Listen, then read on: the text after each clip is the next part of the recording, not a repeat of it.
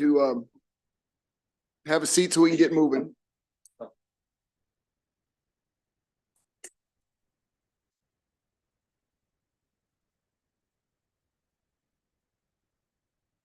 First bill is sponsor only, Delegate Rogers.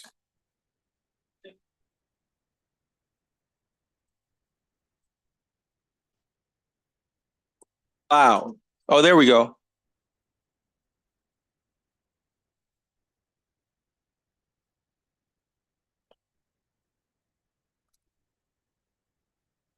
Chair Wilson, Vice Chair Crosby, and members of the Economic Matters Committee, you don't get a superlative today.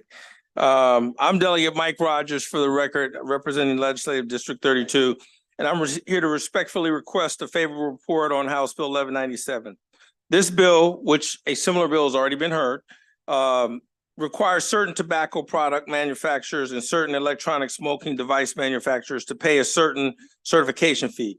This bill will also authorize the Executive Director of the Alcohol, Tobacco, and Cannabis Commission and the Attorney General to take certain action relating to the licensure of electronic smoking manufacturers, wholesalers, importers, retailers, and vape shop vendors in certain circumstances.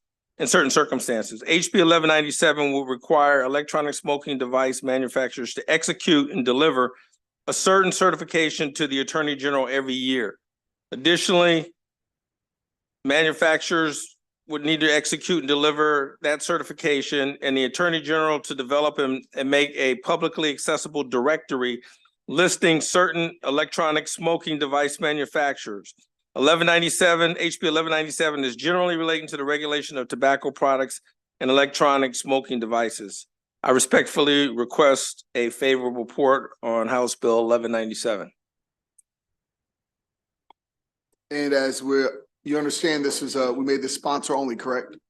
I do. Because this mirrors an exact bill that we've already heard. And so anybody who's here testifying in favor or opposed to this bill, understand that we've heard a bill just like this. And as such, this bill has been switched to sponsor only. Thank you very much. I see no questions. Thank you very much, sir. Thank you, Mr. Chairman. Moving on to the second bill, Delegate Stewart, are you here? I am. You hear that booming, commanding voice? You may begin when ready, sir. That's what I'm known for, Mr. Chair. Do you have a panel? I don't. This is a simple one. Mr. Chair, Mr. Vice Chair, illustrious members of the committee, you'll remember, for the record, I'm Delegate Von Stewart. This is House Bill 1228. Y'all will all remember fondly the committee's work last year on HB 37, which made Maryland the first state on the East Coast, the first blue state actually to pass a bill aimed at stopping spam callers and scam callers from terrorizing Maryland citizens. Since that bill passed, we have gotten all sorts of positive praise. This committee and this House of Delegates gotten all sorts of positive praise across the country for what we did, but it has raised two issues that are the subject of this bill, which I would refer to not so much as a cleanup bill, but a touch-up bill. One goes in the direction of exemption. So first, what the bill would do is exempt as a non-commercial telephone solicitation calls for the purpose of public opinion research. This is something that we've heard a number of people saying that they don't think it makes sense that, for example, the Sierra Club or some sort of nonprofit entity could call and do a poll, but other types of pollsters cannot. The idea is that it sort of picks winners and losers unfairly. The second flag that we have gotten from a number of folks on the consumer side is that they're worried that our bill is going to create a situation where businesses ask customers to waive their rights under the bill by contract. So what the second provision of this bill does is it clarifies that you cannot contract away your rights in the bill that we passed last year in a contract agreement. And that's it. I urge a favorable report. You are creating exemptions. Were there any exemptions in the prior bill? There are a number of exemptions that we included in HB 37 last year, mostly around the idea of nonprofit exemptions. And so this is sort of in that vein. You know, when we crafted the bill, we weren't necessarily thinking of people that were calling for the purposes of public opinion research.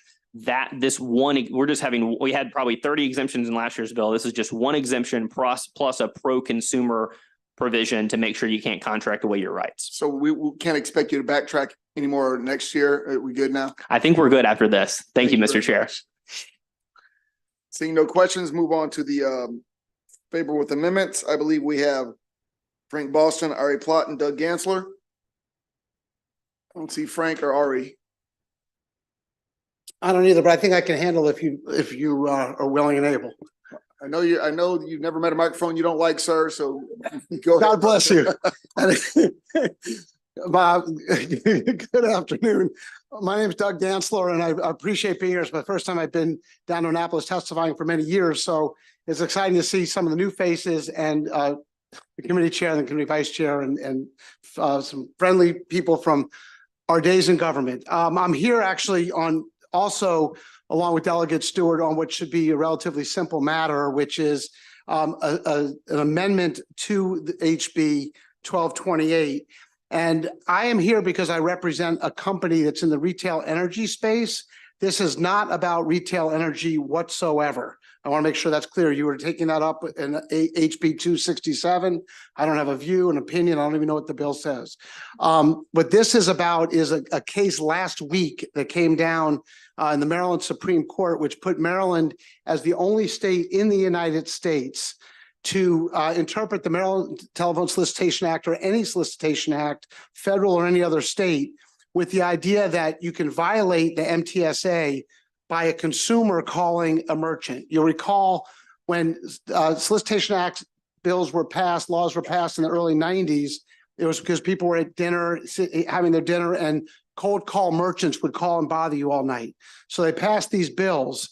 And so what happens on the MTSA has to be confined to telephone calls alone.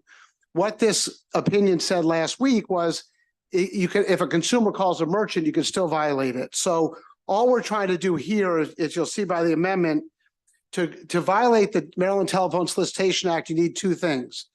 It has to be made entirely by telephone. That is, the merchant picked up the phone to call you, and there was a contract that was made, and now you need a wet signature, and it has to be initiated by the merchant. All we're doing is adding the sentence, telephone solicitation shall not include telephone calls made by a consumer to a merchant. I have one more point to make, but my time's run out. I knew you were gonna have a problem with that timeline, brother. I saw you struggle. Well, because 10 seconds was laughing at the beginning. But can I just make one more point? Finish your point. Go ahead. Sure, thank you. And it's what particularly important, not only does this kill merchants in Maryland, but for example, if you order a pizza, you now have to get a wet signature in order to get your pizza. And this disproportionately affects underserved communities and older people who still use telephones to make calls, like me, where the younger people do their DoorDash and all that by apps, which would not affect this.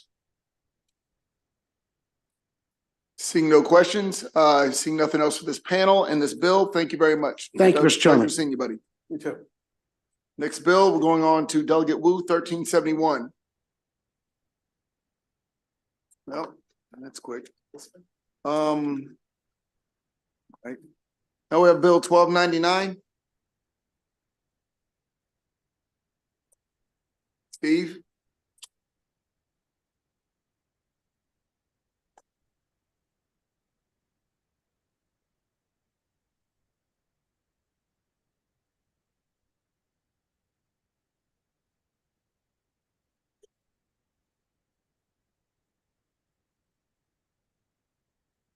Go ahead, sir. Good afternoon, Mr. Chairman, members of the committee. I'm Bill Gruen, Chief of the Consumer Protection Division. I'm here to testify on behalf of House Bill 1299, which would expand the scope of the Consumer Protection Act to include unfair, abusive, deceptive practices that occur in trade or commerce. Half the states have trade or commerce jurisdiction in their Consumer Protection Acts, including most of the surrounding states. A poster child for this expansion is ABC Capital, about which a series of articles were written in the Baltimore Banner. ABC Capital promised investors that they would purchase vacant houses, they would rehab those houses, they would rent those houses out and manage the properties. Instead, ABC Capital purchased these vacant houses and just left them vacant in their current condition. This hurt not only the investors who had given ABC Capital the money, but also the communities in which these houses existed, including a death that occurred as a result of these vacant properties.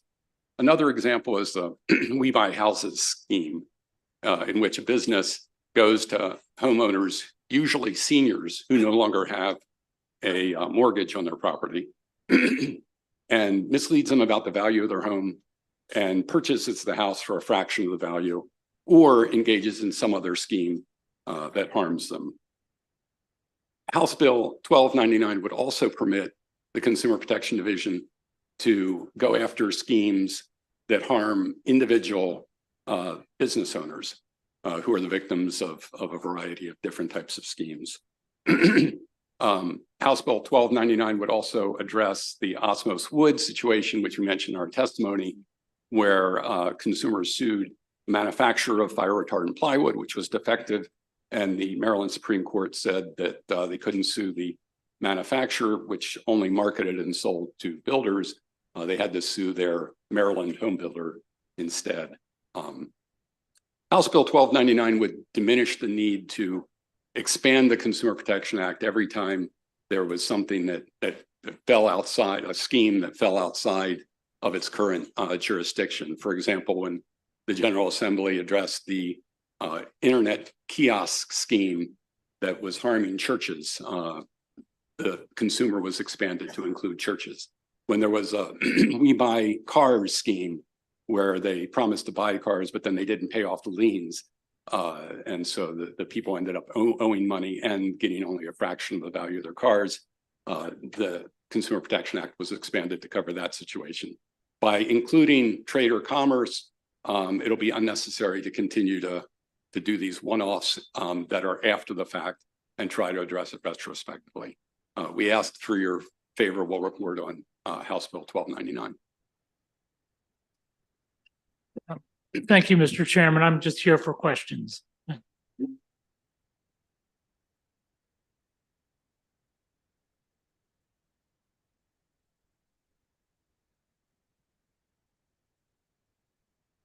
have Fran Snyderman and Karen Morgan.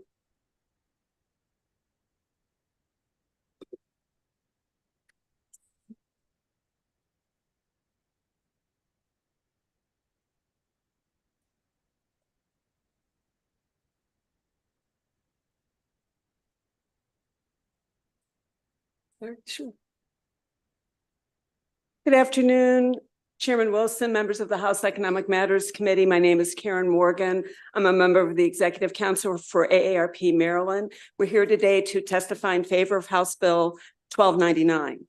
And basically, the world, because it's changing so rapidly, the lanes in which we're accustomed to slotting people, consumer, business, tradesperson, no longer apply. People float over all kinds of categories. Consumers aren't just consumers. Consumers can be salespeople. Consumers can engage in a trade. They can have their hobby, bring in major sources of income. In any event, they're engaging on online platforms to do the business that they need to do, and it needs to be done in a safe way. The law that enforces issues also needs to keep up with what people are doing. So the law needs to be flexible enough to understand how to protect consumers who are acting as tradespeople or consumers who are acting as business people. Also, being able to enforce laws against small businesses is a major concern as far as AARP Maryland is concerned. When small businesses are attacked, as they often are, by scammers and fraudsters, those issues can have downstream effects for individual consumers. This bill would enable the Office of Attorney General to more broadly enforce laws against abusive, unfair, and deceptive trade practices. And that's why we're here in support of House Bill 1299, and we request a favorable report. Thank you. Thank you, Chair Wilson, members of the committee. I'm Franz Schneiderman, Consumer Auto Maryland, and thank you to Chairman Wilson and the Office of the Attorney General for bringing the bill. You know, I think it's a really important bill for consumers because it extends the reach of Maryland's landmark Consumer Protection Act to cover consumers in situations that aren't don't seem to be covered by the current act, and to cover people who are selling things but don't count as consumers under the current meaning of the law. As Mr. Gruen explained, that folks selling their homes to home buyers or selling their cars to vendors who, may be subject to fraud and abuse. I think particularly important is the language on page 3, lines 17 and 18, which includes under sales covered by the act, exchanges involving transactions where consumers give up information or are exposed to advertising, but may not actually be sold a product. That should be familiar to all of us from like social media and Facebook and these kind of apps that, use our eyeballs and collect our data, even if they're not actually selling us anything directly. And that language enables the law to cover fraud and abuse in those kind of situations, as well as in more direct marketing situations. So, the Maryland CPA is a really great tool. This expands its reach to give us more protection. So I hope you'll support the bill. Thank you. Thank you, Mr. Chair. To the lady who's representing AARP, could you give an example? Because you spoke in general terms about the importance of expanding the reach of Maryland's current Consumer Protection Act. Do you have like an example of this kind of abuse or violation? Well, we can certainly, we can certainly endorse what the Attorney General said. I mean, when companies that offer to buy houses for cash or cars for cash, I mean, that is a major problem. Because if that company does not abide by the terms of the contract that it endorses with the consumer, the Attorney General doesn't have a good way to go after them, because the consumer's in the shoes of the seller at that point. They're not, the law thinks of the consumer as the person who buys. In that situation, the consumer is selling a house to a company, and there are all kinds of issues with some of these companies engaging in unscrupulous practices. For example, they get in the door by offering a specific price or the appraised price of the home, and the consumer decides, okay, I'll engage with you, and they either delay creating the contract, putting the house under contract, and when they finally get around to it, surprise, the appraisal, the house doesn't really appraise what we thought it did, so we can only pay you like half of what we said, or maybe a third of what we said, but we're still paying cash. And the consumer's kind of stuck in between a rock and a hard place because they're prepared to sell. It's very deceptive, but people get caught up in that situation all the time, especially older homeowners who maybe they are struggling to pay property taxes. I mean, this happened in my own family with one of my older relatives. They weren't living here, but property taxes were going up and up and up, and they were on a fixed income. And so this relative told me, I really have to think about selling. So they could have easily been in that position too.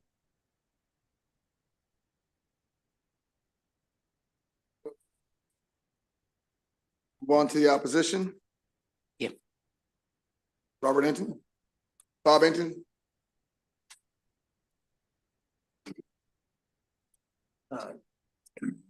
Thank you, Mr. Chairman, members of the committee. Robert Hinton, in opposition to this legislation on behalf of the Maryland Bankers Association. The Maryland Consumer Protection Act is a consumer protection act, and it has tremendous penalties, and it's been enforced since 1973, and it has never, ever been applied to business transactions. It is a Consumer Protection Act. And the statute itself is 60, 70 pages long, but it's all consumer protections. And when you look at the penalties for violation in section 13.411, says any person who violates any provision of this title is guilty of a misdemeanor. And unless another criminal penalty is specifically provided elsewhere, on conviction is subject to a fine not exceeding $1,000 or imprisonment for 1 year. That's the penalty. But what does this bill do? This bill says, if I'm a business and I'm have a contract with you and you're unhappy with the way I performed, whatever, you have a disagreement with me, of course, you have the right to retain an attorney and sue me. If I committed fraud, you can sue me for fraud. Maybe you can get punitive damages. But now instead, you get to go to the Attorney General and the Attorney General gets to file a complaint against me. We've never extended this statute to business transactions. And I think it's really very, very problematic to do so.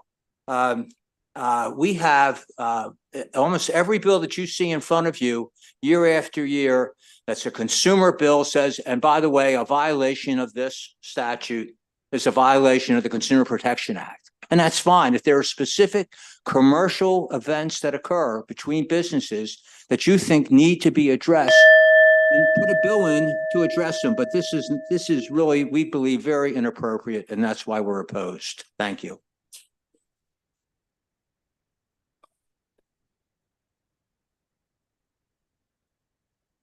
Thank you, Mr. Hinton.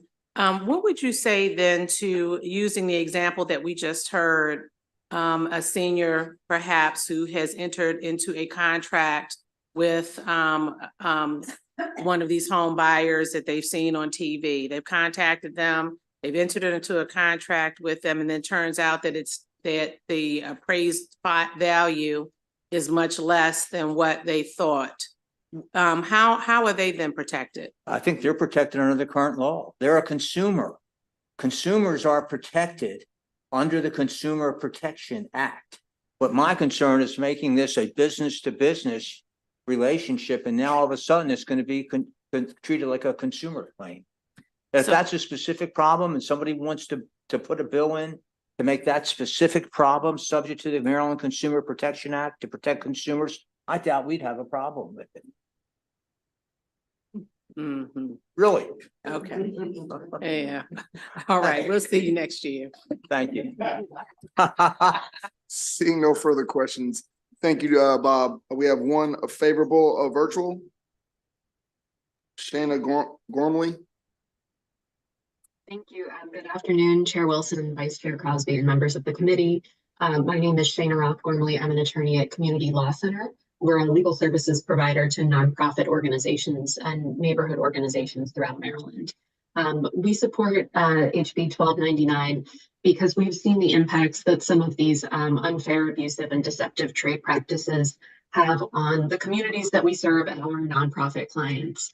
The ABC Capital situation that was mentioned earlier is an unfortunate, a good example of the impact on communities when you have these types of business practices that maybe don't impact the neighbors directly or the neighborhood directly, but they're seeing the downstream effects of situations like this, that ABC Capital and its practices left these properties in some cases not fully acquired, so tangling the titles, and in other cases they would acquire the properties but not maintain them, and they were ultimately left vacant and decaying, and so posing a danger to neighboring properties, to people just passing by on the street. And there was in fact a situation last year in Baltimore where a woman was killed in a house fire at an ABC acquired property. The out-of-state property owner had been cited for failure to register it as vacant, failed to abate issues with the property, and it resulted in that tragedy. Even beyond that, we're seeing issues where now more municipal resources are having to deal with these properties that have been abandoned, and they're posing issues like reducing the tax base for municipalities. So in this situation, because it only involved investors rather than consumers directly, the Attorney General wasn't able to get involved. And so we really support the ability for the Attorney General to get involved and to protect communities in these situations. Thanks very much. Thank you very much, ma'am. See no questions. I believe that concludes this bill hearing, and moving on to Delegate Wu. I see he's finally here, 1371. So college, you can go back. That's about 1371. Delegate Wu, go ahead. Thank you, Mr. Can I bring my panel? If you have a panel, please bring them up, sir.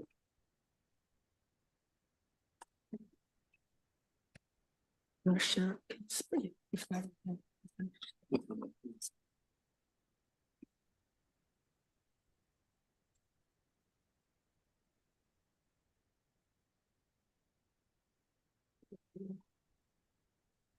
afternoon, Chair Wilson, Vice Chair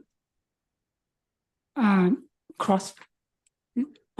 Crosby, and the Economic Matters Committee. So for the record, I'm a Delegate Chao from District 9A. This is actually my third bill in front of your committee. So this morning, I just realized my legislative effort focus on creating more jobs and opportunities. That's the reason we come to this committee very often.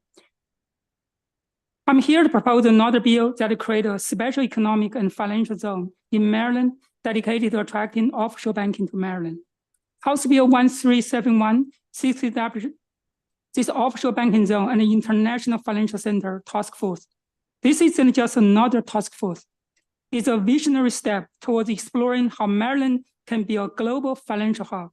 The task force will delve into the possibilities of creating a special banking zone right here in Maryland, where financial institutions can operate, bringing with them wealth of investment, jobs, and opportunity. What is offshore banking? Let's simplify that. Imagine a bank that operates in a country different from where we live, offering services like savings and investment, but with added benefits such as privacy, tax efficiency, and access to global markets. This is the offshore banking we are talking about here. It is not just for ultra rich. It is a tool that can help businesses and individuals to manage their finance across borders more efficiently. One of the most compelling advantages of establishing the offshore banking zone is the economic boost it can bring forward to Maryland. By attracting investment and financial institutions nationally and globally, we can inject new vitality into our economy. This influx of capital can lead to job creation, infrastructure development, and a more vibrant economy landscape. Right now, there are $4 trillion deposited in offshore banking globally. If we can attract a portion of that, that's a big amount of money. With offshore banking, Maryland can become a cradle of financial innovation. We're talking about state-of-the-art financial services, technology-driven banking solutions, and a competitive edge in the financial technology center. This isn't just about banking, it's about creating an ecosystem where technology and finance interests leading to a better service for Marylanders and attracting tech talent to our state. The elephant in the room is that offshore banking is commonly associated with illegal or dirty money. However, this is not the focus of this bill. Offshore banking is illegal, tax evasion is not legal. Many ordinary individuals do offshore banking for a variety of financial reasons, from it being easier to work abroad or because they can hedge multiple currencies, and their banking brings more loan and more investment. South Dakota, Alaska, New Hampshire, and Delaware have some kind of tax haven or really increase their offshore banking capability in order to improve their economies and business development. We have many Marylanders who actually are utilizing offshore banking already. By establishing an offshore banking system of our own, we can bring them home. House Bill 1371 is not just about financial growth. It is about setting the stage for Maryland to thrive in an increasing, interconnected, and a competitive world. By supporting this bill, we are investing in our state's future. Thank you. Respected Chair and members of House Economic Committee, my name is Shahab Karni. This afternoon is my distinct privilege to testify for HB 1371, a bill for creating a task force to introduce the first of its kind offshore banking concept as a signature initiative for the state of Maryland. Hosting offshore banks can help develop state financial expertise and human capital, and this can lead to growth of a skilled workforce in areas such as banking, finance, law, and regulation. Offshore banking centers can attract foreign investments due to favorable environments, tax incentive, and financial stability. This influx of capital can stimulate economic growth and create employment opportunities. Offshore banks may offer trade financing solutions, such as letter of credit, trade finance loans, and documentary collections. These financial instruments can help facilitate trade by providing financing to importers and exporters, mitigation, payment risk, and ensuring smooth transaction settlement. The state of Maryland, by the way, is missing this component in its banking sector. When we say about the employment opportunities, the proposed areas will cover the entire Delmarva shoreline, and the target areas will be agro farming and health sector needs for remote areas, especially for senior population. The workforce development will comprise of veterans, women, and youth. These initiatives will create a skilled workforce for their value-added employment and opportunities. The state of Maryland will emerge as a pilot state initiative state with this creative and out-of-box signature initiative respectively submitted. Thank you, sir. Thank you, Mr. Chairman. Just a quick question, I guess, for the sponsor. So you did mention how offshore banks are kind of considered for or thought about from a legal activity. But are there other states that in the US that have operating offshore banks? Because I was trying to look up the first farmers listed here and I didn't see. Thank you. So that is the reason when Delegate Chow said, well, I mean, and as I use that phrase that state of Maryland can be a pilot program or initiative at the national level. So to answer to your question, no, this concept do not exist. And that's the reason I use out-of-box creative ideas. Gotcha. I just wanted to clarify that. So this would be the first. Thanks.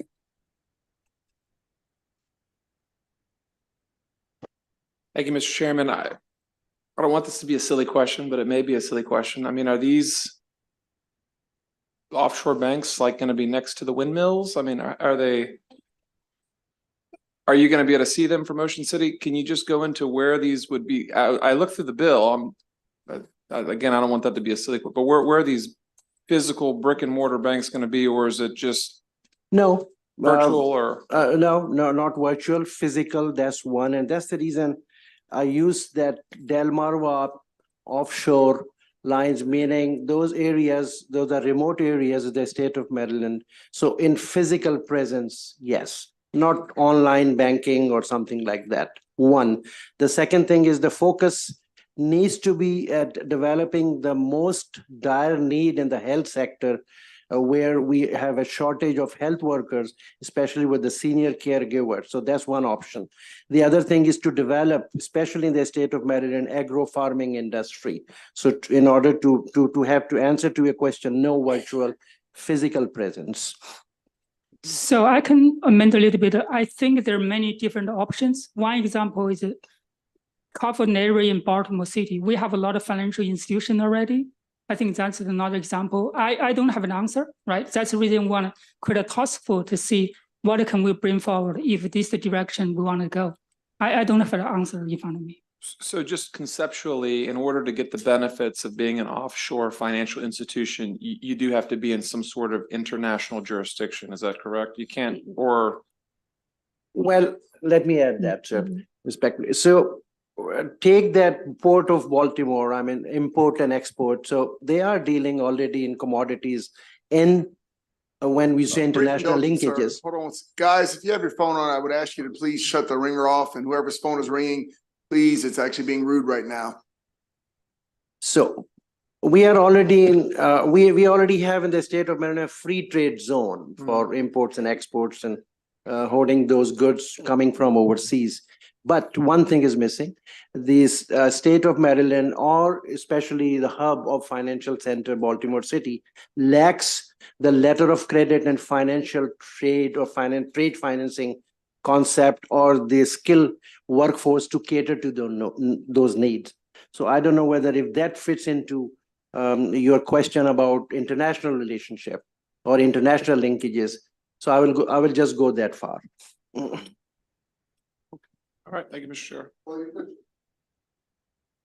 Thank you, Mr. Chairman. So the purpose of the bill is to create offshore banking zones, which means by definition, they're not in Maryland, and it's a task force to look into that. Is that right? Right now, at the phase one to create a task force to explore those Task force. avenues. So why aren't because this is for financial institutions? Financial institutions. Why aren't financial institutions investing in Maryland now from overseas? Because they Well, are, right? Why? Well, I mean, if you're talking about new ideas, I mean, treat Northern Virginia, for example, a lot of economic activity, new ideas, out of box ideas. And as soon as you drive into state of Maryland, you see a totally different thought process and vision for economic growth. So maybe that is the answer at this time. So we need some visionary people to be going in that direction. So the visionary people, what you're saying is, are people that aren't in the United States. They're people that Plenty would of be them. bringing their money Yeah. not to Maryland into the United States, but to an offshore bank. You understand why this sounds incredibly sketchy? So as right? Delegate Chow, who, started that sketch, you can address that. I think that's one part I address, right? So the offshore banking is illegal, right? It's tax evading is illegal. So we want, people are utilizing already offshore banking all over the world. So that's a big money there. So I think for us, it brings that to Maryland to have a good regulation, but at the same time, try to provide a similar kind of service to investor, to personal, to like super rich people or corporations. I think that's the direction for this bill. It's a task force. We don't know how eventually this will lead to, but this is, I would be just the beginning of these steps. So I mean, it's been my experience as a lifelong Marylander that, especially the last 20 years, there's been an exodus of money from Maryland to other states. And until it just seems like the task force to address the reason why people leave from Maryland would be more valuable than one to bring people are coming in before you figure that makes sense. Okay. That's the intent of the bill. Create more investment, jobs, and opportunities. Absolutely.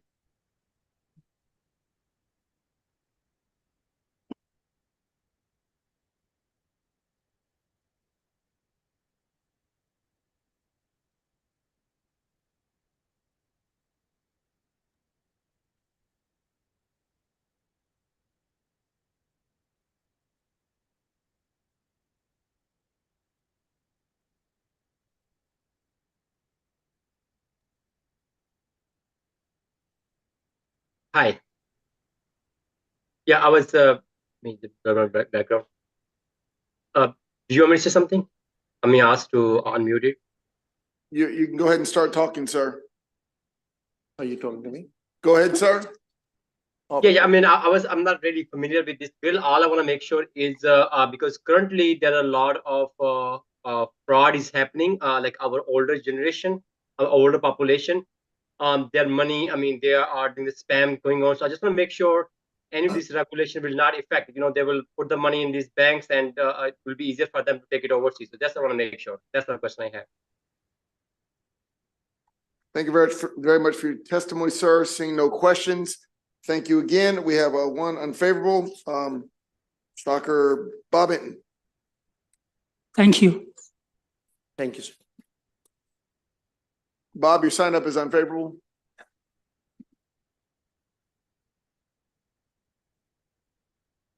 Thank you, Mr. Chairman, members of the committee, Robert Enton on behalf of the Maryland Bankers Association.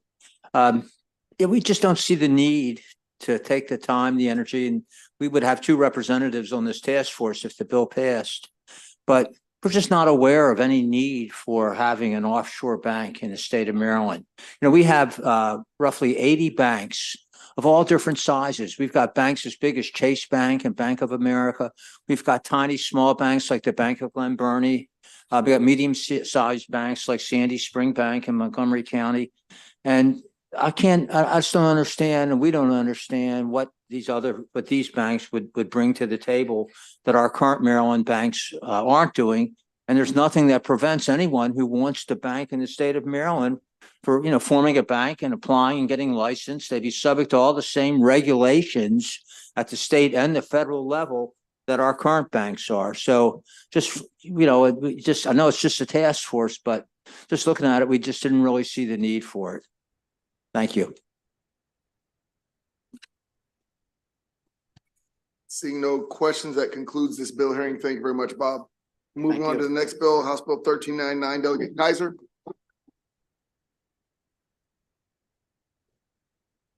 And Because it says you have a panel, but it says Josh Greenberg, but then he's signed up in opposition. Now, I So- have Greg Lehman, Mana Shurastava, and Dan Wolf.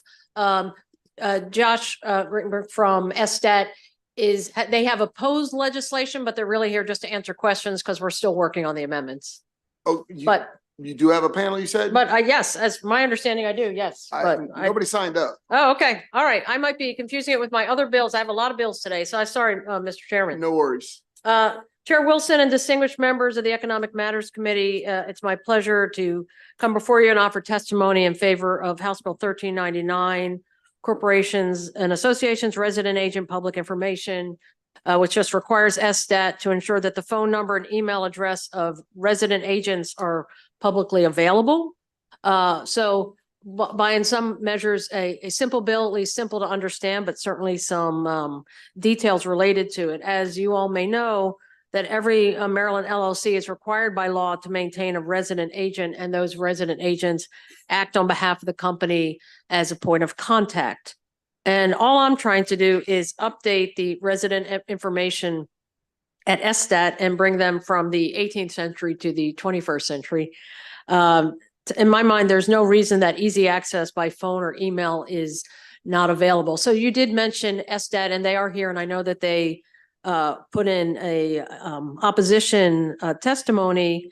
I've met with them. I've talked with them a few times, amending the bill to delay the effective date by 2 years, given the technological challenges that they've shared with me and really the challenges that many of our state agencies currently have with IT updates.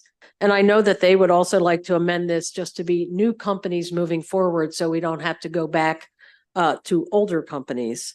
I would also say that I've heard from the State Bar Association about the challenges from this legislation, that resident agents wouldn't want their information to be shared, and that it would create more work. And I would argue that a lawyer who's trying to reach out to a resident agent of a given company shouldn't need to send mail without the knowledge of, is it getting to the right person? They shouldn't have to wait for certified mail, that they should be able to reach them directly, ask the question, whether by phone or by email, and actually get their questions answered, and more likely reduce the amount of lawsuits or litigation that's out there, and be able to simplify and just say to a given person, here's my questions, what's going on, what are your answers, and make it easier. So I don't believe that the phone call and emails would be a burden to those resident agents. And I do appreciate SSTAT's trying to work with me to find a solution here moving forward. And I know they're glad to answer some questions on the technical nature of this. Thank you. Brief question. You said that basically SDOT, I'm not sure, somebody wanted only new companies moving forward to do this, not That's what SSTAT has offered, saying that technologically, given their coding challenges, and he's right here, that would be easier for them moving forward. And if that's in the committee's interest, that they too think that this might be a burden on current companies, I certainly would be glad to take their amendment. I want to ask you personally, but what was your impetus of putting the bill in? My interest is making the work easier for when lawyers and other people from companies are trying to reach that resident agent, that they're not waiting for snail mail without the knowledge that it's actually getting in front of the right person, but that the phone number and email ensures that you can communicate with the right person sooner, faster, and presumably get things resolved much easier. And I say all that so it doesn't seem like just using new companies would really meet the goal that you put in, correct? I don't think it fully will. However, I'm willing to take that as a step, and knowing that gets us in the right direction, and that might reduce some of the cost concerns that SSTAT has. I appreciate that. To me, from what it sounds like you're trying to do, that would fall very short of the actual goal. And I know, obviously, taking things into financial consideration, and I always notice that, I know you remember, things get very expensive when there's people being told what to do or asked to do something different. And I don't know how expensive this actually could be, but I just don't want to wash it out. As far as if you either go hard or go home. On this one, I understand what you're trying to do. And I don't know if, you know, just new businesses is really gonna be acceptable for what it is your goal is. I just want to make sure we're on the same page here. Well, I'm also just trying to play the long game. 20 years from now, it'll be most companies. I know, and I guess that's where we're stuck at, but I just want to make sure, and I'm sure you're gonna work with SDAT to, you know, figure out, but I would ask, I mean, I say this all the time, you know, sometimes there is no middle between right and wrong. So you kind of have to pick, you know, what you want to stand for, even if it doesn't move forward this year, because well, you know what you're doing. I don't know why, when I heard that, it just didn't ring true to me. Sir, my question, you're not here to testify, correct? No, just to answer questions. So you're saying that this would be a financial burden if this were imposed? Currently, yes. And I can get a little into why if you'd like. So right now, the way that this information would be made public is on Maryland Business Express. MBES stands for Maryland Business Express System. We are currently in the process of converting the sort of underlying coding language from COBOL to Java. COBOL is a code language that we have a tremendous amount of difficulty finding IT service for. Because it's like really, really old. Yes. That's a shocker. Yes, exactly. I'm noticing the $2.5 million fiscal note, and I'm just trying to find out how that, if you're already updating it anyway, how that plays a part. So actually, the us updating it kind of prevents us from adding any new functionality, because the way that we determine if that conversion was successful is if the system looks exactly the same at the end of that conversion as it did at the beginning. So if we add any new functionality to that, we have no way to benchmark whether we successfully converted to Java. But if we delay it a year or so, how long is it going to take you to implement from this Vietnam era coding to the 1980s coding that you're apparently leaning into? Yeah, so we're currently scheduled to have it done by December of 2025. After that, there would still be a cost to contract with somebody to get this functionality in our system. But if we try to do it right now, we'll have to set up a completely independent system. Well, I understand that. So because I saw the 2.5 million. So would you say after 2025, it would not be 2.5 million? Would that be fair? After 2025, it would probably be closer to 300,000. Okay, and that's what we're trying to get to right Yeah, there. Because okay. it sounds like it's just now having somebody who knows how to do coding come in and add some additional options, correct? Right, as it stands right now, it would be creating a whole separate system. Not right now. Oh, I see. After, yes. Okay, so well, I do look forward to you working with the delegate on this and getting to a fair compromise. I think we've already heard a good part of it as far as maybe a delay. Yeah. Thank you very much. All right. Delegate Weibel. Thank you, Mr. Chairman. Thank you, Delegate, for the bill. I just have one question. Are you aware of the changes at the federal level that require basically the same information to be reported to FinCEN as of 1/1/24? I was not aware of that. I'm sure that SDAT was aware, but I'm thinking when people here in the state have to use the state resources, that they would expect to find that information there. So it might be just a matter of them putting a link on their website, referring them to the federal website, because all that information has to be provided this year. Sounds good.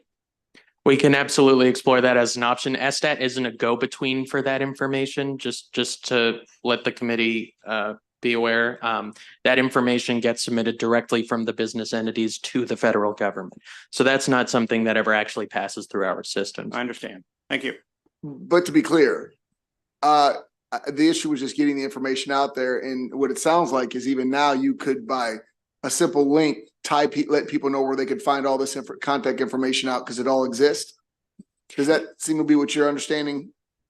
So in just including a link that directs people to FinCEN, I mean, that's if that achieves what the delegate wants, we're certainly willing to talk to her about making some sort of adjustment like that. Yeah. Thank you guys. Again, committee members, thank you guys as well. I believe we have, well, no, that's it. I think that's it. Thank you very much, guys. Thank you. Thank you, Mr. Chairman. Thank you to the committee and especially Delegate Weibel. We very seldom we hear those words, so thank you.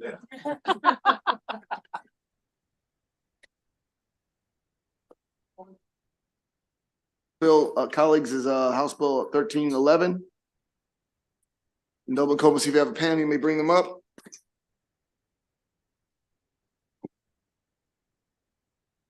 Thank you, Mr. Chair.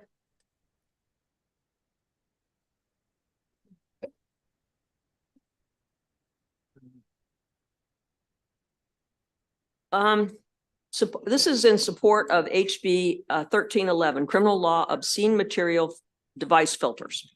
1311 takes strides in proposing the protection of our minor children from exposure to obscene material on smartphones and tablets via the internet.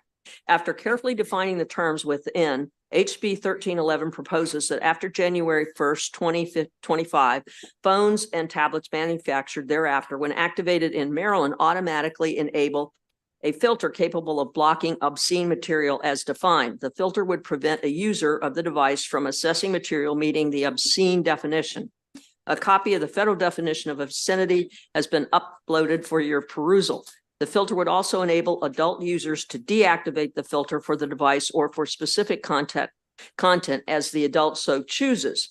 1311 enables the Attorney General to bring civil actions against manufacturers of devices that do not comply with the bill as proposed. Parents and guardians of children would also be permitted to bring civil actions against manufacturers and others that violate the provisions set forth in 1311. Finally, this bill makes it a criminal offense for any person other than the parents or guardian of a minor child to provide the passcode to remove the filter on a device in the possession of a minor. Obscenity is not protected under the First Amendment rights to free speech, and violations of federal obscenity laws are criminal offenses.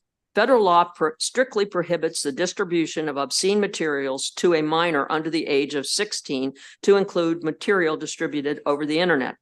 The Child Exploitation and Obscenity section of the U.S. Department of Justice is charged with the enforcement of the federal obscenity statutes. Although the distribution of obscene materials over the internet via smartphones and tablets blurs the traditional standards of jurisdiction, Maryland can make a stand to protect our youth by implementing the protections afforded and proposed by HB 1311. I just want to also say we have a lot of material that we provided to you. Minus the blank pages, it's probably 80 pages that details obscenity. It details the current law and also provides you a lot of bills and laws from the different states provided by NCSL, the National Conference of State Legislatures. With that, I would turn it over to Ms. Kearns. Peggy, introduce yourself. Good afternoon. My name is Peggy Cairns. I'm the Education Chair of the Maryland Coalition Against Pornography, and I thank you for this opportunity to speak. I'm here to emphasize the vital need to protect children from obscenity, the worst sexually explicit material now burgeoning on the internet. At our last hearing on a comparable bill, some unfavorable comments arose that need responses. One alleged problem was that deeming what material is obscene is a subjective matter. It is not. Federal and state law define it in explicit detail. These images, once seen, cannot be unseen, especially for children. So much violence and perversion is involved. Rape, multiple people, orifices, human waste matter, pedophilia, and bestiality. It can be traumatic and warp ideas about sexuality for life. Another objection was that free speech rights of adults might be infringed. Actually, this filtering for minors is the least invasive methodology and quite minimal. There was speculation about a problem of unfiltered cell phones being bought in neighboring states which lack Maryland's requirements, then being brought into Maryland, and that's immaterial. The new law only affects where the phone is activated, not where it is bought. Got a local story for you. A mom told me how she found her 6-year-old Googling, typing sex in. When asked why, she heard that he was told this was how he could see naked ladies. Also, there are results that pop up from innocent searches like water sports or Barbie.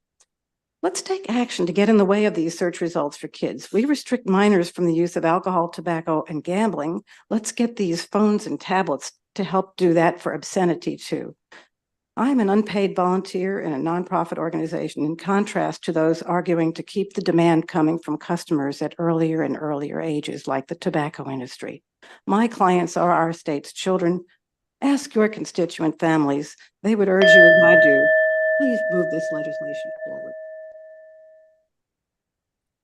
Dear Chair and committee members, I'm Jonathan Alexander. I'm an attorney and legislative counsel for the Maryland Family Institute in support of this effort to filter explicit content from devices, particularly those devices that are accessible to our young children.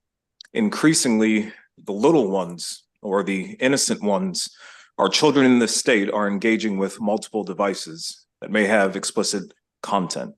You know, in days past, no child could be seen entering into an adult video store, and those who were giving pornography to minors were criminals. But with internet on mobile phones, that all has changed.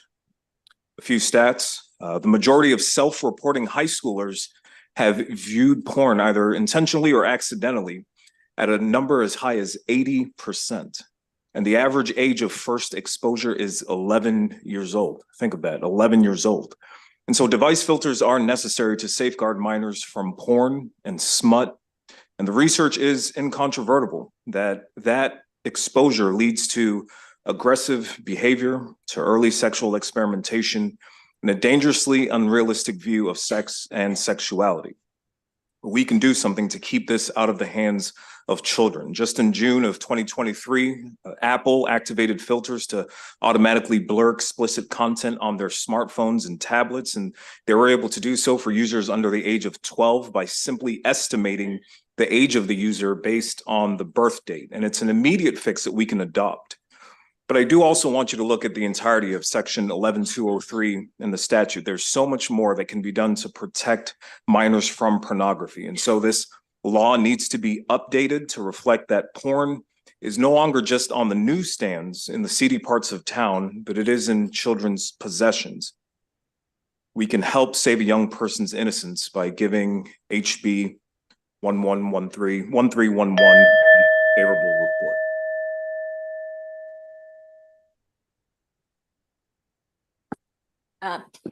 Thank you, Mr. Chairman. Just a quick question for the sponsor.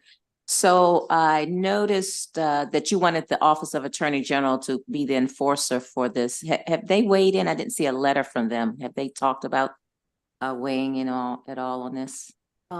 No, I have not spoken with them. Okay. But I can, because I served with General Brown, so. Yeah, that might He knows me. That might be good. So far I'm trying to look through this 15 pages of states that have pending law. Can you tell me any that, so far all of them say pending. Can you tell me any states that have passed this bill and is operating? I'm looking at NCSL, your list. I haven't found one yet, but I'm still going through the list. It is 15 pages. And I did submit some written testimony about the states of Louisiana and I believe it was Texas. 2 court cases have come forward and it's already been decided in the U.S. District Court that the age verification was constitutional. Okay. So far, I'm not seeing that they have passed any bills like this, but okay. Thank you.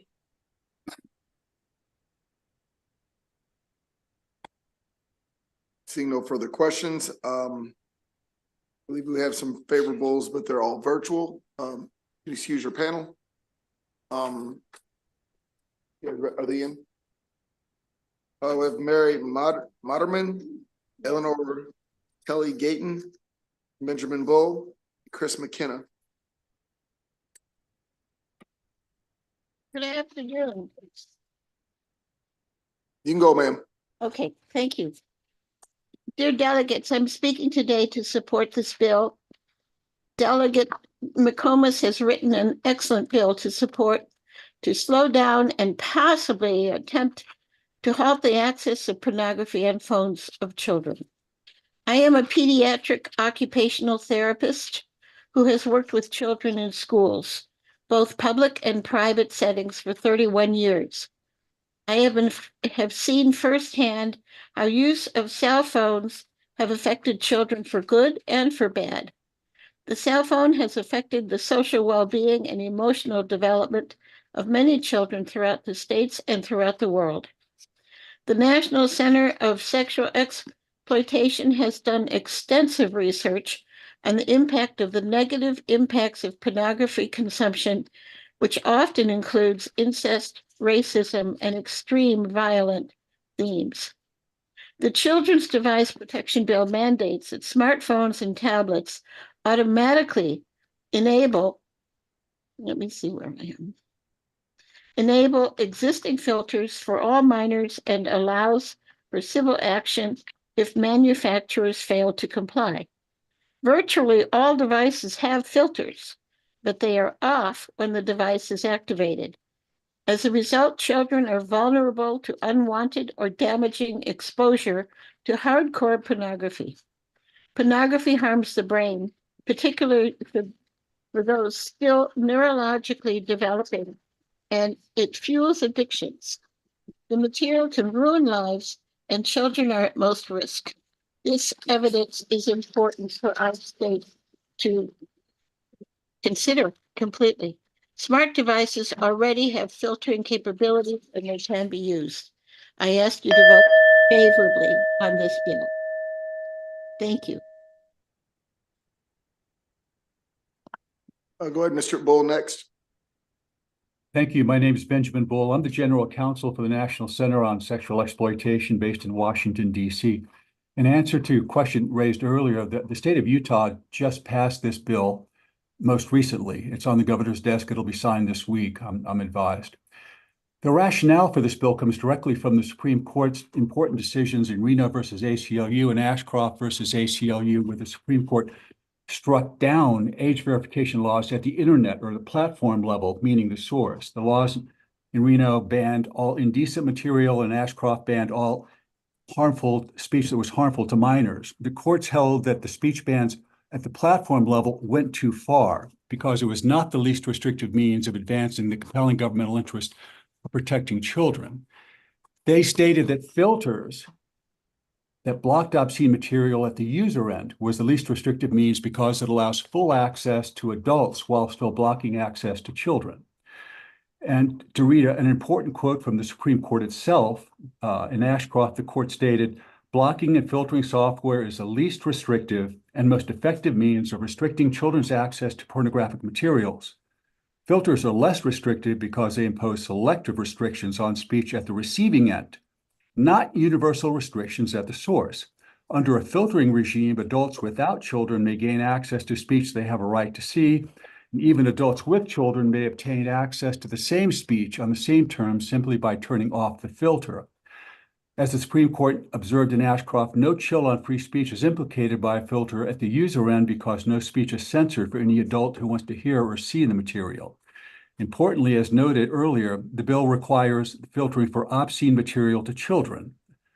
Distribution of obscenity to children is already illegal in Maryland, and such bans have been repeatedly upheld by the U.S. Supreme Court and in a number of cases. Thank you very much. I'll answer questions. Thank you, sir. Mr. McKenna. Thank you, Chair Wilson, Delegate McComas, and members of the committee. My name is Chris McKenna. I'm the founder and CEO of Protect Young Eyes, based here in Grand Rapids, Michigan. I'm a technical expert regarding smart devices and tablets, and I'm in favor of HB 1311 because it's technically feasible, narrow, and simply asks devices to use existing technology to prevent Maryland's children from harm. We work with hundreds of schools, churches, and nonprofits and tens of thousands of their families, including families in Maryland, to prepare and protect children in digital spaces. And I hear their stories of struggle with ubiquitous technologies and complex features daily. Here's what's true about the smartphones that are in our pockets right now. Number one, they know where we are. Number two, they know our age because of account setup. And number three, they already have filters compliant with this bill. They're just hidden.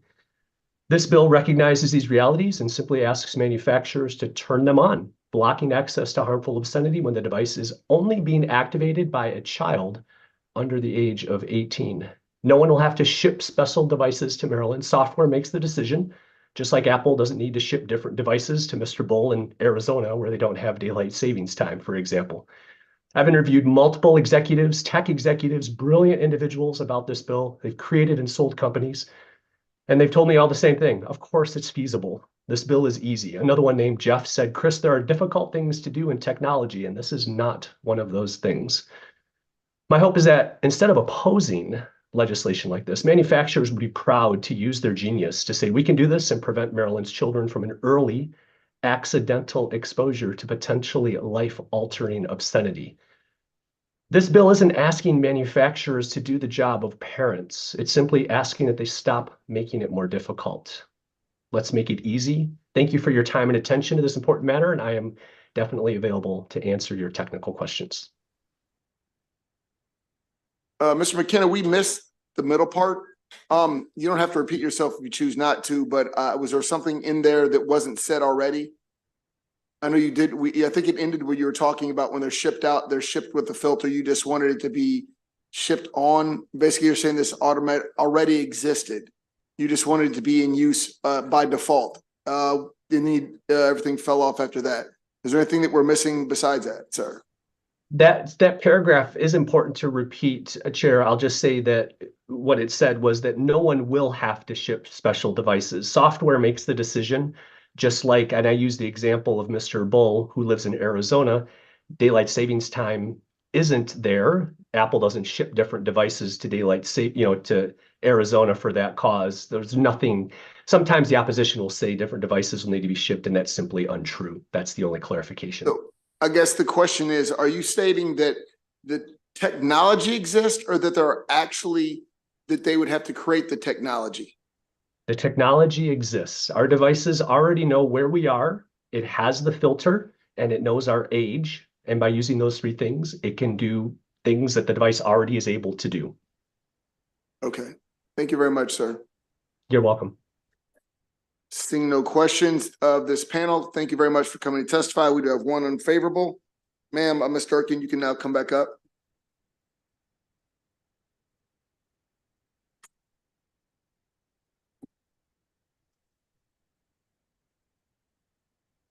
Good afternoon, Chair Wilson and members of the committee. My name is Margaret Durkin, and I'm the Mid-Atlantic Executive Director for TechNet. Thank you for the opportunity to speak today on House Bill 1311 related to device filters. TechNet is concerned about this bill for a variety of reasons. There are paid and free content filtering and blocking solutions already out there, both integrated and independent of devices. Full blocking is operationally infeasible for our companies, and we're concerned that it would potentially run the risk of inadvertent blocking of non-illegal, non-obscene content and limit information for consumers. The bill also calls for reasonable age verification, which requires more identification collections such as addresses, government IDs, all of which go against data minimization principles. This bill also contains a private right of action. TechNet and its member companies are opposed to PRAs as we believe that it takes time and resources away from developing technologies to better serve consumers. And finally, devices are not manufactured state by state. They're results of years-long design efforts and supply chain, as well as complex shipping patterns. And we believe that an educated consumer is the best defense against distasteful content on the internet. Happy to take any questions, and thank you for your time. I just wanted to ask the whole educated consumer part. I think that's what we're all well aware of, is children are not educated consumers. And unfortunately, not all parents parent the same, and we here cannot legislate parenting. That's why we're having this discussion today, I believe. And I think the general question was, is there any way that these machines can be sent out with the default filter on, presuming that everyone is a child? And then you have to, not the proving, and again, outside of the words of the bill, the intent is at least an additional safety measure. Now, I guess it could be easily, if you have a child ordering his phone, but I thought it was just a possible precaution that they're trying to say, just ship the phones out, default, presuming that everybody that receives them is a child, and let that person go in and show his age. Is that also very difficult to do? In our members' view, it's not possible at this time, but I can definitely circle back to the companies we represent and see if they can figure something out on that. Right, because, but would you agree that all your companies, the members, they do have technology on their devices that would allow a parent to ensure that a child cannot log on to a pornographic website if that parent buys the phone and and locks it up? Is that what they can do that now, correct? They can. And just as a personal example, my boss has 2 adolescent daughters, and he has specific app limits on their phones. They can't download certain apps. They can't go on certain apps at hours of the day and I presume nighttime. So there are safeguards currently integrated on certain devices. But that requires somebody to do something active, correct? That's correct. And if you, at least for, I have an Apple product, not speaking just for Apple, but if you go into settings and search content, it'll take you right to those features if you're a concerned parent. Right. And I think that was the only question, is that those features be default set. And then, we can unset them or we can pull them down if it's indeed an adult. I think that's what it boils down to. And I understand the bill and as you read it, but I also see the intent as a parent myself, and there's quite a few parents and grandparents over there who are, concerned with these adolescents and the youth being overly exposed to pornography, things of that nature, and it really ruining not only their development, but their sexuality. And it would be nice if, I guess, at some point, the technology companies would be a part of the solution. And it sounds like they tried a little bit by providing these options. But I think this is just wanting people to go one step further. That's my understanding. But it's not a question. I just thank you very much, ma'am. Delegate Weibel. My question is very similar. I'm still confused, though. The previous gentleman said that the technology exists. You just turn the filter on. You said your members weren't able to do that. What do you mean by that statement? So you can ship them with the filter on, or you can't ship them with the filter on? My understanding is, I don't think it's a matter of can and cannot. In their view, they don't manufacture devices state by state. So if this bill was to be implemented in Maryland, they don't manufacture phones or other devices specific to Maryland. They do it for the whole US. And because it's not mandated in other jurisdictions, it would be tough to comply with, at least just in one state. The bill as submitted said that wherever the phone is activated, so that couldn't be done at the point of sale then if you're not able to do that at the manufacturer level? That's something I'd have to check on. Okay, thank you.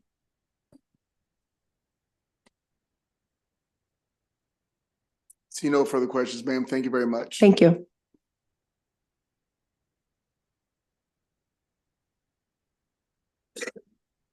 Moving on to Delegate Chisholm, 1314. Do you have a panel, sir? Just one live and I think two virtual. Thank you, sir. Let me go ahead. Thank you, Mr. Chair. Thank you, Mr. Vice Chair, members of Economic Matters. Always good to be over here in the land of milk and honey. For the record, I'm Delegate Brian Chisholm here to present HB 1314. This is a two-pronged approach to help support two different things that are kind of married together. And it's called the Right to Start Act. It's to support entrepreneurs and to support childcare. They're acutely interconnected, and bolstering one can benefit both. The bill encourages entrepreneurship while supporting new childcare providers and funding the childcare scholarship program with existing funds. Step one of the bill is for new startup businesses. It waives the $300 filing fee for the first year for all new businesses. Starting a new business in Maryland obviously can be extremely stressful, expensive, overly burdensome, and confusing. This is just a very small gesture indicating that we welcome your service, your product, and your innovation to our free marketplace. And we don't believe one of our first steps should be to add another fee onto your back before you even earn your first dollar. There's little doubt that Maryland needs more competitiveness and should be striving to improve our business climate. We're ranked number 47 out of 50 by Wallet Hub. And in fact, Governor Moore at MACO this past summer at the conference said we are home to some of the greatest institutions of science, healthcare, research, education, and commerce in the world. There's no reason why Maryland should be ranked 47th in the nation for economic momentum. We're better than that. According to the Right to Start organization, 15+ million Americans didn't start a new business because of government fees and or red tape. The second part of the bill is the child care part. This bill is 100% committed to strengthening child care in Maryland. 50% of that filing fee from all existing businesses would go towards child care initiatives, highlighting the role of child care as a fundamental element in supporting the workforce, solidifying the link between a thriving economy and a well-supported childcare system. Many families have to decide whether they want to go to work and pay for the childcare or simply forfeit that income and stay home with the child because it's so expensive. This bill provides a pie chart of where this money will be spent. Right now, it is earmarked for 12.5% of these funds to go towards GoFCC. This is a program we set up here in the state of Maryland that encourages more individuals to enter the childcare business. GoFCC is a statewide initiative for individual licensed as family care providers. On average, with intensive and international support, it takes 12 months for a person to get their family childcare license. When we add GoFCC into it, it only takes 7 months. My office visited Family Tree on North Charles Street up in Baltimore City last week, and they house Baltimore City Child Care Resource Center. They're one of the GoFCC affiliates, and they do an incredible job in an area of the city where they desperately need child care centers, but they know that the funding is short. It is completely from volunteer funds and some from the state. They license 88 programs and receive their license registration. They have 36 currently waiting. Maryland Excels has 62 of the new programs in Maryland Excels. Child care scholarships have 58 out of 62 programs are set up to accept child care scholarships.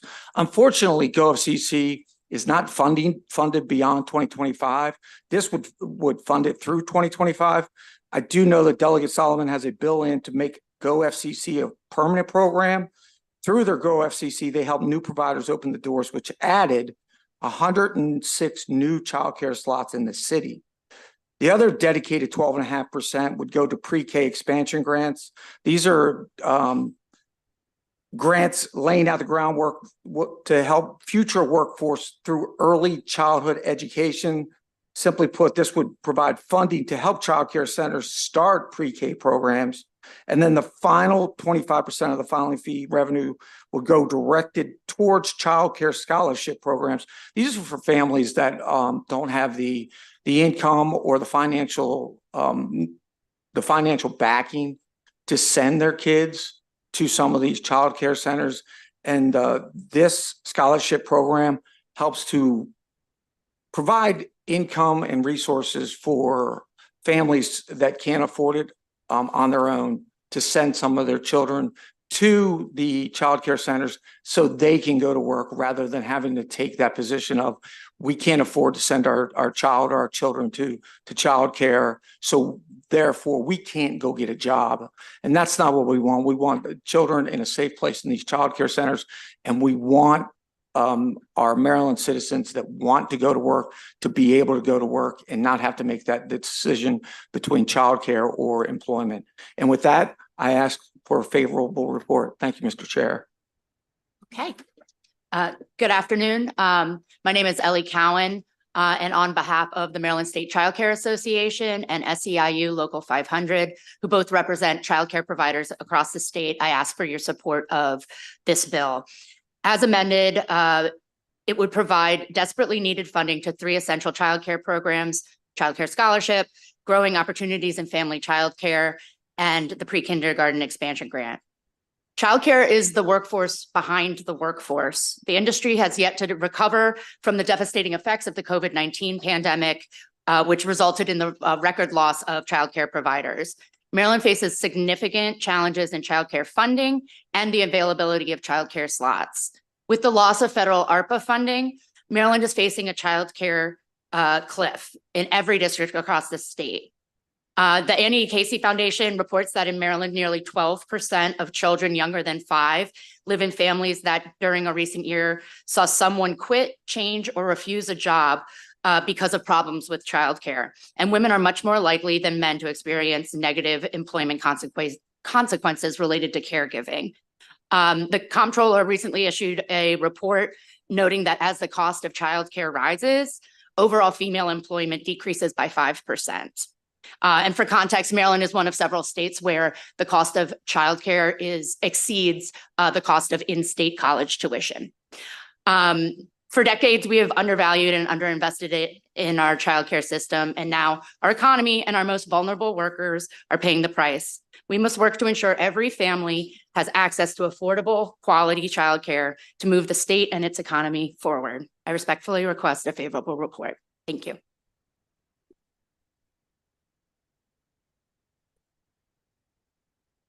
Yes, ma'am, you can go ahead. Thank you. Thanks to the esteemed Economic Matters Committee for this opportunity to enthusiastically support House Bill 1314. I'm Christina Push, Executive Director of the Maryland State Child Care Association and co-chair of the Office of Child Care Advisory Council. And a big thank you to Delegate Chisholm and all the co-sponsors for their leadership on the Right to Start Act, as it is an innovative and important bill recommending a portion of the revenue from businesses' annual licensing filing fees collected by the state to be invested in 3 areas that support new business, childcare for working families, and ultimately benefit children of Maryland. Childcare is an economic and equity imperative. Childcare and early child education is necessary so that parents can confidently go to work and children are in safe, nurturing learning environments. House Bill 1314 understands the connection between the economy and childcare by investing funds where they will have significant impact. The childcare industry lags behind other service industries in pandemic recovery. And MSD reports that we have lost over 800 childcare programs and providers across the state. MSD has also conveyed a budget deficit in the childcare scholarship program in FY 2025.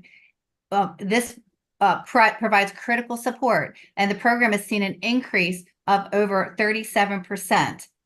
The House Bill 1314 is investing in the essential childcare for Marylanders entering the workforce, which drives the economy. The Right to Start Act also recognizes the success of the existing growing family childcare pilot program in Maryland and invests in expansion and capacity building through grants to support new childcare businesses that are critical in their communities. Many areas of our state have childcare deserts and where childcare is desperately needed. And finally, childcare is a necessary infrastructure for the economy and our communities. If childcare loses their 3- and 4-year-olds to public schools, they cannot sustain their businesses with only infants and toddlers or part-time school agers. This bill allocates funding to support new public pre-K sites in the community-based settings, including centers and family childcare. These small businesses need additional resources available through public pre-K funding. The Right to Start Act gets it right, and MSCC urges a favorable report.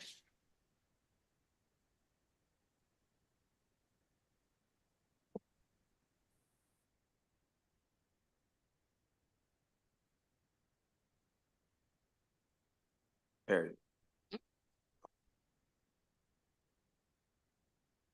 Go ahead, sir. Thank you very much, everybody. Jason Grill with Right to Start. We're a nonprofit working to expand entrepreneurial opportunity for all.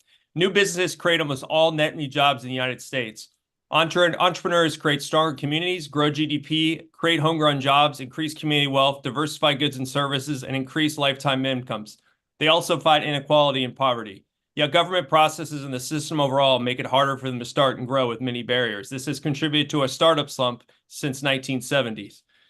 This legislation would expand entrepreneurial opportunity for all while leveling the playing field for people to pursue their dreams. Strengthening policies that lower barriers to entrepreneurship in America is very important.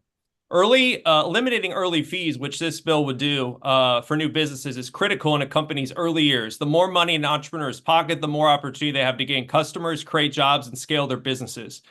The average cost to start a new business in the U.S. is $725. That's far more than Canada, the UK, China, Denmark, Chile, Ireland, and South Korea, as well as Brazil. Maryland should be encouraging more people to start and grow, and reducing these barriers is important to that mission. Over half of Americans live paycheck to paycheck. Barriers to starting are real, add up quickly, and discourage entrepreneurship. Maryland has one of the highest annual business fees to have a business in the U.S. Many states charge one fee and then charge nothing for the rest of the company's livelihood. Colorado and California in the last few years have removed first-year filing fees for new businesses. Only 3 states have a higher annual fee on businesses than Maryland. This hurts entrepreneurship and entrepreneurs of all kinds. A recent poll that Right to Start did showed that 65% of Americans, that includes independents, Republicans, and Democrats, support the reduction or elimination of registration, licensing, and permitting costs for newer startup businesses. This is a pro-growth measure which will remove barriers to starting, advance homegrown job creation, and build a stronger connection between entrepreneurs and state government. It's time we unleash the entrepreneurial power of our citizens. We ask that you support House Bill 1314 and support entrepreneurship. reduction or elimination of the first year filing fee is important. Thank you so very much. Thank you very much. I know that was your panel. I do have a question for the delegate. I see your idea and I understand your point. Fiscal note was $73.4 million. Did you know that? Yeah, but it's not, what it's doing is taking the money out of the general fund and then divvying it. If you look at it, the childcare scholarship would then get 25 million. Childcare I opportunity. saw where the money's going to go. So it's not really. But it's taking the money that is normally spent and putting it in other places. That's why it's a fiscal notice, because it's taking that money and creating new ways to spread it out versus what we already have, obligations we already have. It sounds like we're creating new obligations.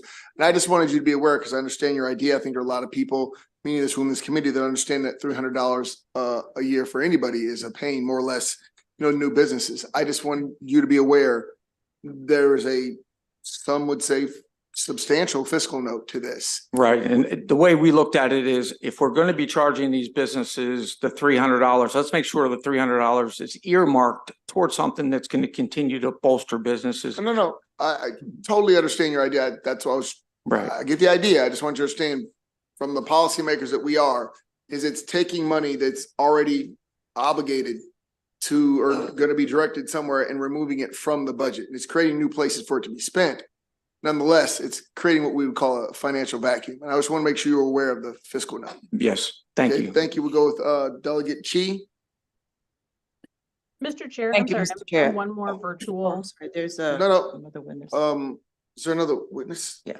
Yeah, you're fine, ma'am. This was his panel.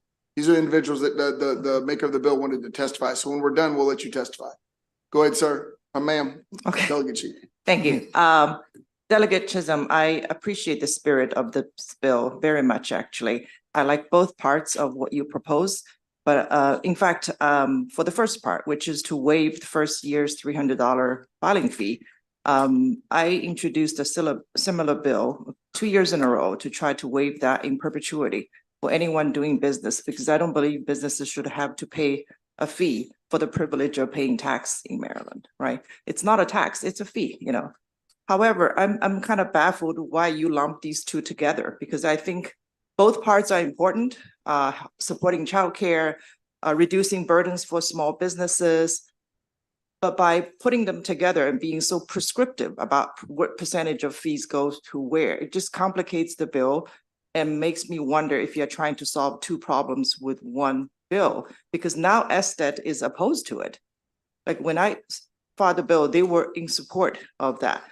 Would you consider separating them? I'm just wondering why you want to put them together, They just seem to be interconnected. And at the time, I speak to a lot of the superintendents, including the one in Anne Arundel County, and the biggest problem they have right now is childcare, which then leads to parents having to stay home. And I do remember your bill, and I appreciate your bill.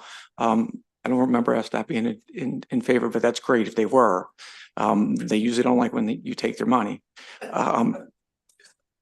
But I just felt like it was a perfect marriage together, because any way you look at it, childcare really, it is a business in it of itself.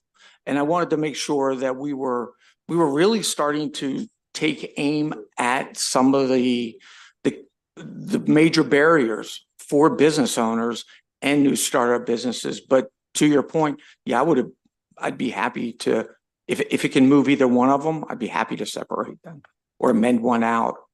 If we have to amend out the business part to get one, or amend out the pre-K to get the other, then I'd be happy to do that. Thank you for the question. Thank you, Mr. Chairman. So thank you, sponsor, for bringing the bill. I want to kind of understand too, because again, my understanding of fee, we always have this debate about fees and taxes a lot on the floor. But my understanding of a fee, and that's why I'm a little concerned about the bill, is that it's supposed to be used for a specific activity and to cover that sort of operations. So if you're saying, and I like the idea if, waiving the $300 for first year to try to, help small businesses as they get going. But as you go forward, if our issue is that the fees are excessive, that, SDET can operate with some lower fees, then that should be that activity, right? We shouldn't be taking money from a fee and putting it into another stream. We shouldn't be putting it into the general fund. That is definitely not what the fee is supposed to do. So I think, and so as much as we need childcare, and I support all the folks who are on there trying to help them with childcare, taking excessive money, if SDEC can work without these fees, if they can show operational that they can, that money should not be going to the general fund. They should just lower their fees across the board. So this idea of taking this money out and do another a pot is really not a structure you would do with the fee. So I think the intent is good, but the implementation wouldn't be workable. Right, and I appreciate the question, or I guess the statement, but. I should have said, do you agree? Or did you realize that? I've been around long enough to state. Nope. If you. Nope. But that means it wasn't, you said you appreciate the statement, ergo, it's not a question. Now, I'm sure one of your colleagues will throw you a softball in a minute, but we want to move on. So if we could go on to Delegate Pippi. That's funny. Thank you, Mr. Chairman. We keep talking about SDOT, right? So from reading the fiscal note and reading the testimony, it's not overtly clear that a reduction in general funds is a reduction to the operating capabilities of SDOT. I'd also like to point out that only SDOT has lost tens of millions of dollars in the last 2 weeks. Okay, so just to put, we did find that? Okay. So I'm unclear what they're getting at with their letter of opposition. They're referring to the fiscal impact to the state or the fiscal impact to their own department operating capabilities? That seems completely unclear to me. I would say I appreciate you putting in a bill that reduces fees, because every bill we've seen in the last week and a half has been increasing fees. So kudos to you for that. And then the second part is addressing the childcare issue, which obviously is a very expensive issue for most Marylanders. And the last bit I would say is, the bill diverts funds. So, there is a fiscal note, but it's diverting funds from, in my opinion, probably the abyss of our 60 some billion dollar budget and pet projects and things of that nature to somewhat of a concrete place, a place that most Marylanders on both sides of the aisle would agree is an important area. So isn't that so? I appreciate the bill. Yeah, I agree. Wait. That was also not a question. That's why he said yes. It was a yes or no, isn't that so? He did not throw you a softball. I thought he intended to. You have one more bite at that apple. Delegate Fisher, who I doubt, if you know Delegate Fisher, will give it to you. Thank you, Mr. Chairman. So the current fee for a small business is $300 per year. Is that right? That is correct. Okay. And then what do you get for $300? So you have a small business, you send SDOT a check for $300. What services do you get from SDOT? Because this is not the income tax that you're paying. This is just the right to have a business. Yeah, and that's where the confusing part is. And I know you've been around Maryland for a while and you've been a business owner.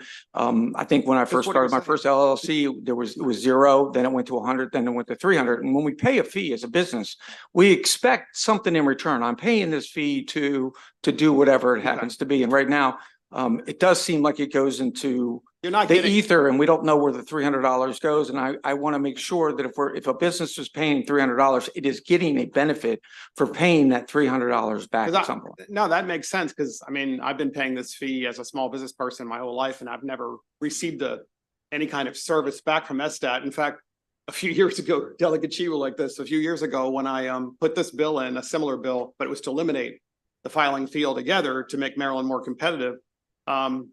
SDOT audited me that same year. So be careful, Delegate Chisholm. You might get audited. So, yeah, apparently that's what they use the fee for. They use the fee for. Thank you. Yeah. That's what they use it for. Their operations. Well, thank you guys very much. I appreciate this. I do believe you have a few more favorables. Thank you, Mr. Chair. Paulo Harris.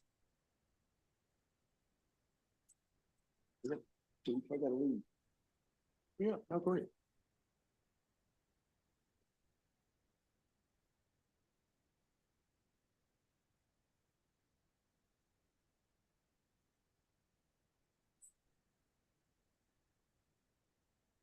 Good afternoon. It's a pleasure to be here. My name is Paolo Harris. I'm representing the Black Butterfly Network in Baltimore and also Right to Start. I have been an entrepreneur for more than 30 years. And in order to start the Black Butterfly, we did several months of research, and just a couple of quick findings on that research. One, our research showed, and this is from census data, that of Black enterprises that start in Baltimore, 80% fail within the first 18 months.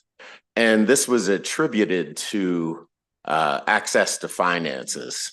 As is indicative of the name, the Black Butterfly, many of you may be aware of the research that Dr. Lawrence Brown did around the Black Butterfly, the east and west sides of Baltimore. And our research showed that for folks living in those communities, that there is virtually zero access to capital for those businesses. And so if you combine that with the inability to have home ownership, so you can't borrow against equity, you can't get bank loans because you don't have banking history or family banking history, what ends up happening is that these businesses are forced to start and grow with just what they can scrape together with jobs that they have, et cetera, which is not enough to grow and scale a business. Black Butterfly has, over the last 2 years, worked with 60 businesses in Baltimore. Is that it? Apologize, otherwise we'd have folks here all day. It's a 2-minute timer. Appreciate your presentation. Okay. I thought I had 5. All right. Oh, ooh. I just walked in. That'd be rough, boy. That'd be rough. Okay. Thank you, though. That bell came quick. Yeah. Well, thank you. We'll support this bill because the $200 or $150 will be a good start, but let's get some more rolling. I believe there we a do have, question? is there any questions? Nope. Seeing none, sir, thank you very much for your testimony. I believe we have some online, one online favorable or two. Is Shabazz Chandri, they already called that one? All right. We do have Miss McDonald. Thank you, Mr. Chair. My name is Jennifer McDonald. I'm an assistant director at the Institute for Justice, which is a national nonprofit that has been advocating for entrepreneurs for over 30 years. And we wholeheartedly support HB 1314 because we believe it's really important to waive that $300 business filing fee. It will allow entrepreneurs to spend their limited resources towards getting their businesses off the ground without having to first pay a fee before they've ever even earned a dime. We believe in everybody's right to earn an honest living doing what they love, and that government-imposed barriers like this $300 fee should never be the reason why someone's small business dreams fail to come through. But through our research and our national work with entrepreneurs across the country, we have found that entrepreneurs frequently report feeling nickel and dimed at every step during the business startup process. And while fees for business licenses and building permits, inspections, and all kinds of stuff may not seem exorbitantly high on their own, when you add them up, it becomes insurmountable for so many people. So waiving the business filing fee for that first year will really help lower these costs. We have seen that the studies have shown that small business ownership is crucial for bringing families out of poverty, helping to build intergenerational wealth, and reducing the racial wealth gap. And we think that is a really good reason why Maryland should support this bill, because it's going to be so important for small business owners and helping folks improve their economic mobility. I did want to say that the evidence suggests that reducing business licensing fees may translate into additional revenue for the state long term. In 2012, Chicago reduced the permitting burdens that it placed on new businesses. And part of that was reducing fees, which saved businesses in the city more than $2 million in fees alone. And so if you look at their budgets from 2011 through the present, you'll see that they've got higher revenues for business and license taxes post-reform. So we would encourage you to think about that when you're thinking about that fiscal note. Thank you. We urge your support. Happy to answer any questions you may have. Thank you, ma'am. Okay, seeing no questions, we'll now go to the unfavorables. Director Higgs. All right. Don't see Director Higgs, so that concludes this bill hearing. We will now go to House Bill 1382. Delegate Fisher, the moment we've all been waiting for.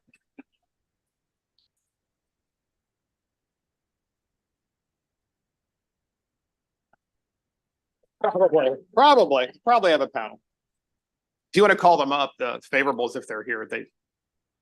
Sure. Some I don't know. That's why I asked.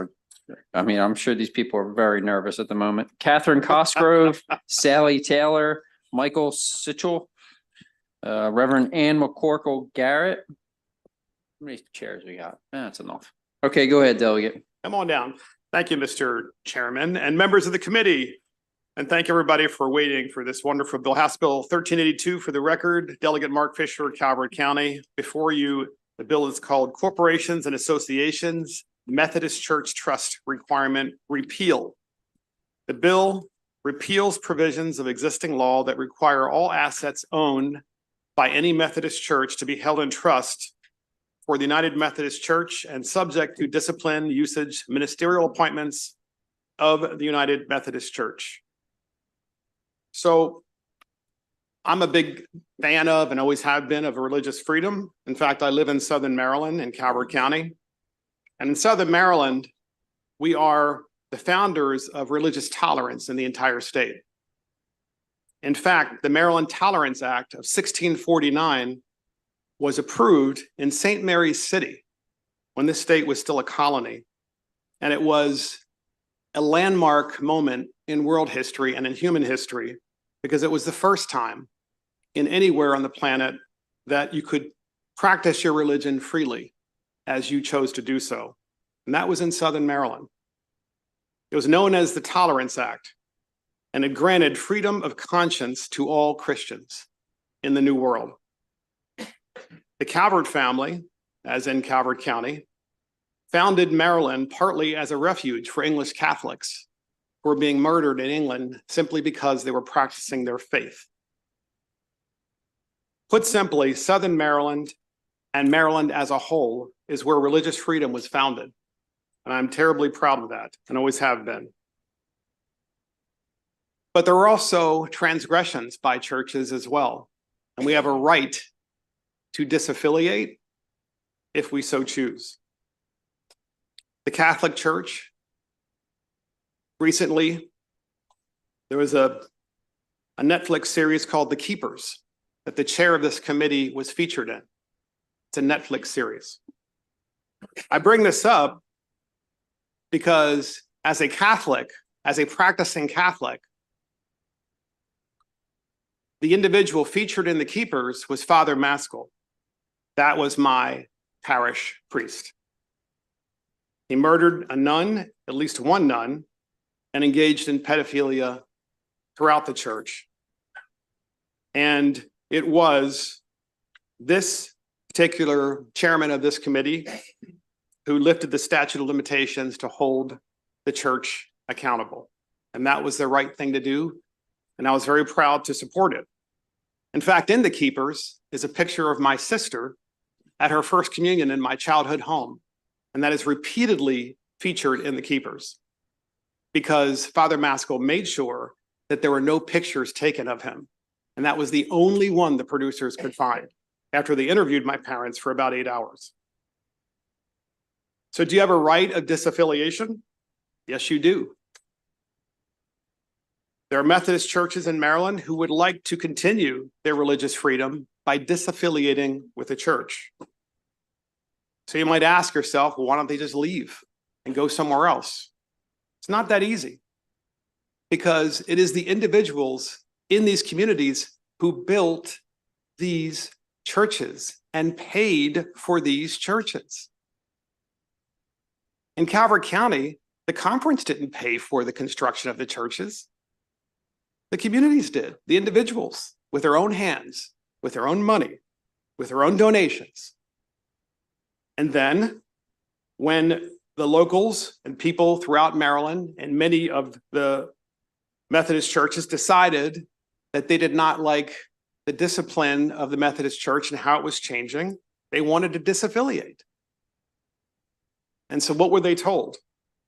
Well, in one case in Coward County, they were told, fine, pay us $1.7 million and you can disaffiliate.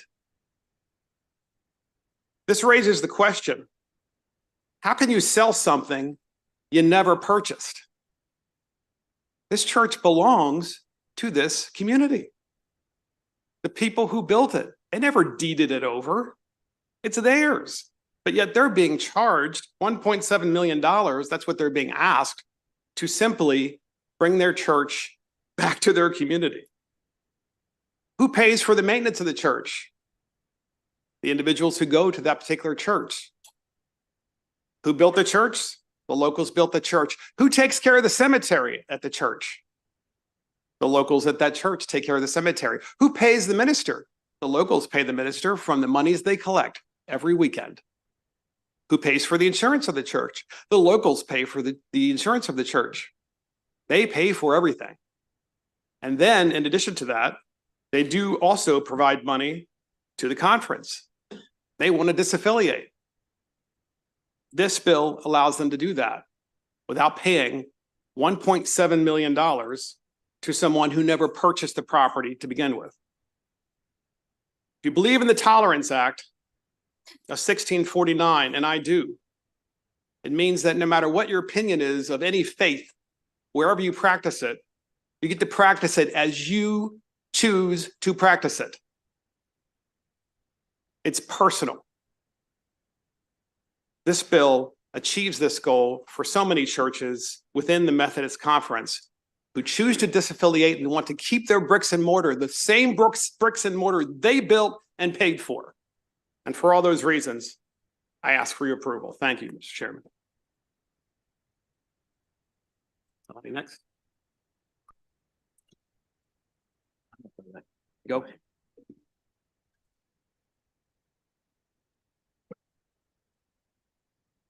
I'm Ann McCorkle Garrett, pastor of Fairview Methodist Church, and I'm here to speak in favor of the bill. John Wesley's original purpose of his trust clause was to preserve Orthodox Christian doctrine in the Methodist pulpits, and it worked as intended for more than a century. But when the United Methodist Jurisdictional Conferences met in November 2023 to elect bishops, a litmus test was that they must be willing to break the rules of the Book of Discipline. Candidates who wanted to change the Book of Discipline rather than ignore it were not elected. The Northeast jurisdiction, where we are, even elected one less bishop than planned in order to avoid electing a moderate. And so-called progressive resolutions were passed in all 5 jurisdictions. In 2019, the General Conference had passed paragraph 2553 to allow churches to disaffiliate with their property, but annual conferences were allowed to add requirements to it. Most conferences made it very fair to disaffiliate. Some conferences even made it quite easy. But the Baltimore-Washington Conference levied a cost of 50% of property assessment value on disaffiliating churches, making it impossible for most to even consider it. I am not aware of another state which has codified the church trust clause in state legislation. But because of the Maryland State Code, the Baltimore-Washington Conference felt free to use its power to hold many local churches basically hostage with exorbitant fees. The annual conferences approve very few pastors to actually be ordained. And since only the ordained clergy are eligible to vote, and to be delegates to General Conference, a small number of people hold all the access to power. The Maryland Code gives the Baltimore-Washington Conference a very tight hold on the local churches and the pastors who are marginalized. We implore you to please repeal this code, which interferes with the self-determination and relationship of the churches. This legislation will give the local churches a more even footing in dealing with the large bureaucracy of the Baltimore-Washington Conference and hold it accountable. Thank you.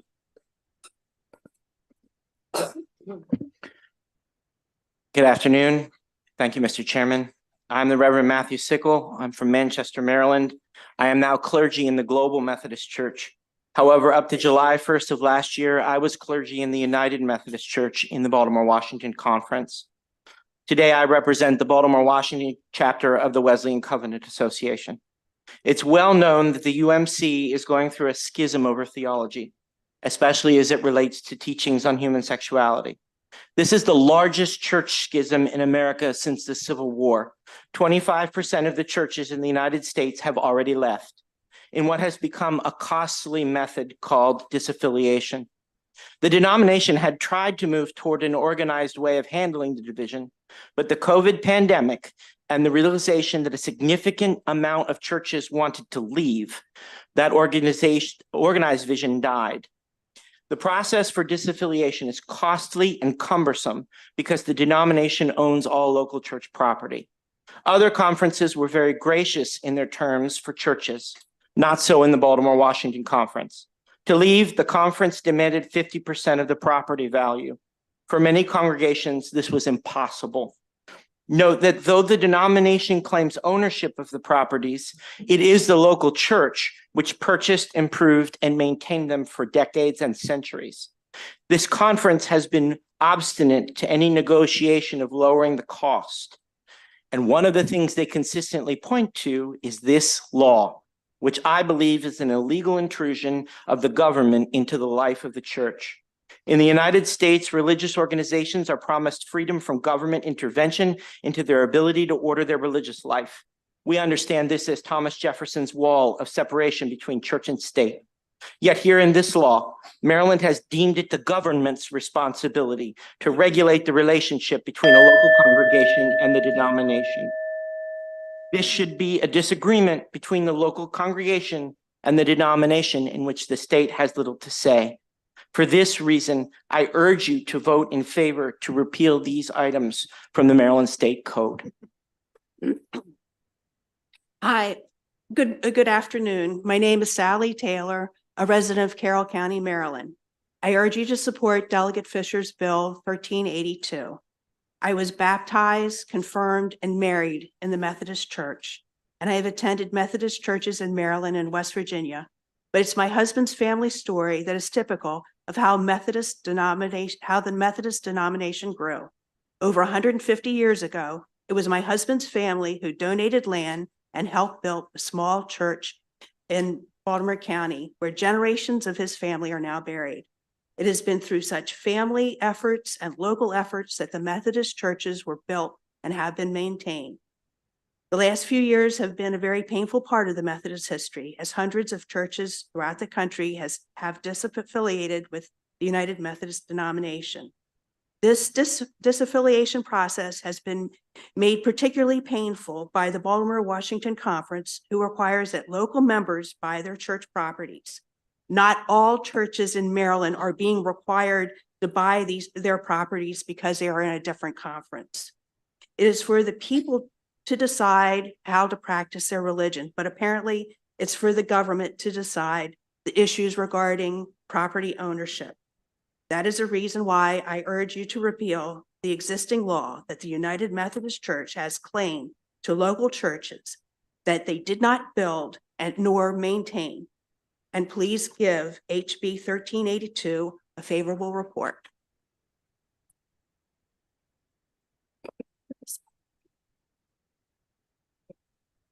Good afternoon. Thank you for hearing us. So I currently have left the Methodist Church during a very devastating time in my life when my mom passed away. We were working on the funeral plans, and the pastor that I had grown very attached to and had a relationship with, my whole family did, was forced to leave our church from the Baltimore, Washington Conference, and we were sent a new pastor. This new pastor was not very helpful with the funeral. She did not allow the old pastor to perform the service. She was determined because of her ego that she had to do it. And I believe this is the Baltimore Washington Conference their way of trying to make our church fail. Essentially, they would they replace our pastors frequently. As soon as we build a relationship with one, they ship that one out to another church and send us another one that is not a fit for our area. The pastor that we had could not pronounce my mom's name correctly for the funeral. My mom's name was Phyllis. It wasn't that hard, but she could not pronounce it correctly. And she asked my sister to work the sound system. It was very heartbreaking at that time. And it was the Baltimore Washington Conference that gave her the power, the pastor that we had, to be able to do that and not allow the pastor that we had a relationship with to come and do this. There was no compassion with this new pastor. But this is why I ask you to please vote favorable for House Bill 1382, so I can go back to my family church where my ancestors are buried and I have history there. Thank you. Thank you. Myself and my vice chair have a few questions. One of the questions I have, are you aware that this is currently being litigated in court, correct? Yes. And I only say that because a lot of times we will step back to see what the courts decide, because many times they will give us direction on what they think is missing or what they feel the General Assembly would do. And so I just letting you guys know that as an upfront is that a lot of times when there is current litigation going on, we tend to take a back seat for the moment. Not saying that we'd never intrude or step in, but because I do understand your issues. I want to also ask the Methodist Church Trust. Do you know how many other states utilize this legislation? Mr. Chairman, the trust clause is codified in a couple places. It's codified in the deeds for the congregation, as well as in the discipline and in Maryland in the law. Only in Maryland is this an item of law that I'm aware of. It's in all of the congregation's deeds, and we're not here talking about deeds, just this law. I totally understand, because that's what I was getting to as well, because it sounds like you're going to court for the deed issue, not so much the law. That's correct. So the court case that's pending has to do really with what is equitable as far as this payment is concerned. Correct. And the property issue. The Anne Arundel Circuit Court dismissed the claims on property for the most part. However, there are still claims pending with regard to equity. Okay. So it really isn't the fact that this trust language exists in our code. It has more to do with the equitable distribution of, well, I guess I would assume the value of the land or value of the church. That is one of the issues. In this case, we understand the law that we're talking about with this bill to have more to do with an intrusion of the state government into the way. I caught that Okay. early on, buddy. I Thank totally you. understand. That's why I'd ask how many other states. And Mark, I would ask you to get back with me with some legit, Sure. on that answer, or one of your people that work for you to find that out. And I guess the question is, so you're not trying to not be Methodist. You're still going to practice your religion, correct? Yeah, that's correct. I'm still a Methodist. I'm just a global Methodist now rather Right. than a United Methodist. Right. And your ability to join that organization, I guess, is that another organization? It's another denomination. It's another Right. Christian church. Yes. Okay. And that's something so you could be a standalone Methodist church, correct? Yes, if you disaffiliate from the United Methodist Church, you could simply be an independent church, or you could realign with a different denomination. I'll ask it a different way. There's no issue with you using the words Methodist in the definition of your church or the title of your church. That is correct, sir. It's only the words United Methodist that this goes with. Well, my other questions have more to do, I guess, with the legal action. I would assume that these would be questions that judges would ask as far as values received from the larger organizations, things of that nature. So they don't really apply here. So basically, your challenge today isn't so much you know, any agreements you may or may not have made with the global or the larger church, but it's just, you do not believe that this shouldn't even be in law, enshrined in law. That's correct. And what year was this put in? 53. Gotcha. All right, thank you.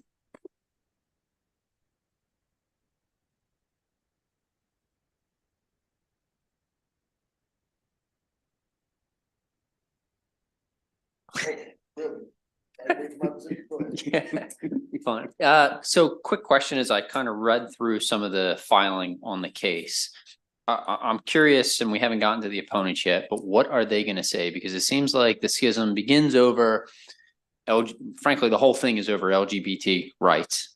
The more conservative faction kind of wants to split from that, and that's fine, whatever. I mean, I'm not trying to make it about that, but that seems like what this has started around. And then really you're trying to get out of paying the $1.7 million fee in your instance. And I'm trying to figure out what benefits. I know the chair kind of alluded to a judge taking that into consideration, but like what benefits does a larger organization provide? And I guess more specifically, are you worried about things like pensions being turned on their heads? Because it does seem like that is a unintended consequence by this. So again, the lawsuit and this challenge to the law that we're here today are slightly different. In the case of the lawsuit, the church created a process for disaffiliation. And that process cared for pensions and all of those things.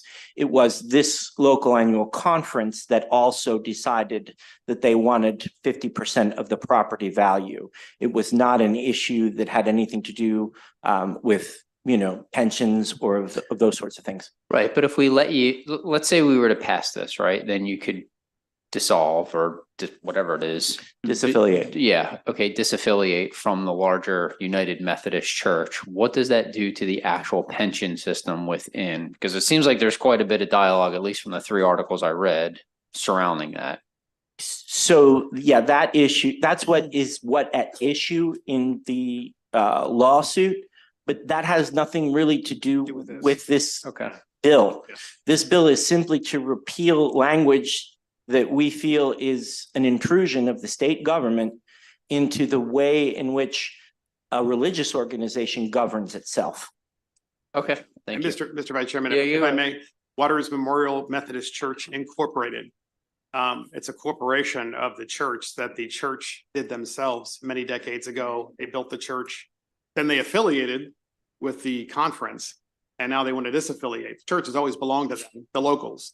Now they want to disaffiliate, but because of this law, they cannot without paying, according to the church, $1.7 million. Well, and I wanted to ask, I know we have colleagues who want to ask, I have one more question. So the way I understand it, us passing this law would not change the court's outcome.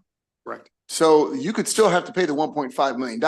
Correct. So this really has nothing to do, nor will it have any effect on that court case, because they're going to find out. So you just don't think. So we're going back to almost just principle here. Basically, in going through this struggle, it sounds like you noticed something that was awry, i.e. are being involved in the way things are done and codifying something that religious organizations be handling.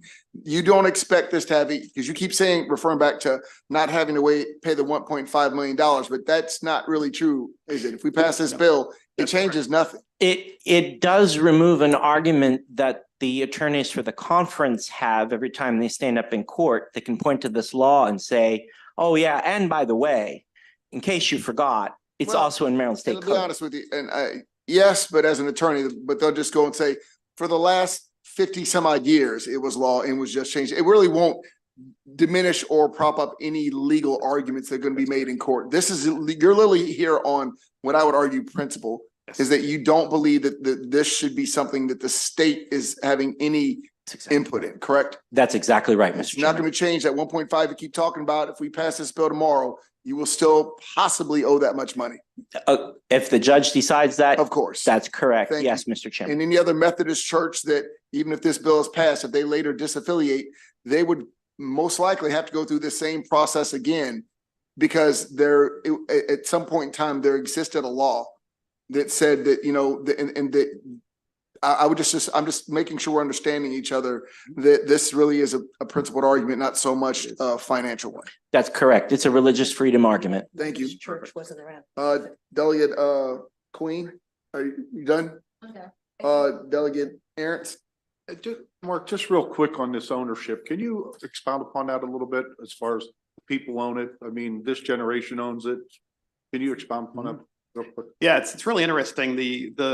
Imagine a community, name any community in your county, for example, in Calvert County, St. Leonard, and it's a community. That community many decades ago built the church themselves. They used their hands, they built the church, they bought the wood, they used local carpenters and plumbers, they maintained the church, and they still do so today.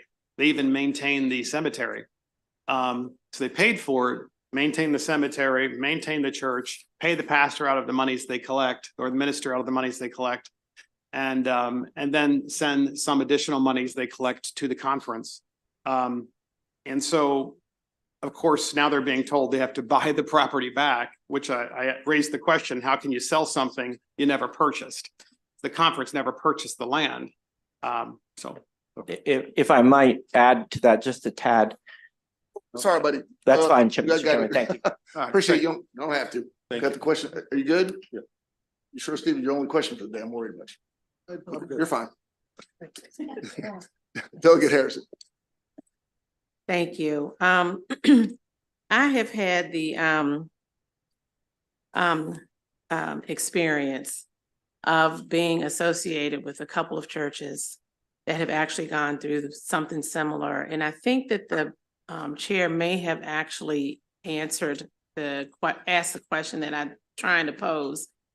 But having grown up Catholic and was a part of that structure for, many, many years, the family, et cetera. But there was one who broke away and started the African American Catholic congregation. Started from scratch, moved over into a school, and that's how it started, and it grew, and whatever happened to it happened. And then I became a part of a Methodist organization, AME Zion, and the same thing happened. And they were not allowed, that particular church was not allowed to take any of the assets except for that which they purchased under, another name, basically. So I guess I'm not sure. It sounded to me at first like this argument was about assets. And then the chair asked a question, and now it sounds like it's not about assets.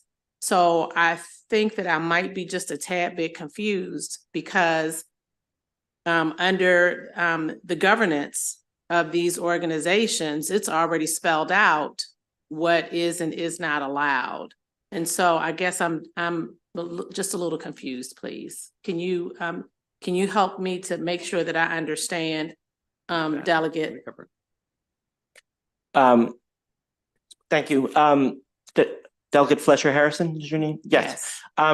So yes, there are rules within the organization that govern this relationship between local church and annual conference. And those would be followed or negotiated or however you would do it within the organization. And we're not here about that. We're here about the fact that the state government has inserted itself in legal code into the relationship between a local church and the larger annual conference in a way that I feel hampers the relationship between the two entities. So then basically you're asking for a separation of church and state. Yes, ma'am. That's Thank exactly you. what I'm asking for. Thank you. Yes. I believe that concludes questions from this first panel. We have one more individual in favor, Deborah Leonard. Deborah. Would like to come up, ma'am?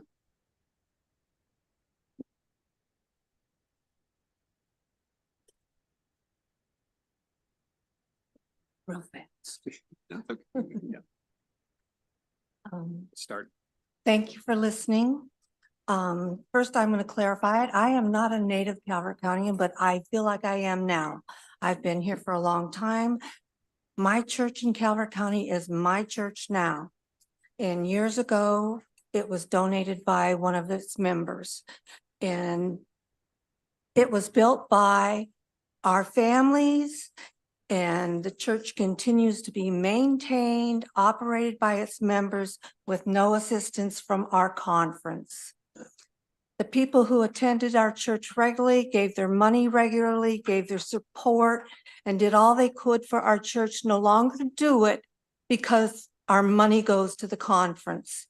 Our size has diminished down to probably 20 to 30 people, with 12 of us doing all the work because our money goes to the conference. The church family wants to keep our buildings, our cemetery, and our work that we do for our people in the county. One of our heirs from the families that founded the church was willing to pay our mortgage off. And when he found out that the majority of our money that we raise now, since we're so small, goes to the conference, he rescinded on his obligation and won't pay off our mortgage. There's several other points, and it's nothing to do with finances. It's nothing to do with the conference having difference of opinions from us. It is difference of opinions. They are no longer teaching the Bible as the Bible's written. We want a church that's based on a Bible, that the Bible the way it's written, the Bible the way it should be taught. We think the conference should be helping us teach the people of our community what Christianity is about and help us support us in that way. That's it. I didn't get the main point. Ma'am, what was your main point? Main point? Thank you.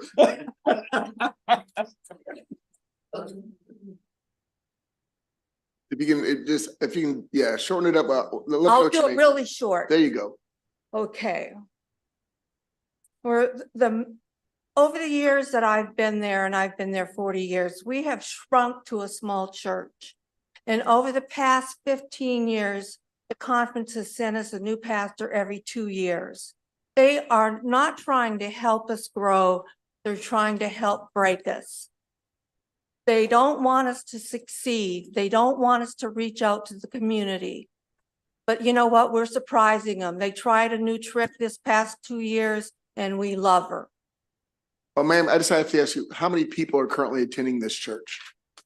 It's a great week if we get 30, and we used to have 100, 125. So there are 30 people going to a church and they want $1.5 million. Yeah. That's awesome. Thank you. That's a joke, isn't it? I mean, well, that's shocking. So, but thank you very much, ma'am. Okay.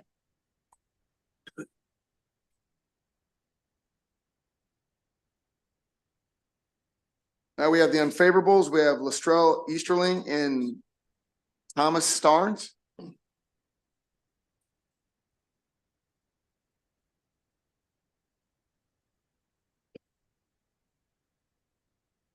Good afternoon, Mr. Chair and Mr. Vice Chair, members of the committee. My name is Latrell Miller Easterling, and I serve 895 churches as the Bishop of the Baltimore, Washington, and Peninsula Delaware Conferences of the United Methodist Church, with 673 of them being in the state of Maryland, compelling me to share my concerns with House Bill 1382, which undermines one of the defining characteristics of the United Methodist Church, the Trust Clause. The Methodist Church began in Baltimore, Maryland, and inscribed the Trust Clause in its law from the beginning. The Trust Clause has unequivocally stated since 1797 that congregations hold property in trust for the entire denomination, ensuring that property remains unalienated from its original purpose. That is fundamental to our connectional system. United Methodism is not a loose federation of independent churches. Members belong to a local church. Local churches and clergy belong to an annual conference. Annual conferences belong to a jurisdiction, and jurisdictions belong to a worldwide general conference. Within this connectional system, we hold all things in common, which has allowed us to deploy millions of dollars to over 1.2 million people in this region, addressing food insecurity, poverty, and healthcare. These are brief examples of how United Methodists connect in structure and spirit to bring transformation, healing, and wholeness to local communities. The fact that the United Methodist Trust Clause is formally codified in Maryland law recognizes our agency to organize as we deem faithful and discourages litigious activity that draws resources away from our sacred missional purpose. When individuals become United Methodists, they understand that we are an itinerant system and we do deploy clergy from time to different churches. When churches bring property into the Methodist Church, they understand that the property is then held in trust by the Methodist Church. There is nothing unfair, unethical, immoral, or illegal about that, and persons consent to that when they become United Methodists. Therefore, I strongly urge you to oppose House Bill 1382. Thank you. God bless.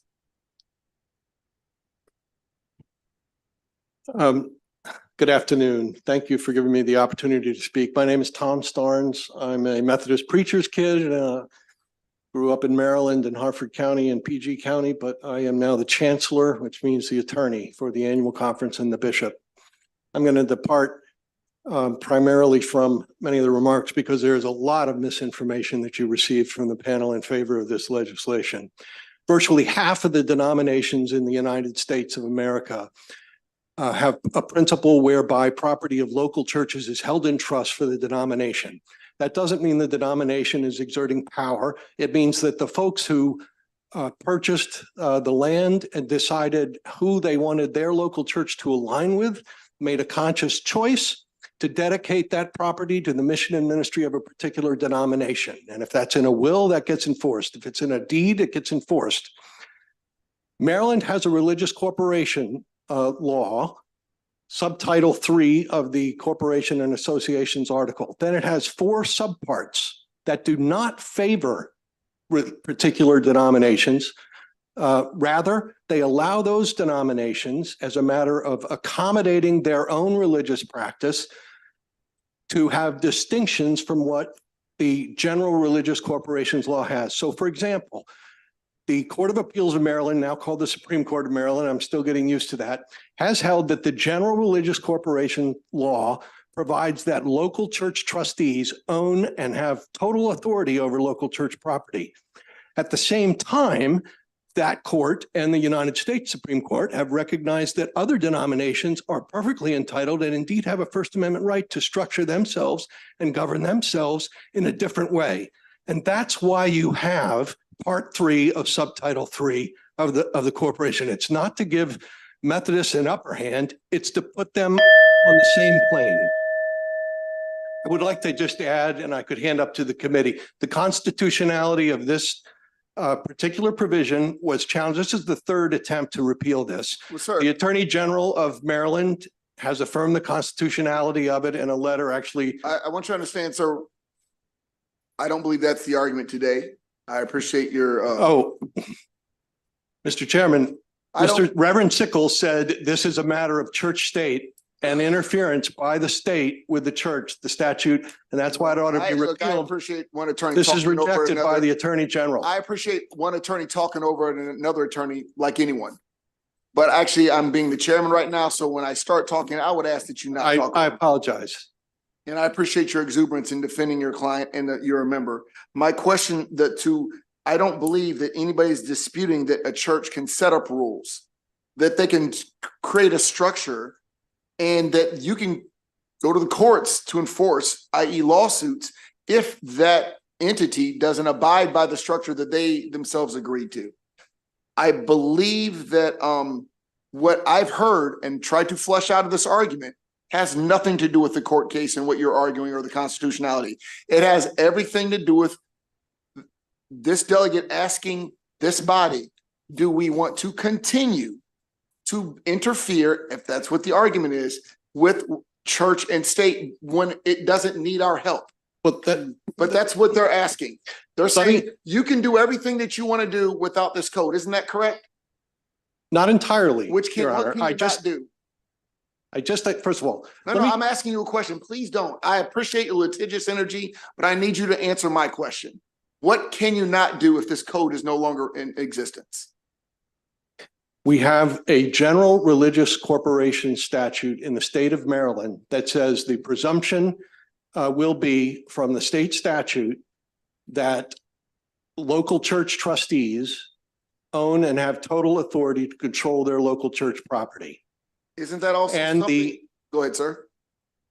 The U.S. Supreme Court and the Court of Appeals of Maryland, the Supreme Court of Maryland, and the Attorney General of Maryland has held that one of the ways that presumption can be rebutted so that the United Methodists can govern themselves in accordance with the way is through a state statute that simply reiterates what the church's own rules of governance are. There are similar provisions in the law. Part 2 protects Roman Catholic distinctions. Are we going to repeal those because it's an interference? So again, They're that's- Presbyterian? That's entirely different, sir. And again, I need you to take a breath. I'm not sure that it is. I'm Okay, sorry, so- Chairman, Mr. Chairman. So that's fine. Can I also speak about the No, sir. litigation? No, sir. I know it's painful, but I'm going to need you to answer my questions. And if one is posed to you, please answer that question. I That thought is I how did. we do, well, when you did, and then you asked for other things, and that's why I said, no, okay. sir. Because I'm reading the AG's opinion here, and it goes to exactly what I was saying. It's not that nobody's arguing that the current law is unconstitutional. They're saying the repeal of this law is also not unconstitutional. Either way, if we leave it, we're not violating the Constitution. If we get rid of it, we are not violating the Constitution. No, So I do think you are. You're being selective. You're taking. I'm two reading par- the yeah, AG's the legis- opinion, sir. I'm literally reading it word for word. Your proposal to repeal them does not offend it either. It says, for the same reason that the adoption of these provisions in 1953 did not offend the First Amendment, your proposal to repeal them does not offend it either. Repealing the provisions does not violate the rights of any local church or the United Methodist Church to freely exercise the religion as they choose. Similarly, a repeal would not constitute an establishment of religion. Therefore, your bill as drafted is facially constitutional. That's what we're here for. We're not here to discuss the merits of your litigation. That's what we started, and that's why I narrowly tailored it, because I'm not going to get pulled into that. I know it's painful, but you got to wait till there's a question posed. I'm sorry. But I'm not here to discuss that. The question is, does this body have a right to repeal this? It does. Does this body want to repeal this? And therein lies the question. It's not about what's going on with your church, with your religion. It's how we feel about the way this goes. That's one of the questions I asked that kind of didn't sound great, was when we found out there are 30 people going to a church that you want $1.5 million. But That's again, not true, Your Honor. but either way, the great thing is that doesn't matter. That's for the courts to decide. Correct? That's an easy one. Your Yes Honor, or no? And I'm not, Your Honor, I appreciate it that. is not just for the courts to decide. And the committee has the view that the litigation is not about this provision, and that is false. It's in the complaint. The primary relief sought in this litigation in every count is termination of the trust as imposed by this statute. And you're right, as imposed by the discipline as well. Right. Because if we terminate it as imposed by the statute, that church, when they join the Methodist Church, still sign an agreement. They still agreed that now whatever property they brought in will now be put in trust, correct? No, not everyone did. Some of them have trust provisions in their deed. Many of them do not. Some of them have trust provisions in their articles of incorporation. That would sound like a very big shortcoming that the church should have modified. My point is, this should have nothing to do, as the argument is placed, that I'm not saying I agree, that this should have nothing to do with the ongoings of whichever agreement was signed. Your Honor, now your argument could be very strong. Hey, but we detrimentally relied on this, which is why all the other churches didn't have it in their trust.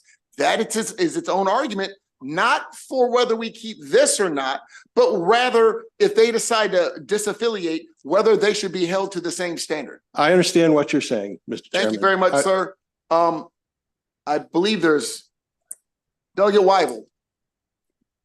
Thank you, Mr. Chairman. I just had a question for the Bishop of the conference. Given the discussion we had between separation of church and state earlier, do you find it odd that this provision is in state law in the first place? No, I don't find it odd because Maryland has made room to recognize the distinct and unique judicatories and the way that they operate. The trust clause existed before Maryland law codified it, as it did with the Catholic Church, with the Episcopalians and others. So no, I don't find it odd. I don't find it a violation of our basic understanding of church and state. It's simply a recognition of it. And one of the things that it therefore does is to, again, discourage litigation, which causes us to draw resources away from our ability to do what the church is asked to do, what governmental entities ask us to do, that is to care for the poor, the marginalized, the vulnerable, so that other entities don't have to, or don't have to such a large degree. Do other states have similar provisions? Yes, they do. There are other states that absolutely have recognized the trust clause in their law. So when it was said that Maryland is unique in that, that is not the case. There are 9 other states that recognize Maryland, United Methodist property ownership rules. There are 14 other states that have denomination-specific rules of this kind. 9 of them address United Methodist Church. They've all been held to be constitutional. And sir, it's fair to say that you operate in the other 41 as well? I'm sorry? You guys, as the Methodist Church, you do operate in the other 41 states that don't have these provisions, right? I operate, The church. That are you, Mr. Chair, are you saying that the United Methodist Church exists in states that don't have the trust clause codified in their law? Oh, yes. That's correct. Thank you. Next is Delegate Hippie. Thank you, Mr. Chairman. I wasn't going to ask questions, but then I was hearing the back and forth here. So are you suggesting that, and I'll use like the mothership, so to speak, United Methodist, the core group. I understand that there are some denominations that are attempting to break away, and it looks like it's happening all over the country, Oklahoma, Texas, there's a whole bunch of places. But are you suggesting that you won't be able to enforce the trust clause if it wasn't codified in state law? No. So what difference does it make if it's codified in state law then? Well, it's helpful in a number of ways. It's helpful, first of all, for folks to take seriously when the general religious corporation statute has a contrary presumption to take seriously the way United Methodists are structured. It also provides broad public notice, including to lenders, to folks that may be third parties that may be purchasing property, that local church property that's held by a local church in the United Methodist Church is going to be subject to an equitable interest in favor of the denomination. So I'm involved often in litigation right now involving AME Zion Church, where that's a critical issue. And having a state statute that indicates that a parent church can have a trust interest in it by virtue of their own rules is helpful. It's just information, and it allows people to understand how to navigate when they're dealing with church property. But you're an attorney? Yes. Okay. So what seems to me kind of interesting is I would imagine if, and look, this may help some of the folks that are advocating, or this may not be what some of the folks who are advocating for the repeal of this want to hear, but I'm sure there was a contract for a local denomination to join the United Methodist Church. And there was probably an understanding back 1952, for example, that, hey, if you want to join this, you want to donate some property, there's some strings attached. If you donate this property, it's no longer your property per se. It's part of the United Methodist Church, and you're going to maintain it. You're going to pay for it. You're going to do all this. But at the end of the day, if you ever try to leave, it stays. That's right. But to me, that doesn't have a whole heck of a lot to do with the state law. And it seems to me like, I don't know what legislators were convinced to add this in state law in 1953. And I don't know the history and what the reason was that, but you don't need that. I mean, we have deeds, we have all sorts of legal instruments in this state that are enforceable in court. That's right. So That's right. to me, you don't need, my house, which I own, is not codified in state law. But if somebody tries to take it from me, there's legal remedies. I mean, there's agreements and there's things and recordations, but to suggest that if this is repealed would somehow impact your claim against denominations that are trying to leave, I don't know if that's accurate. We will prevail in the lawsuit without, and we do prevail in lawsuits of this type, even without in states where they're not codifications of this type. That doesn't mean that it's not helpful. We did prevail in I litigated the AME Zion case that was talked about earlier. But the thing is, part of what troubles us here is that this is a selective repeal of just two provisions to deal with it's almost akin to a special bill to deal with one particular situation when all the other denomination specific provisions in the code are left unmolested. And in fact, 4 or 5 other sections of the Methodist part are left unmolested. So this is a particular group that wants to be free of, by the way, the disaffiliation provision isn't something the Baltimore Conference made up. That's from our Supreme Legislature. That's passed. If it's a, I'm having trouble thinking of a different word than special bill, which I know is not, and it's also clearly directed at pending litigation that 39 churches have brought right across the church circle. And there's an appeal pending, and that case absolutely, in its complaint, cites this code provision and wants the trust created thereby to be terminated. Well, last thing I'm going to say is, I mean, do you really want a bunch of delegates in the middle of whatever you guys got going on? I mean, we do not, and I think this bill is asking this legislature to get involved in what is a denomination-wide conflict. Right. Well, I was referring on the other side of the argument, which is there's a codified state law dealing with your business. And I mean, the thought process is to get us out of it is to remove the state law, and then you can deal with it in the courts. Like you said, you're confident you're going to get the resolution you want anyways. But the bill has had salutary effects. But again, it's not just the Methodist Church that these subparts protect. It's 5 denominations similarly structured in what the courts call a hierarchical way. And it simply clarifies they get to govern themselves and we will enforce that. It's a public law. There's trust law and laws about deeds that do govern and regulate how enforceable your deed is to your own house. And this is a provision that says, if you're going to operate within this denomination, and incidentally, the folks that very often, I've seen multiple deeds involved in the case where the initial seed money to build these churches does come from the Baltimore Conference or other institutions. That doesn't mean that it's ours wholly. It doesn't deny the blood, sweat, and tears that went into it from the local church members, but it does honor the intentions of all the church members who say, this is a denomination we're joining. And we understand we're going to get a preacher every 4 years that the bishop is going to be entitled to appoint. But this is the faith community we want to be a part of, and we're willing to live by their rules. And all Maryland is doing is saying, validating that choice, saying that will be honored in Maryland. Mr. Delegate, if I could also say, I'm done. Thank you.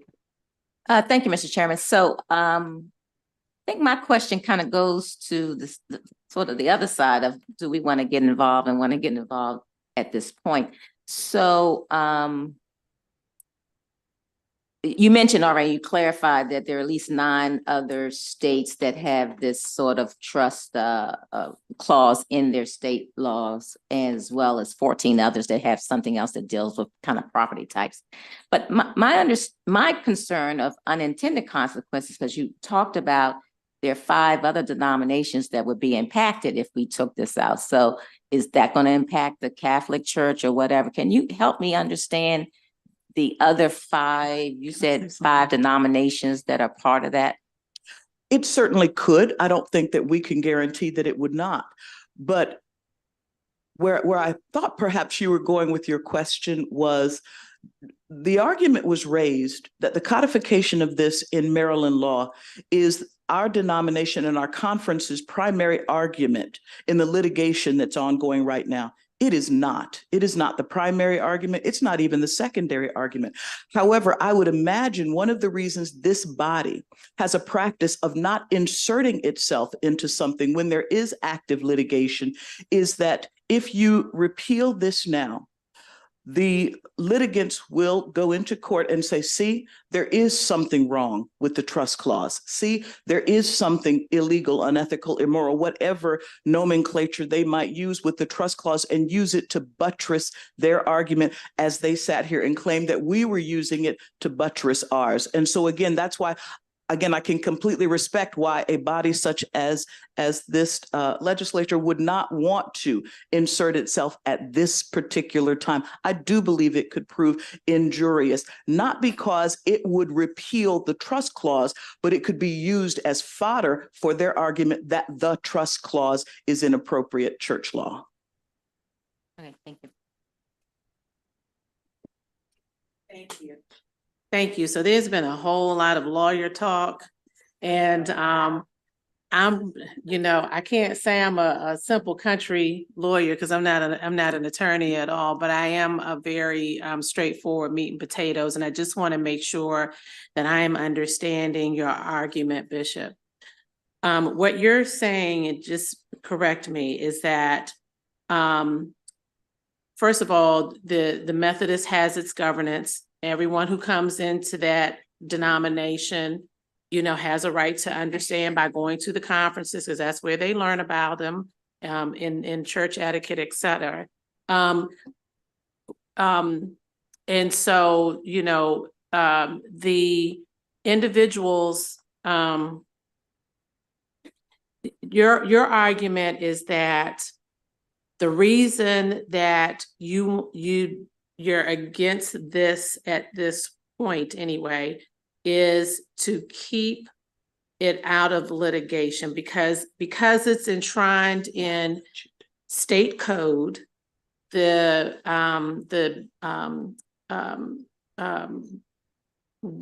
organization of the church, those things that are in church code, that's codified in church code, being in state code, everyone knows really what the deal is, right? So you already know that in church code, it's this. It says it in state code, therefore there's no reason to go to litigation because you already know what it is. Am I understanding you correct? Did I say that?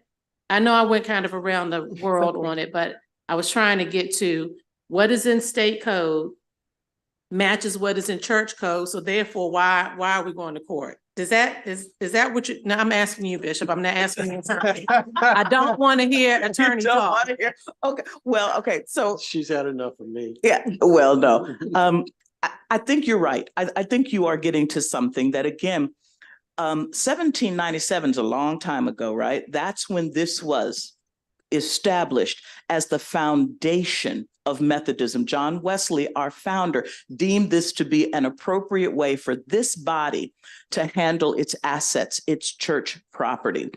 And in the 50s, Maryland determined that, again, I believe one of the reasons was to try to dissuade individuals from spurious litigation that detracts from our ability to live into our core mission and ministry.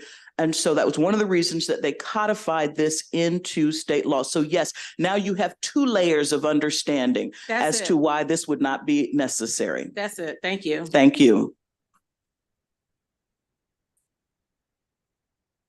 I believe that that's all that we have for this panel, and I believe that concludes this hearing. Thank you. Thank you guys very much. Thank you. Now we have Delegate Fraser Hidalgo, which is what I'm sure another very brief and short hearing. Seems to be bringing the fire committee this year. I will say that for all of his witnesses, colleagues, ladies and gentlemen, if you've testified on a bill that's almost the opposite of this bill, you don't have to be long-winded in this one. And that would probably start with the presenter. You have a panel, sir? Yes, sir, I do. May I bring them up? Will you bring them up when you're ready?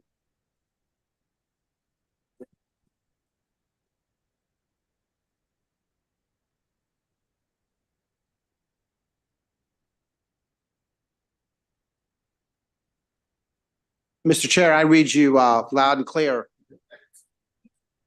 I follow directions from my chair very well. Yeah, that's just for the record. That's why we're here. So, delegates, Mr. Chair, Mr. Vice Chair, thank you very much for providing me the opportunity to present House Bill 1425, the Earned Wage Access Bill. So, I know that there was a similar bill to this bill by the department.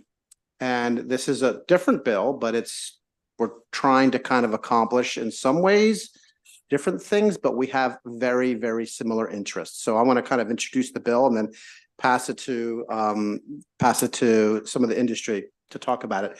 Look, the intent of the bill is pretty clear. It's pretty clean, and I think it's an aspect of where we want to go that's part of a larger conversation. In the previous bill, we had a conversation about how to get people money that have earned their money. So you have people that are working wherever they're working, maybe it's Walmart, maybe it's Home Depot, wherever it is, they've earned their money, but they don't actually get paid for 2 weeks. Well, in a lot of cases, people need that money tomorrow, or they need it the day after they did all that work. But that's their money, they earned it. So what this bill attempts to do is just get them access to the money they've earned early. Or as part of a larger conversation that this committee will probably have to have in the next couple of years, how long do you have to wait for the money that you've already earned? So this has nothing to do with annual percentage rates or APRs.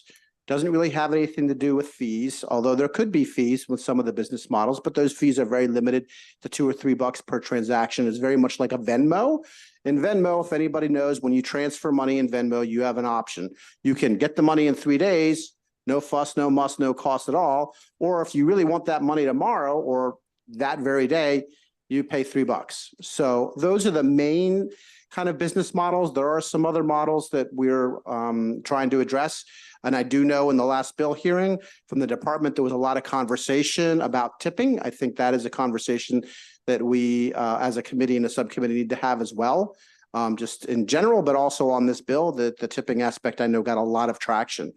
But in the end, I think that the interest of the bill and what we're trying to do is very altruistic. It just gets people the money they've earned more quickly. And it is not in any way meant to take advantage of people. It's just meant to get them their money early. So if they have a bill they have to pay, like their insurance bill or their Verizon bill, they can just pay it and not wait 2 weeks, be in the arrears, and then have a $35 or $50 late fee when they actually already did earn that. So the bill just requires that the Commission of Financial Regulation allow them to get a license, and that gets renewed every year. And with that, Mr. Chair, I'd love to pass it on to the other members of the panel. Hi, good afternoon, Chair Wilson and distinguished members of this committee. For the record, my name is Claudia Flores and I am from Daily Pay. Daily Pay is the largest provider of employer integrated earned wage access in the country. We have more than 1.5 million users. Here in your state of Maryland, we have partnership with more than 500 employers, and we have serviced more than 67,000 workers. Earned wage access, as Delegate Fraser Hidalgo rightfully pointed to, is a completely voluntary service, and an employee may still choose to receive their entire paycheck on the regularly scheduled payday. What we're simply doing is streamlining the payroll process to give employees the option to access their pay if they need to do so early so that they can meet their needs between paychecks. I would like to say that, while you may hear from some different companies today, all EWA is based on wages that have already been earned. We don't charge interest of late fees. Most EWA providers offer at least no-cost option. In the case of Daily Pay, we actually offer 2 no-cost options and then a transparent flat fee of $3 if they wish to take that transfer instantly. There is no credit impact for using EWA. This is why over 20% of our users who used to previously take out payday loans and overdraw their accounts have found that using Daily Pay saves them roughly between $600 and $900 a year. This bill offers a meaningful consumer protection. It recognizes the uniqueness of our product. And most importantly, it doesn't force our product into existing and frankly outdated structures that would do nothing to protect consumers and address some of the issues that are at hand. So with that, we ask for a favorable report on this bill, and I will be happy to answer any questions. Thank you. Chair Wilson, Vice Chair Crosby, and honorable members of the committee, it's nice to see you again. For the record, my name is Molly Jones, and I'm the head of public policy at PayActive. We're an employer-integrated EWA provider that has been operating in Maryland without any complaints for over a decade. We're proud to partner with over 300 leading Maryland employers, and thousands of Maryland workers have access to our service if they need it. PayActive uses verified time and attendance, payroll, and census file data to make up to 50% of an employee's net pay available to access if needed. This is a valuable financial security tool for thousands of Marylanders to cover unexpected expenses and is a responsible, safe alternative to costly online payday loans, credit card debt, and bank account overdraft. We appreciate the effort and the innovative approach of this committee to create a regulatory system that is aligned with how EWA operates, rather than shoehorning it into an ill-fitting regulatory system. The licensing bill before you today creates several important consumer protections. First, it ensures that EWA remains non-recourse and users can cancel at any time. Second, it ensures that there's no impact on the user's credit score and there will never be any credit checks to participate, so even underbanked and low credit workers will always have access to this service. It creates a number of important fee protections, including ensuring there is never any interest, origination fees, late fees, or penalties of any kind. It requires that EWA providers offer at least one free option for users to access their wages. And it mandates clear, straightforward, and transparent fee disclosures. There's significantly more protection for Maryland workers than the previous bill heard in this committee. It is also important to address claims made to this committee about user complaints.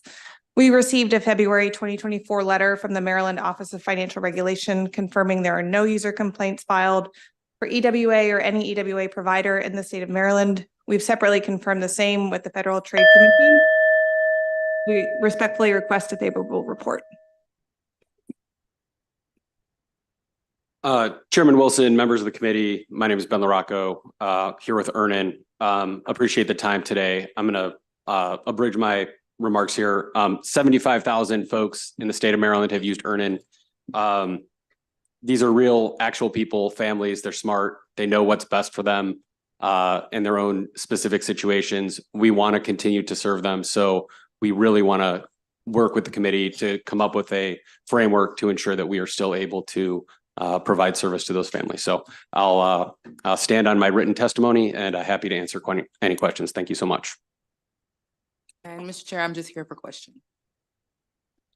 Very briefly, and just for all the people that are testifying after this, for those that know, we're working on something right now. It's not going to be this bill. You don't need to, if you have highlights of this bill that you think are good, please let them know. But this is, as you guys know, things are amended and we're working right now. So I really just want to get you into the basis of why you think this is important. It's important to have here in the state. I do want to ask Ms. Flores, how many Marylanders do you serve? Since 2015, we have served more than 67,000 workers in the state of Maryland with more than 500 employers. Some, large-sized companies that you may hear from in your districts. And, we see our product as contributing to the economic growth of our state. And I believe that's all my questions. We have one from Doug Charcuti. Thank you, Mr. Chair. I'm trying to understand the fee structures. I understand that your bill requires everyone to have a free option, and you talked a little bit about that. And you, it seems if I'm following the fee structures, and I need to say I'm on Daily Pay, who talks about a fee if I want to instantly. I'm on PayActive and Earnin, and I cannot find what the fee structure is without opening an account first. So that by itself is concerning and feels like we need to be doing consumer protection when you can't see a fee structure by looking at a website. But I want to understand the fee structure. So for Daily Pay, You said it's free if I want it tomorrow, but if I need it instantly, which is who's daily pay, there you are.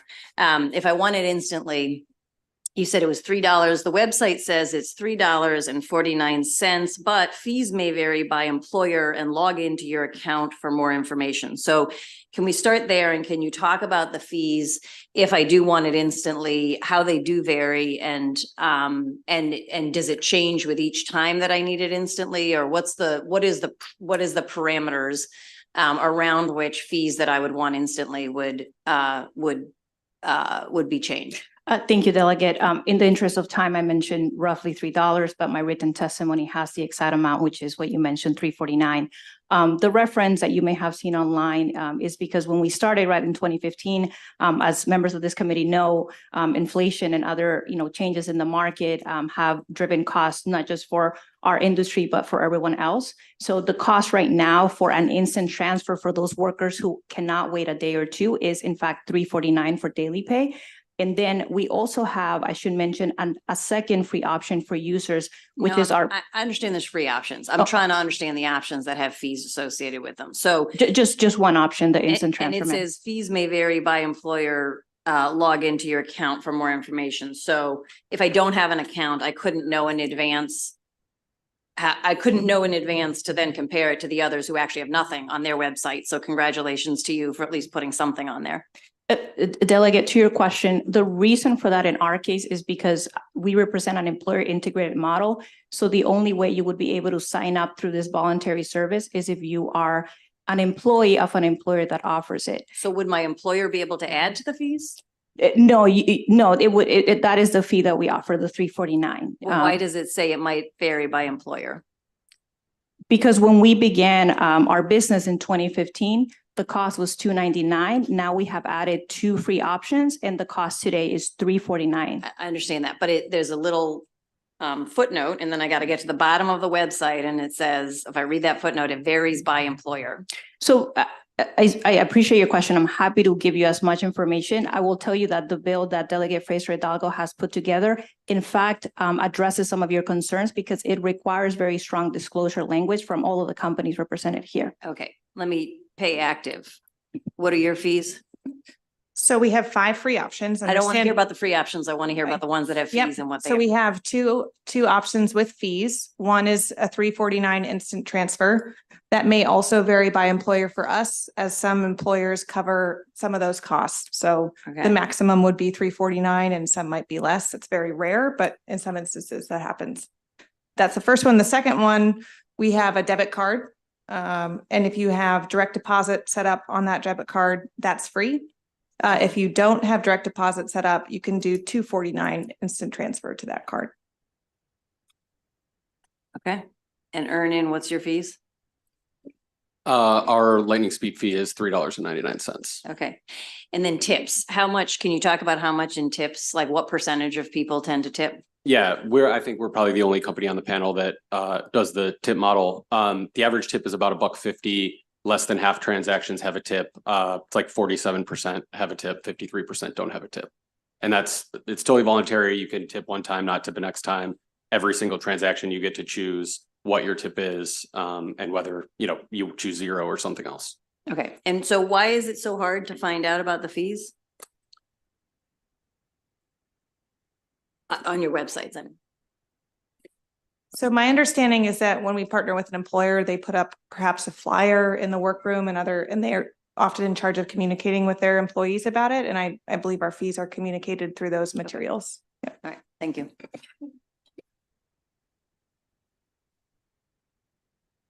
Being no further questions for this panel. Concludes this panel. Thank you. Frank Boston, Phil Cronin.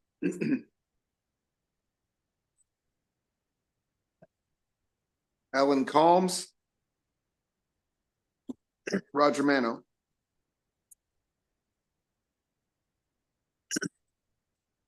Good afternoon, Mr. Chairman, members of the committee. I'm Frank Boston III. I'm here on behalf of Aaron and we support the bill and like to thank the sponsor for introducing it.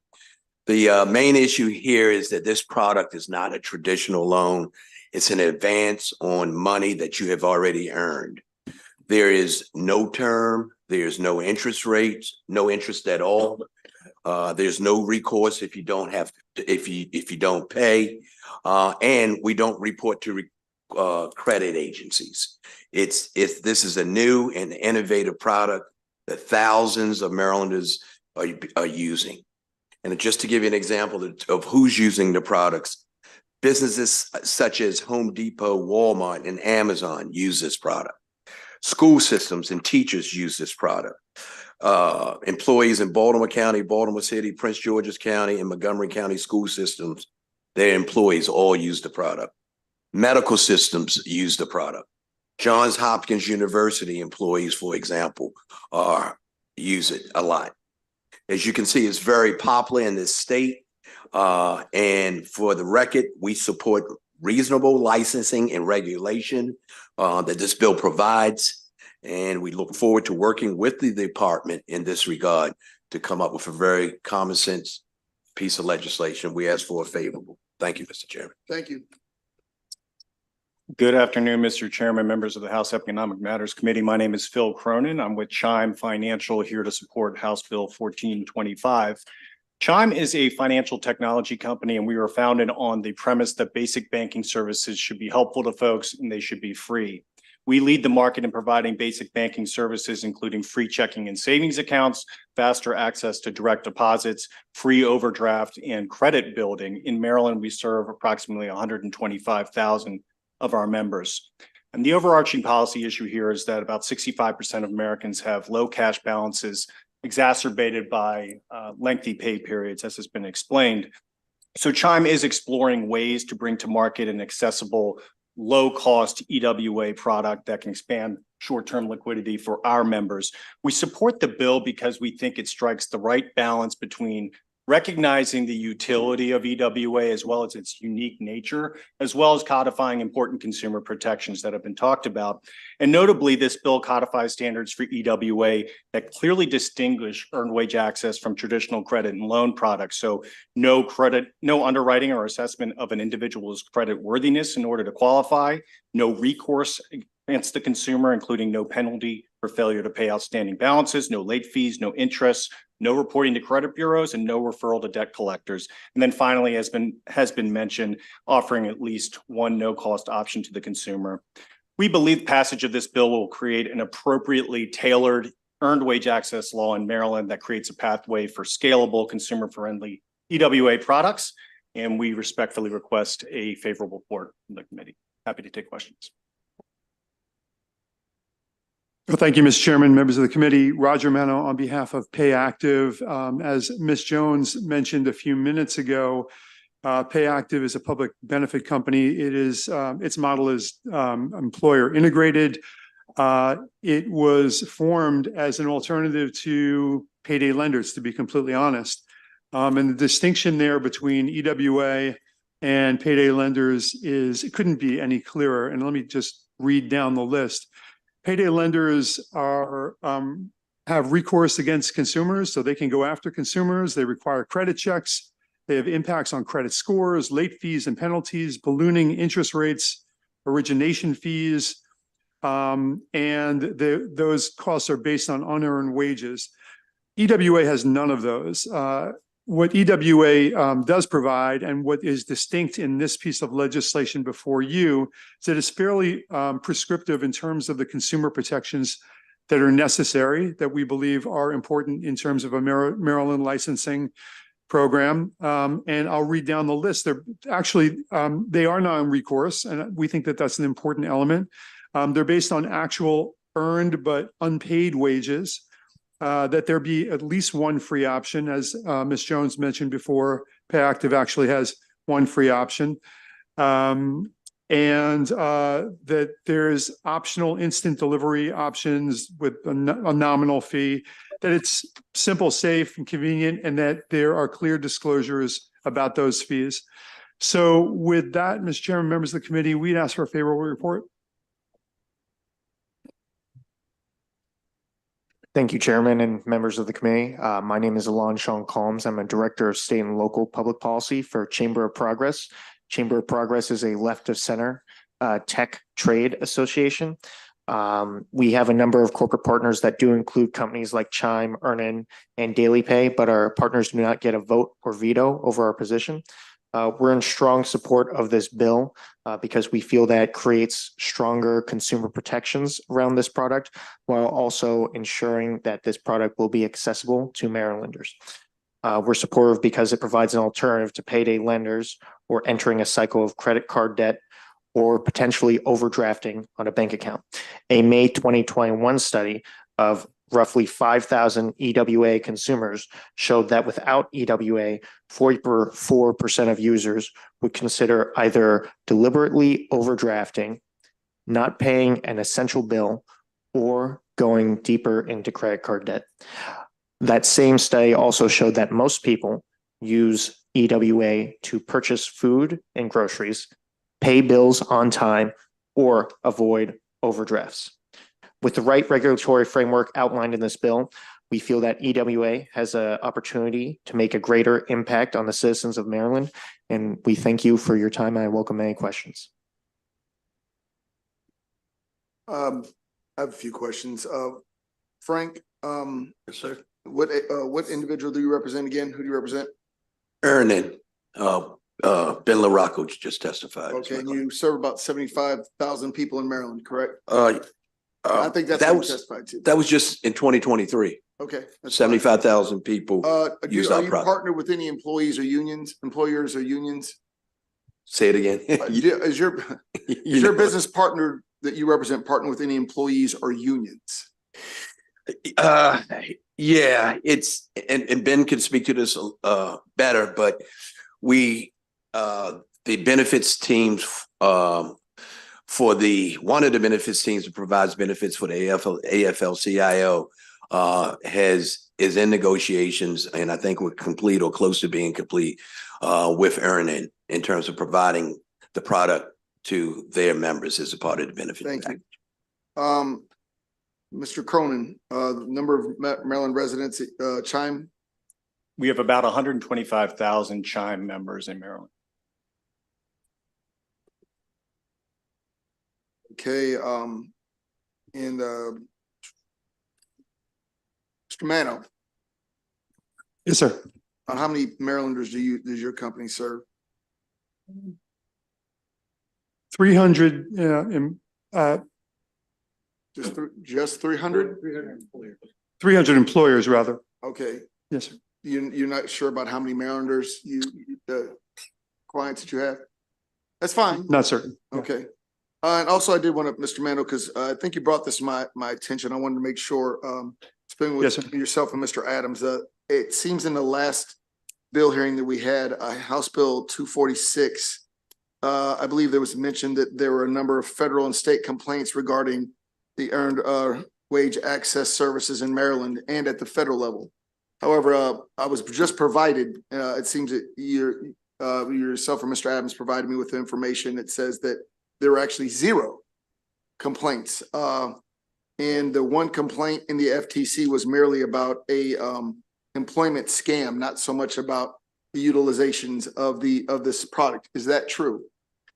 That's my understanding, Mr. Chairman, based on FOIA and MPIA requests that were recently filed to the federal authorities and to the state OFR.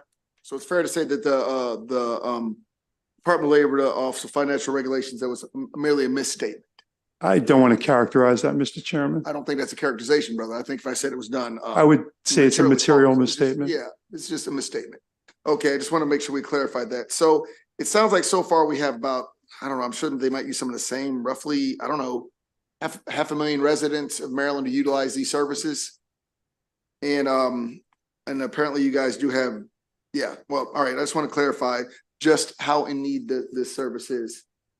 And Mr. Chairman, 300 companies, it could be more. We don't even know what that number is. Sure. Thank you. I swear I'll do this. When I ask a question, you answer it. Don't you step in on me again, Frank. That's your one. Yes, yes, sir. Thank you. Yes, sir. I know. Okay, Delegate Sharkoudian. Thank you, Mr. Chair. And I don't doubt that people need this for a whole host of reasons, but my question, Frank, or you said there's no recourse if you don't pay. I just want to clarify that you were saying that makes it different from other lending. But that's because you have access to the paycheck, right? Like you actually get the money. So it's not like there's no recourse. Am I right about that? Like you get. No, there are cases where, so they have to make it available, and there are cases where we do actually, advance the money and we don't get paid. And we don't. How does that happen? Because we don't. Can you just explain how that happens? Because you have a partnership with the employer. Right. And so the employer you advance the money and then the employer gives you the money instead of the employee out of the paycheck, and they get whatever remains on the paycheck. Is that correct? Our model is, we have a model with employers, but we also have a model where we can go direct to the client, and we can set up a bank account for the client. And we can advance the money, but if the client doesn't put the money in their bank account, we're SOL. But we don't go after the client. More often than not, months down the line, they'll need us again and they'll repay us the $90, which is the most they can get in any given day.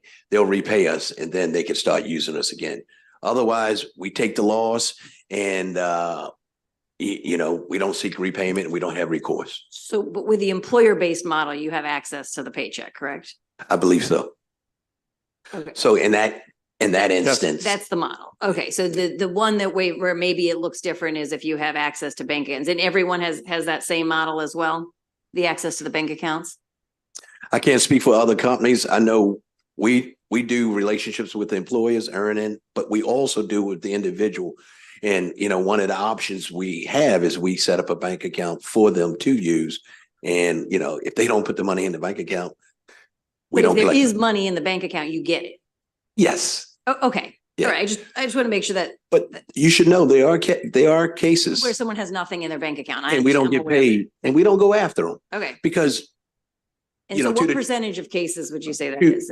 I don't know the exact percentage, but to the chairman's point, the model is 5%, 2%, 1%, 20%. I can't speak to that. Ben is in here, and so I don't know. I'll get you the answer.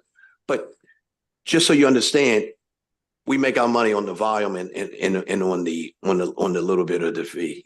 So I know you're making money on the fees. That's the point I was trying to make earlier. But Let me keep just in ask mind, part of that. one other question. Part of the fee mentioned goes to the ACH. Frank, you gotta let her ask a question, buddy. Yeah. You've mentioned licensing a couple times, and it was my understanding that your bill is registration, but not licensing, but maybe I got that wrong. What does this bill do? Is this a licensing bill? It's registration. I believe it's licensing. You think it is licensing? I believe so. Yes. Okay, well, maybe we'll check with I don't know, is the department that licenses going to be up here next? Maybe we can double check about the difference there. Thank you. Yep. Thank you, Mr. Chair. So, Mr. Cronin, I'm an employer, right? And I've heard the other side of this bill here, hearing this side. So, I guess my litmus test as an employer, would I be comfortable, this isn't my question to you, but would I be comfortable offering this to my employees? And my answer is yes. And I wanted to get your response to this. If a employee is being charged a flat fee and they wanted to get $100. Okay, so to get $100 on a Tuesday and they get paid on a Friday is going to cost me $3.50. Okay, where else does a employee have to think about whether or not that makes good business sense to them? That's what I would ask you, because it seems like the other side wants you to take that very simple fee and translate it in some convoluted interest rate that's you're trying to fit it within this APR conversation. And so my question is, how could it be any easier as a employee that I would be offering this to, but frankly, that decision maker, $350, Yeah. $100, and Yeah. Just to be clear, Chime would offer a direct-to-consumer product, so we wouldn't necessarily need to be integrated with an employer. And the beauty of that is anyone who is a Chime member could utilize earned wage access. But to your question, yes, I believe the departmental bill would apply annual percentage rates, which if you apply it to a product like earned wage access, you're going to get large large percentage rates because there's smaller dollar amounts that are repaid in a shorter period of time. It's just the way the computation works. I don't think it could be much clearer than in Chime's case, it's a $2 fee for a instant transfer in addition to that no cost fee. I think that's pretty informative for the consumer, and they can make an informed choice whether to use the product or not. So your fee is different than the other ones that were shared. And the only reason why I bring it up is I've thought about this bill quite a bit, and the fee is a very simple thing to understand. It's conceptually easy to say, yes, I need it and I'm willing to pay $350. You know what? Maybe this week I don't need to spend $350 on $100, and we'd agree. Okay. Yeah, that's. Hey, Mr. Chairman, so I'm clear on the transaction fee, but you guys were talking about memberships. Do you also charge membership fees? No, so we refer to, your questions for me? We refer to our members as Chime members. So, right, they have their banking services with Chime. The way Chime makes its money is really on interchange revenue. So I have a Chime checking account with a debit card associated with it. I have a Chime credit card. Both are Visa branded, and every time you swipe that, we get a small piece of the interchange revenue there. So we don't charge any fees, membership fees or otherwise, to bank with Chime. We make our revenue off of interchange. And you other guys that work directly with employers, do you charge the employer a fee for the service, or is it just transactional based? There is a small electronic transaction fee that doesn't go to the consumer. There are 5 free options with PayActive, which is employer integrated. And there is an instant transfer fee if that's the way that you want to go, if you want your money immediately. Okay, thanks. Yeah. And Delegate Whipple, on. Hold on. Never mind. Was there a question posed? Yeah, okay. You kill me today, Frank. I don't know what's going on. Yeah. I feel like He said the you're having panel. problems. It's Weibel though. It's Long Eye. I apologize. I think that concludes Thank you, Mr. Chairman. this panel. Thank you guys very much. I believe we have 2 virtual favorables. Only one. All right, we now have one. Pete Iceberg. Is that right? Iceberg? Yes, thank you, Mr. Chairman, members of the committee. Thank you for the opportunity to express support for House Bill 1425. Again, my name is Pete Iceberg. I serve as president of the National Payroll Reporting Consortium, which is a nonprofit trade association representing the nation's largest payroll processing companies, which collectively handle payroll administration for about half of the U.S. workforce. We agree with the bill's proposed regulatory oversight measures, the registration, the surety bond, the requirements to address consumer concerns and report on those concerns, and EWA activities would serve to effectively protect consumers. The bill is helpfully clear that payroll service providers that merely facilitate EWA services by verifying available earnings are not required to register as an EWA service provider or submit reports to the Office of Financial Regulation. Payroll firms serving this capacity are not in the business of providing EWA services. Registration and reporting obligations could result in many payroll processing firms declining to facilitate EWA services. That exemption is consistent with the Earned Wage Access regulations published by the California Department of Financial Protection and Innovation, so we support that as well. We urge the committee to report the bill favorably. I'm glad to answer any questions. Thank you very much. Seeing no questions, we'll move on to the unfavorables. We have Secretary Wu, Antonio Salazar, Amy Hennon, and Wilson Meeks.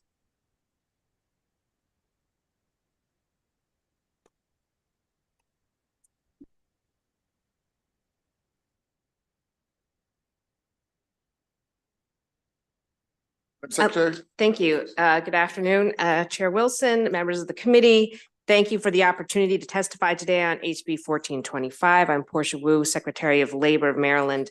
Our department is charged not only with protecting workers' hard-earned wages, but also enforcing consumer financial protections and ensuring compliance with our state's lending laws. Because of these mandates, we respectfully oppose this bill. It's been discussed before that workers who rely on these products use them again and again. So we know Marylanders are paying millions of dollars in repeat fees at levels that far exceed what would normally be allowed to a traditional lender under our current laws. We strongly believe, we have our competing legislation, I will say, in the department, and we really believe that is the right framework. We understand the concerns of the committee that maybe APR is confusing, maybe there are better and clearer ways to communicate to people about what they can or could be charged. But ultimately, we're concerned that the approach of creating a totally separate regime for these products creates an opening. It's a slippery slope. Look, consumer regulation and our lending laws have been around for decades. We regulate a wide variety of products, from auto loans to mortgages, all kinds of loans. We have a structure the Assembly has carefully developed to be flexible. There are always going to be new products. It doesn't make sense, in our view, as a regulator to be creating bespoke options for each new product that comes along. Given the pace of technology, there's going to be a new one next year, and creating a whole new regime, and by the way, one that places absolutely no limits on what can be charged to individuals, is in our minds very dangerous. I will note that we've seen in technology, and I came from a tech company before I came to the state, things start small, but costs can escalate, and we need to protect Maryland's most vulnerable workers against those concerns. We ask for an unfavorable report on the bill.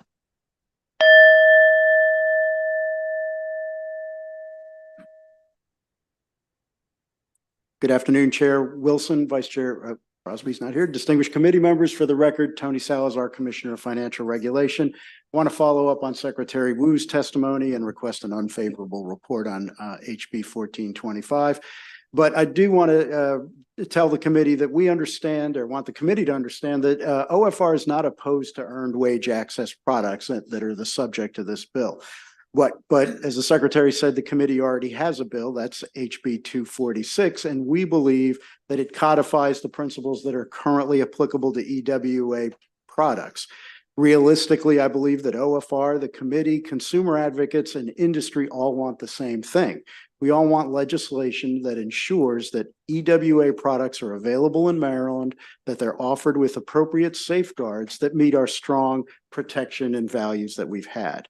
HB 246 is the bill that should form the basis for that conversation, because it shows the approach we've done before. The bill that you're considering today is based on low regulation values and philosophies, followed by other states that typically have high or no consumer loan rate caps.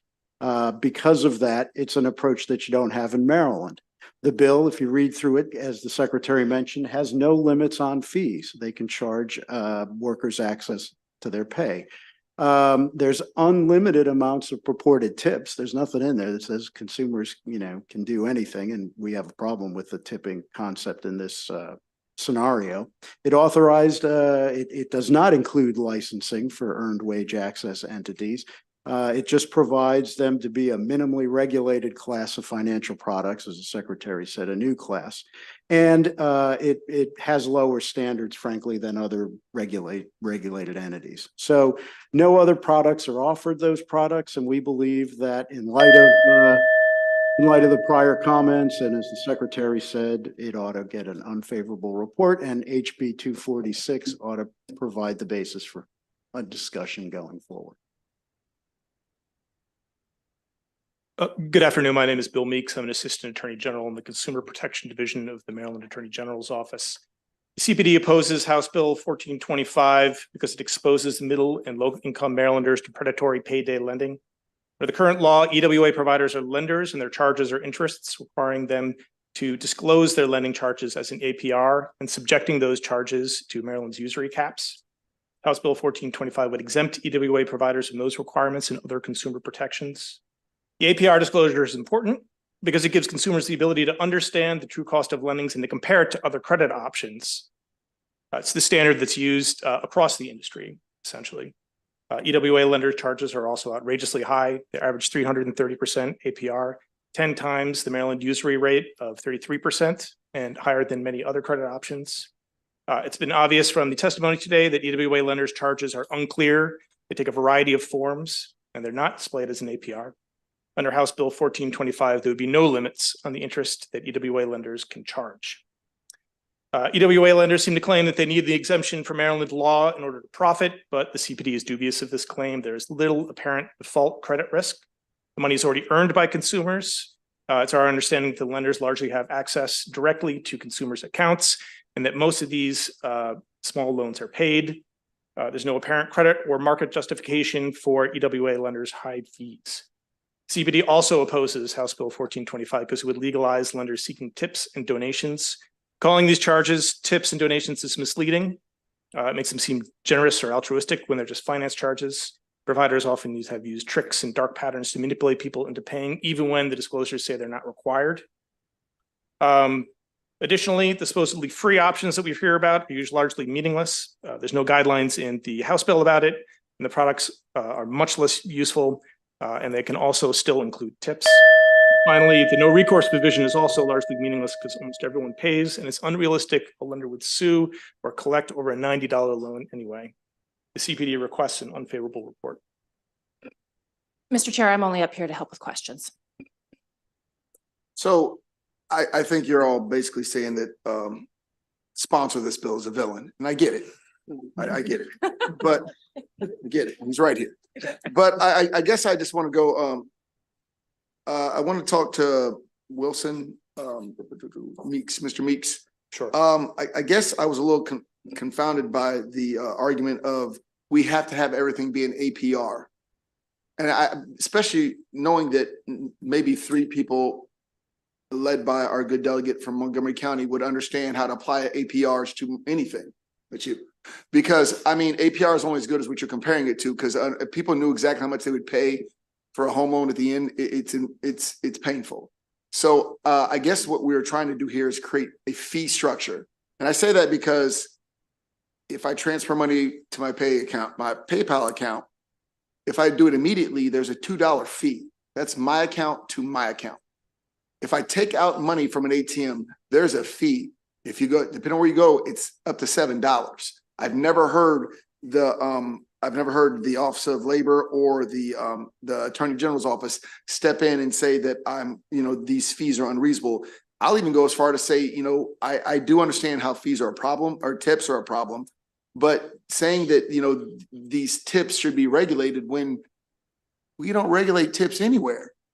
That's a weird first, and I'm down to try, but it's like limiting the tips and saying that somehow it's just another tricky fee. I find it hard to understand. And Tony, I wanted to talk to you right quick because you're talking about I guess can we agree that there obviously seems to be some use for this in Maryland, right? Yes. And I think that we're on the same sheet of music that it should be regulated and, as you say, probably licensed. And I think we can set standards without going to it. I think the APR is just outstandingly zealous to apply that. And Madam Secretary, I appreciate your views on the slippery slope versus, I would say modernization. And you're right, there'll always be something that is definitely our job to keep up, not to keep going back to the old days. And you're right about bespoke products. We always run afoul when we want to try and step into something new of what we're going to open the door. And while there is a slippery slope, we're always the backstop because they always have to come through us. So I say that because I know you and I have been working together. Tony's been avoiding me like nobody's business, but I appreciate that too. But I hope that we can come to some understanding because this exists. And I didn't understand, sir, and I guess it looked like you wanted to respond about the APR and how everything needs to be based on APR. Are you owning that? Sure. I'm sorry, there was a lot in your statement right there. I'm happy to tick off everything that I noted, but I can just start off with the APR point. If you want. APR is a form of evaluating the cost of lending that is used across all lending industries. You got your credit cards, you got your mortgages, you got your car loans, you got small loans. It's baked into Maryland's law, it's baked into federal law. There's TILA, which requires APR disclosures for all lending instruments. So the use of APR does a couple of things. One, I think you guys, I think most people understand what an APR is. They look at their credit card, they see what the percentage is. They look at their mortgage, they understand what the percentage is. And what it does is requiring companies, especially ones like these that have fees and other things that are sort of all over the place and very difficult to follow. It puts a stake in the ground. This is what you're being charged. You understand exactly what it is on an annualized basis. And then you can use that not only to see whether or not those loans are lawful. That's something that we can do, but also to compare to other costs of credit, right? Like you see, oh, well, I'm only paying $3.50 for my $80 loan from an EWA lender. I want to, take that instead of putting it on my credit card. But what you may not realize, if it's not calculated as an APR, is that because you're gonna have to pay that thing back in about 10 days on an annualized basis, you're talking about a wildly exorbitant interest charge. And if you understand that, you might understand a couple of things. One is that that charge is clearly usurious in Maryland, but also that maybe it makes more economic sense to find a different credit option, such as your credit card or some other thing. I've never heard anybody say using the credit card would be a good way to go. I would say that's probably one of the worst decisions any of my children could make. Again, I have kids, so that sounds astounding that we would say that put it on your credit card, because that never ends well. And I think that's what we're trying to do is I see where you're going, so I'm kind of messing with you. I'm saying, but there are new situations that require innovation, because what we have here is I don't want people to use their credit card. I don't. I've been in that trouble before, and that is a hole you never dig out of, versus I only can spend the money that I have.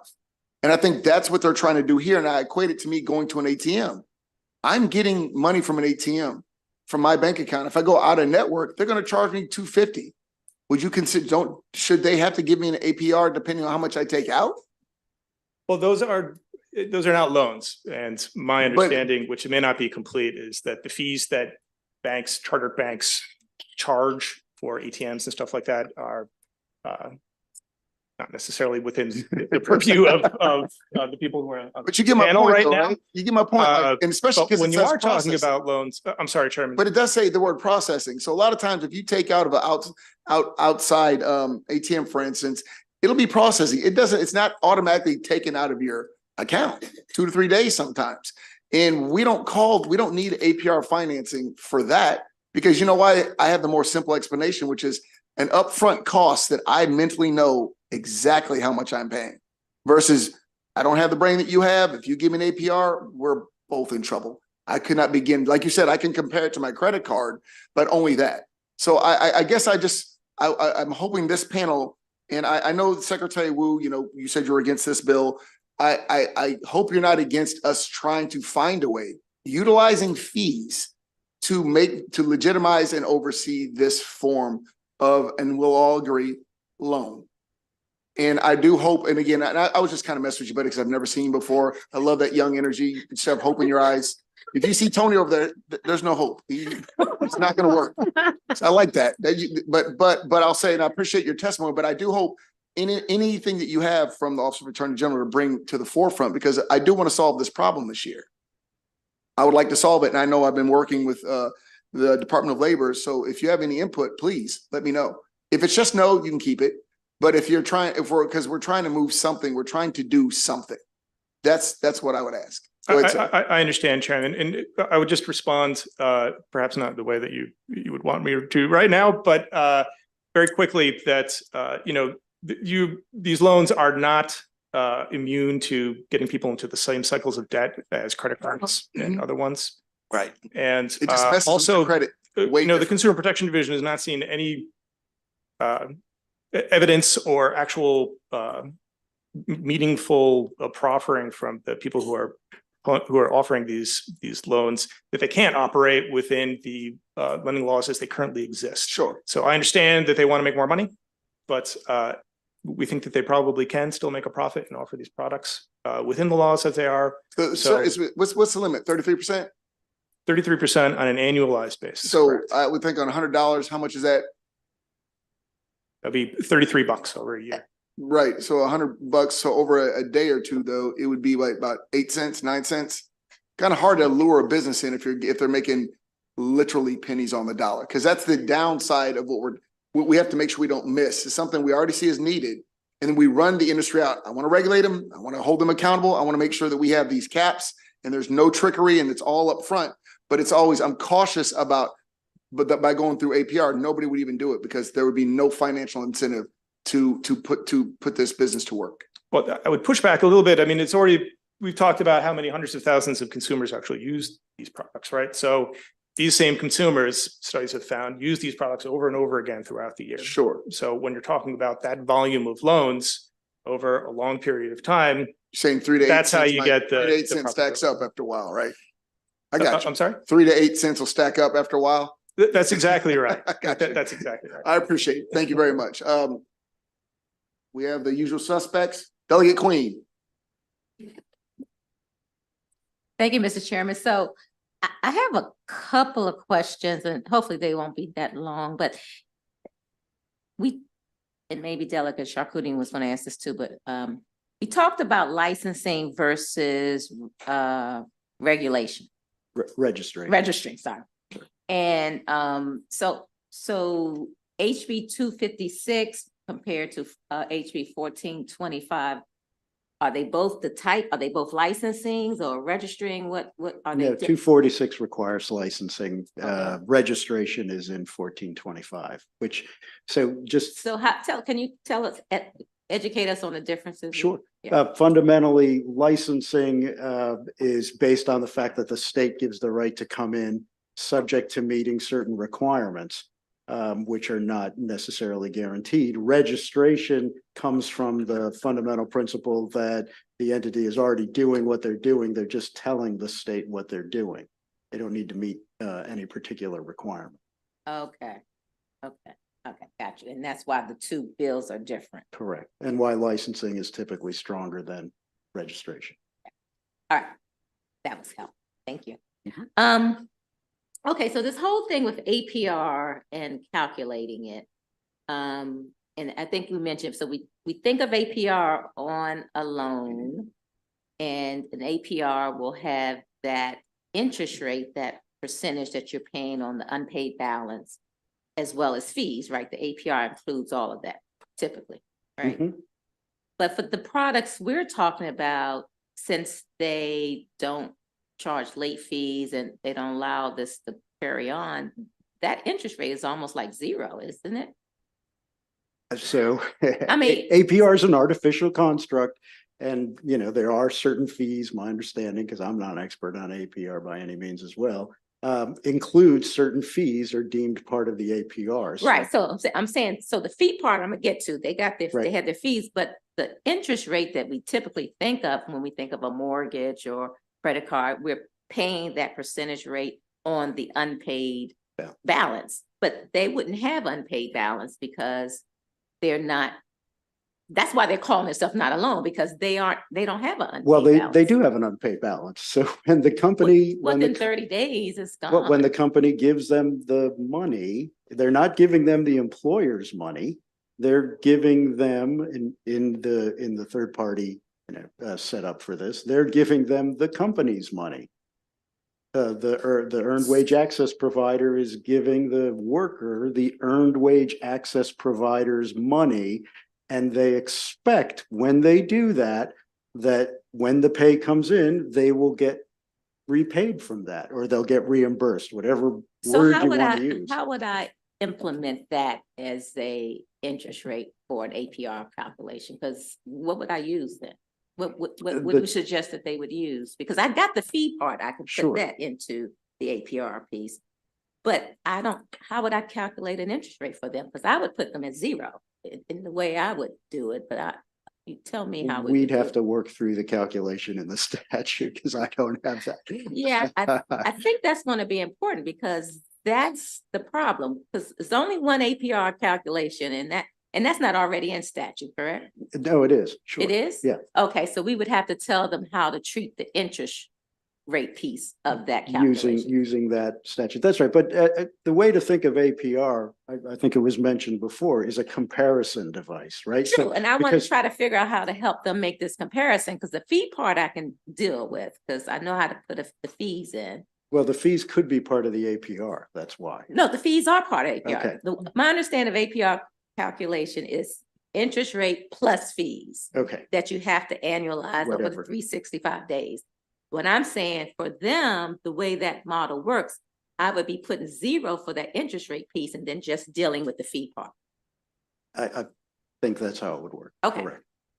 That way, I think the number won't look as bad. That's what I'm trying to say. Okay. Okay, thank Sure. you. Sure. Oh, one more thing. Mhm. CFPB, I know that's where you're getting the regulation that we should treat this as a loan. That came out in August. Have they updated that since then? They have not.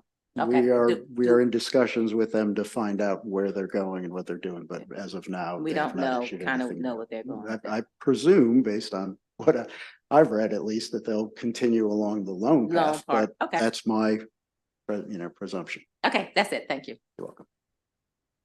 And I'm sorry, Tony or Madam Secretary, I do have one question. Are you guys familiar with the term float? Sure. Are you guys fine with, is that an acceptable method of doing things? So I think that's where this really originated, was like for small businesses, it's not a lot of money, but for 2 weeks, I get to sit on somebody's paycheck. That's, if I'm Google, that's millions and millions of dollars of interest that I'm getting that my worker's not getting. It seems like something else that's kind of going on, and I don't know if we have that many employers in this Maryland that qualify for that. But when you pay somebody every 2 weeks, but they've earned it every day, then every day that money is in your account is when you're earning money, but they're not. I mean, Mr. Chairman, I think you're right. Businesses, they need to control their cash flow. They have reserves for a reason. And, but these products don't actually change that, right? The business is still, for the most part, they're holding on to that money. Question. And This doesn't change that, but it just provides a counterbalance to it as far as, okay, well, even though you're holding on to my money, I can still try and get some of it for emergencies. But I just want to make sure, because that'd be something interesting to talk to you guys about another time. There's nothing to prevent an employer from paying more often, certainly, but we understand businesses have reasons they pay on the schedules they do. Correct. I believe we have Doug Boafo.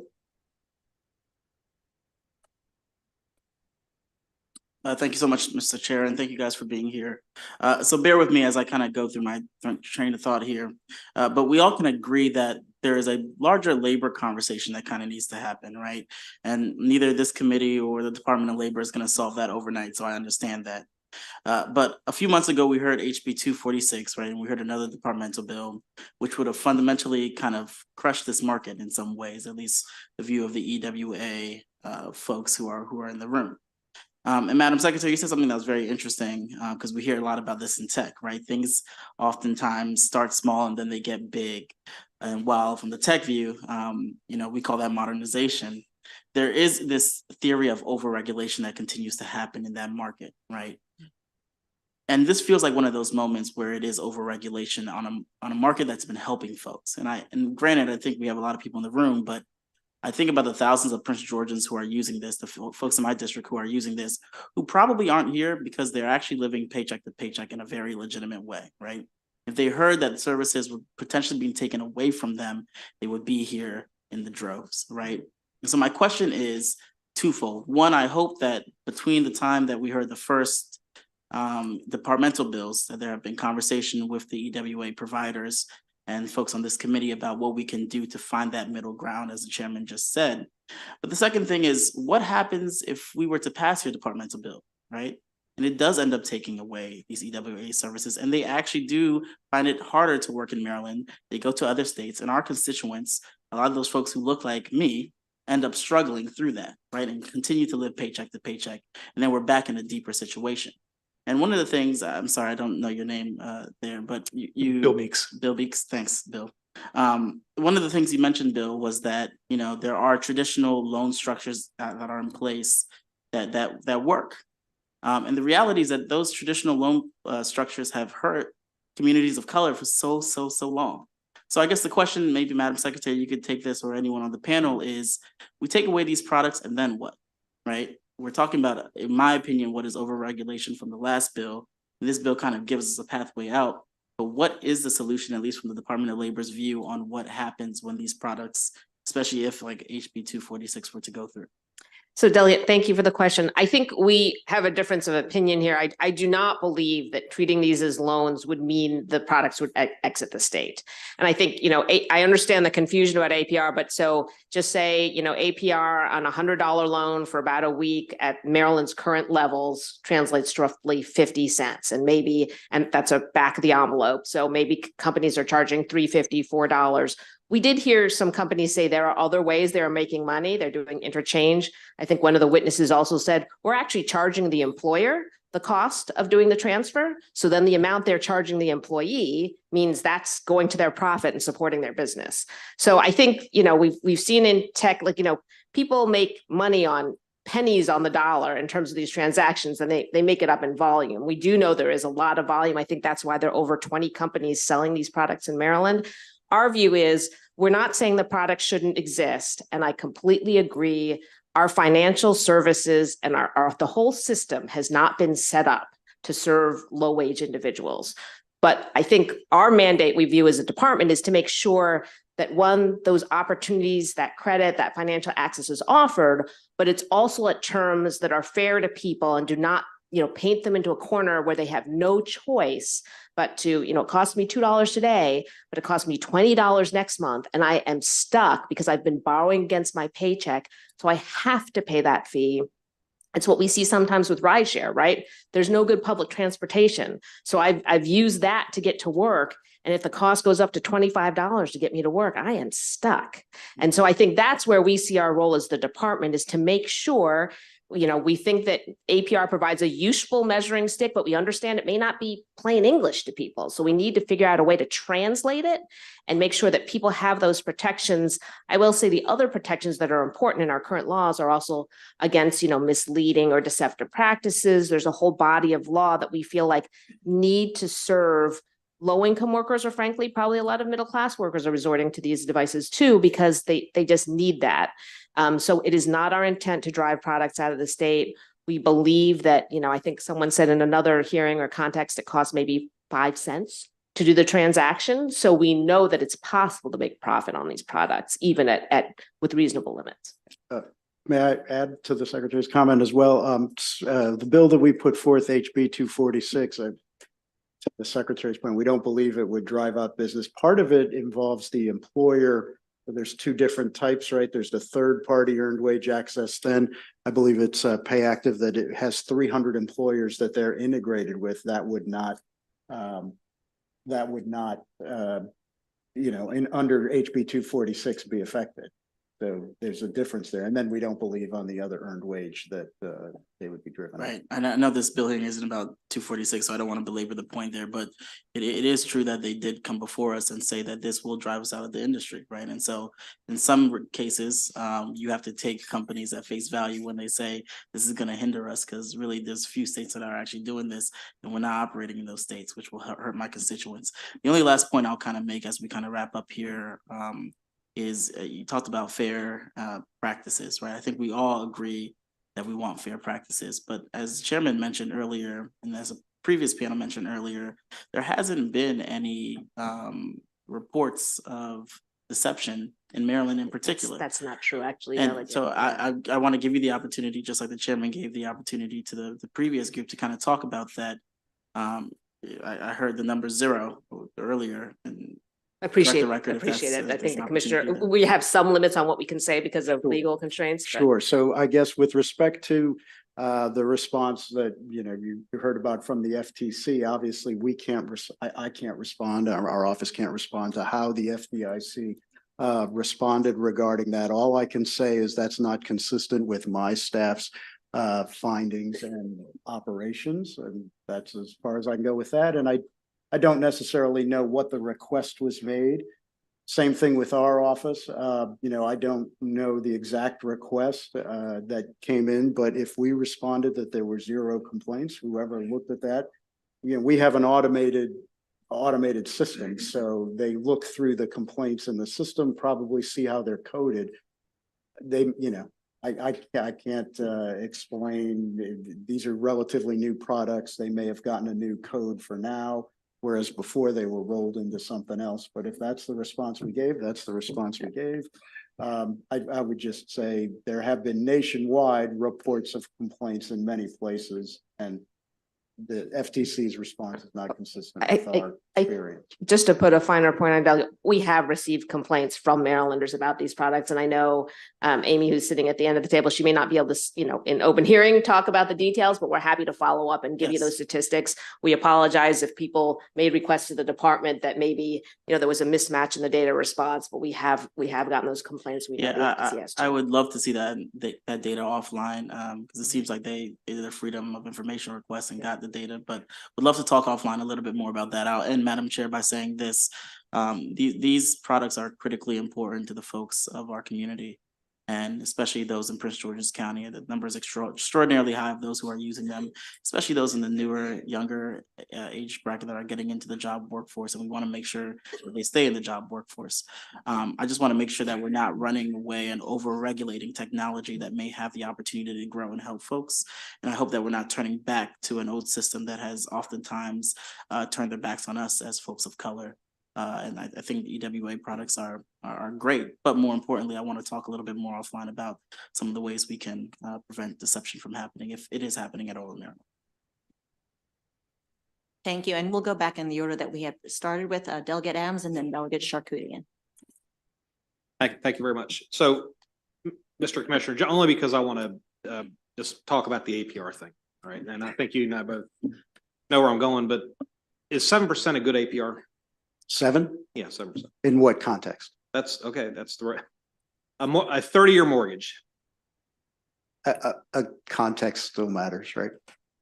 Well, so my context is I'm going to borrow $200,000. I'm going to borrow that money for 30 years at 7% interest rate. So the context is when I'm done at the end of 30 years, I will pay $279,017.80 in interest, which is more than the principal balance. So I ask you, Mr. Commissioner, is that a good deal? Well, when I got my first mortgage, I'd have taken that because mortgages were 18%. So the context is you needed the money, therefore you took it. Well, I took it because it was a good deal vis-a-vis other mortgages that were charging 18%. So the market, it's a hard question to answer. I don't think there is a set correct answer. Maryland has a limit of 33%, right, on interest rates. Other states have different numbers. This is really a legislative decision as to where you think an appropriate limit is. Well, I mean, the context, and I think context matters. It's the whole point why I think that this is a good product is that $279,000, which is at the end of my 30 years, I would be paying $479,000 for a traditional loan product that can be bought from the bank. So the context is, do people that go and get a 7% interest rate on a 30-year mortgage, are they happy they got the 7%? Or do they look at the truth in lending disclosure and realize what in the world they just signed up for? That's the context. But the last question, which goes to, I think, Delegate Queen's point is, the context on a $100 loan that costs me $3.50, the context is I need the money. It's if I can't wait until Friday to get paid, then I really need the money. And $3.50 in context is not a big deal. So the only question I have for you, Mr. Commissioner, is if that's the context, why are we not at least acknowledging that interest rate has very little to do with that decision-making process to a potential consumer on these types of loans? Well, I think the way to answer that question is to go back to my earlier comment, which is this really is a legislative decision as to how you want to approach these products. Because when we were talking with Delegate Queen, we were mentioning that fees were part of that APR calculation. So I think the Secretary and I both mentioned, that we work with the chair and we're happy to talk about various options. We just believe that the HB 246 is the foundation on which the discussion about where to go for these products ought to be based. Thank you. Delegate Charkoudian. Thank you, Madam Chair. So some of my questions have been answered. I'm going to try to be brief because I'm recognizing what time it is. So I think it seems to me that the value of APR is because it gives you a context for regulation. Would that be correct? I don't think anyone thinks the value of APR is because the number on the website is going to make things more transparent for customers, right? I agree that like conceiving of things in APR when you're taking out a loan that's going to be about a week long is difficult for customers, but it seems like, and I'm actually trying to understand this rather than make a point. I'm like, you need an APR context because that's how we regulate lending in the state. Is that right, Mike? I think it's sort of the ruler, right? Like it's the common measuring stick. I agree that maybe communicating through APR to the average consumer is confusing, right. but at least if you say, look, you're limited to, 50 cents per every $100 that per week or whatever it is. Like then as a consumer, if I know that, okay, if I want to borrow $200, I could be charged $1. Like, I think that's what's helpful. Obviously some translation needs to be done depending on the context so consumers can understand it. But the purpose of APR is to provide that standardization so people aren't charged much more than they should pay. So I guess I'm just concerned that we would, as a policy framework, say we can't use APR because it might be confusing on a website. Like we wouldn't be saying you can't put fee numbers on the website. We would just be saying you have to be calculating, have the APR as well, and have the APR in your licensing process so it can be regulated by the Department of Labor, correct? Well, I mean, the financial institutions know how to calculate APR, right? Like, so they're very I'm saying that familiar with it. So I think you're right. It's like, I guess what I'm trying to understand is why, I think I understand why it's important that we translate things to APR. Because it gives you a context for regulation. Like that's, am I right about that? Or I would add that it also allows consumers to compare the costs. I think the pushback you're getting on that, and this is why I'm trying to sort of find this middle ground, the pushback you're getting is there are a lot of people who look at APR and struggle to understand it in the context of other things. So if that's the only reason, I mean, I don't disagree that it ought to be there so people can learn about it and over time, hopefully compare the cost, but right at this moment, popping that on there may not help people know if it's a good deal. I think I'm in favor of the requirement though, because I think it gives you the ability to say that's a good deal or that violates our law. And that's what I'm trying to understand if it allows for that. Because it seems to me we're not preventing anyone from putting, in addition to APR, putting what the fee itself is on there. So someone could say, I don't understand the APR thing, but I do understand 50 cents for $100, right? I think what you're saying is generally correct. And I'll go back to some of the questions that you asked the proponents of the bill earlier, which is, what is your fee schemes? How do you charge people? And it was this confusing array that everyone had a different answer to. Which is It my was very concern, hard yeah. to figure out what was going on. Exactly. So even if the fees are up there and people understand that that's what they're getting charged, it's very difficult to compare the costs from one lender to another, even EWA lender, let alone another potential avenue for taking out finding the sums. And I think that's an important component too, is that, people should be given the opportunity to go out and try to get a better deal. And you need an APR in order to regulate. Is that correct? You do, because everyone uses APR. Okay. Because they're required to by federal law So- and by our own Maryland law as well. Okay. So even if one were to think that it's not helpful to look at it, which we could agree or disagree about if it is helpful for people to look at it, or over time, we'd like consumers to be educated to understand it. I would agree with that. The reason we would want it in whatever the compromise bill as we work out is that without that concept, it seems to me it's difficult for the state to regulate these lenders. Is that correct? It provides a useful mechanism to say, this is how much it should cost to borrow money. And to Delegate Queen's point, sometimes people are borrowing different amounts, they're borrowing it for different periods of time. And this helps create that like sort of standard ruler. I'm borrowing $200. I'm doing it for 7 days. I'm doing it for 15. So it helps, create that apples to apples comparison for how much it's appropriate to charge and the limit, right? Obviously, lenders can charge anything up to that. They may charge different amounts, and that's where the competition comes in. Okay, thank you. Delegate Pippi. I'm going to be very quick because it's at the end of the night, so I won't say which hotel, but I stay in a hotel because I live more than 60 miles away from here. And we have an ATM in the hotel. And occasionally I'll withdraw $20 to tip some of the valet guys at the hotel, but they charge $3.50 on that $20 withdrawal. Now I could walk to my bank, Truist, which is like a mile up the main street there, and withdraw as much money as I can with no fees. But I choose the convenience of the ATM in the hotel, but I take a big fee, $3.50. And so I'm just wondering, I mean, in the scheme of things, what difference does it make? These people have already earned this money. They're just choosing to pay a little bit more to get it sooner for whatever reason. So, you know, when you look at it in terms like that, I mean, the ATM is not my money. I mean, they're holding cash there, and then there's charging a fee for their business model. That's not my money's in the bank, allegedly, right? But what difference does it make? You know, I mean, when you look at it in terms like that, I mean, they've earned the money. I mean, you're calling it a loan. You want to put APRs on it and all that, but at the end of the day, it's their money. They want it sooner. They're willing to pay for that service to get it sooner.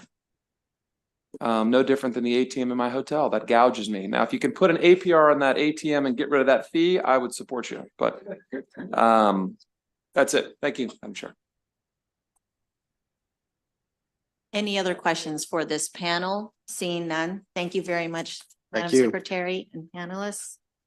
We'll now continue with the unfavorable with Tammy Bresnahan, Whitney Barkley Denny, and Marceline White.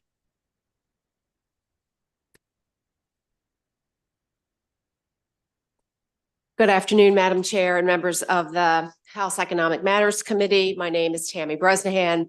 I'm the Senior Director of Advocacy for AARP Maryland. You have our written testimony.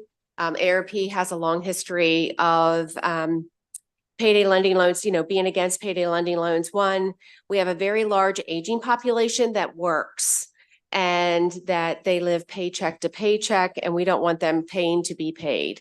We would like for them to take home as much money as they can. We know that you're a very deliberative committee. We know that we've heard a lot of information. We know that you'll make the best choice, and we put that into your hands. So we thank you for giving us an opportunity just to address you for a short minute. Thank you.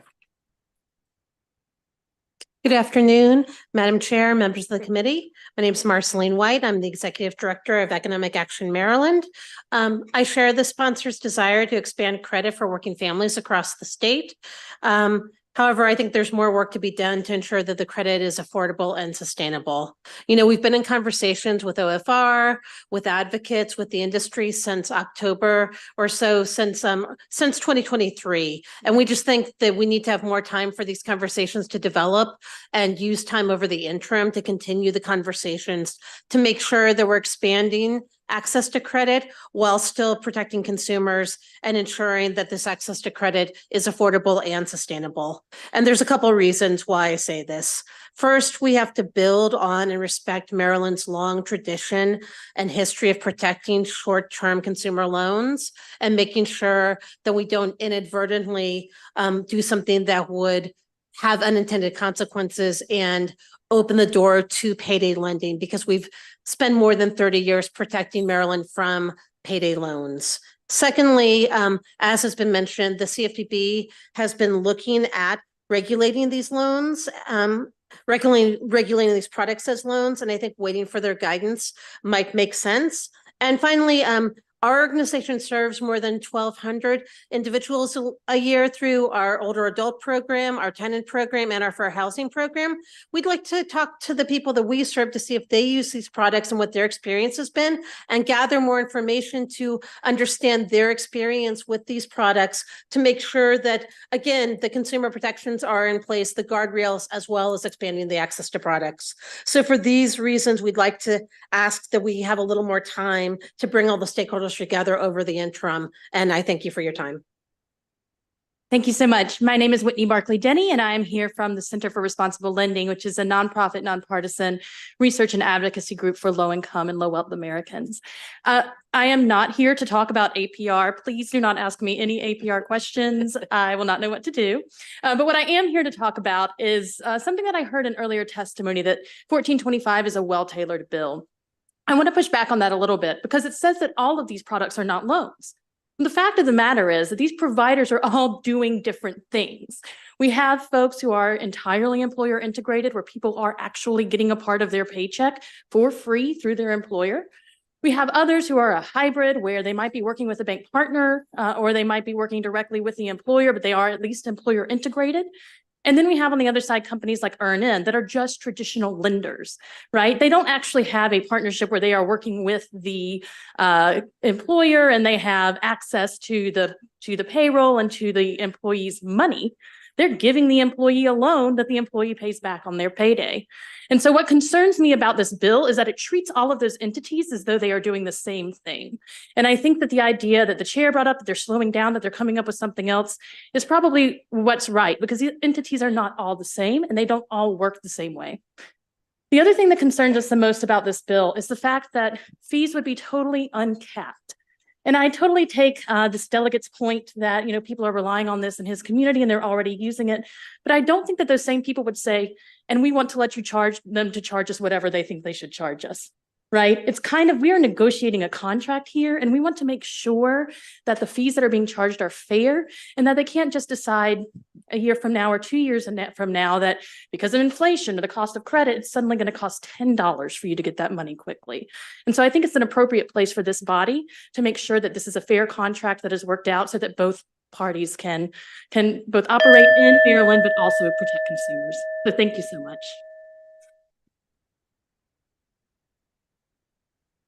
Hey, Mr. Chairman, AARP, you said, you made a statement, you don't want people to have to pay to be paid.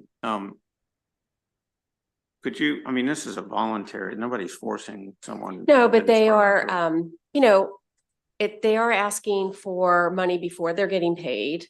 And so what they're doing is getting into a cycle where they're paying the money to pay it back to get paid. So that's how we look at this.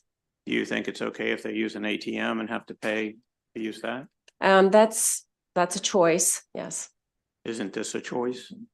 It is a choice. Okay. But ATMs are regulated by the state. All right, and the lady on the floor, you had said about access to credit. It really isn't credit, is it? I mean, it's access to their own money. But it depends, you know, there are bank lenders, when you look at the models, they do go through banks. And so that is, from our perspective, it needs to be treated as a loan. And so I think that's one of the fundamental conversations that we think is important to have, and why we'd suggest that we continue the conversations. Thank you.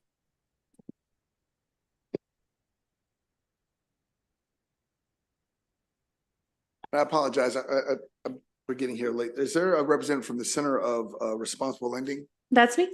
You guys are owned by a credit union, right? We are a partner. Yes, we are owned by a credit union. Okay, I was because that, and the credit union doesn't provide some of the services that Yes, actually we do. So Self-Help Credit Union is pretty innovative in this space. We're the fastest growing community development financial institution in the country. And so we offer multiple loans, including what's called a credit builder loan, that would allow somebody with very low deemed credit to take out a small amount. Again, you know, what these EWA providers are giving is $85 to $100.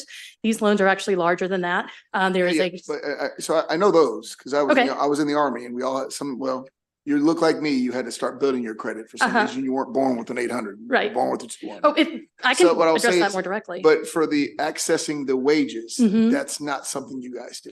So we do not to provide it as a product. We are not an EWA provider. However, my organization does provide it directly to our employees at no cost. It's just paid back over your But paycheck. that's what I'm saying. But the people that the credit union that owns you guys, they don't provide access, and I guess that's the concern, is the access for these type of services. If they go away, then I mean, but I heard you. So what you're saying is you're not wholly opposed. You just want to make sure they're overtly regulated. There's nothing but clarity, and people know what they're getting into, and they're not getting into something that they can't get out of. That's right. And, you know, I can't speak for our credit union. I don't work on that side, but I would say that if they were offering this, they would be very clear that it was a loan, and that what they were doing was providing this for a fee. Thank you very much, ma'am. I think that concludes this panel. We have one virtual.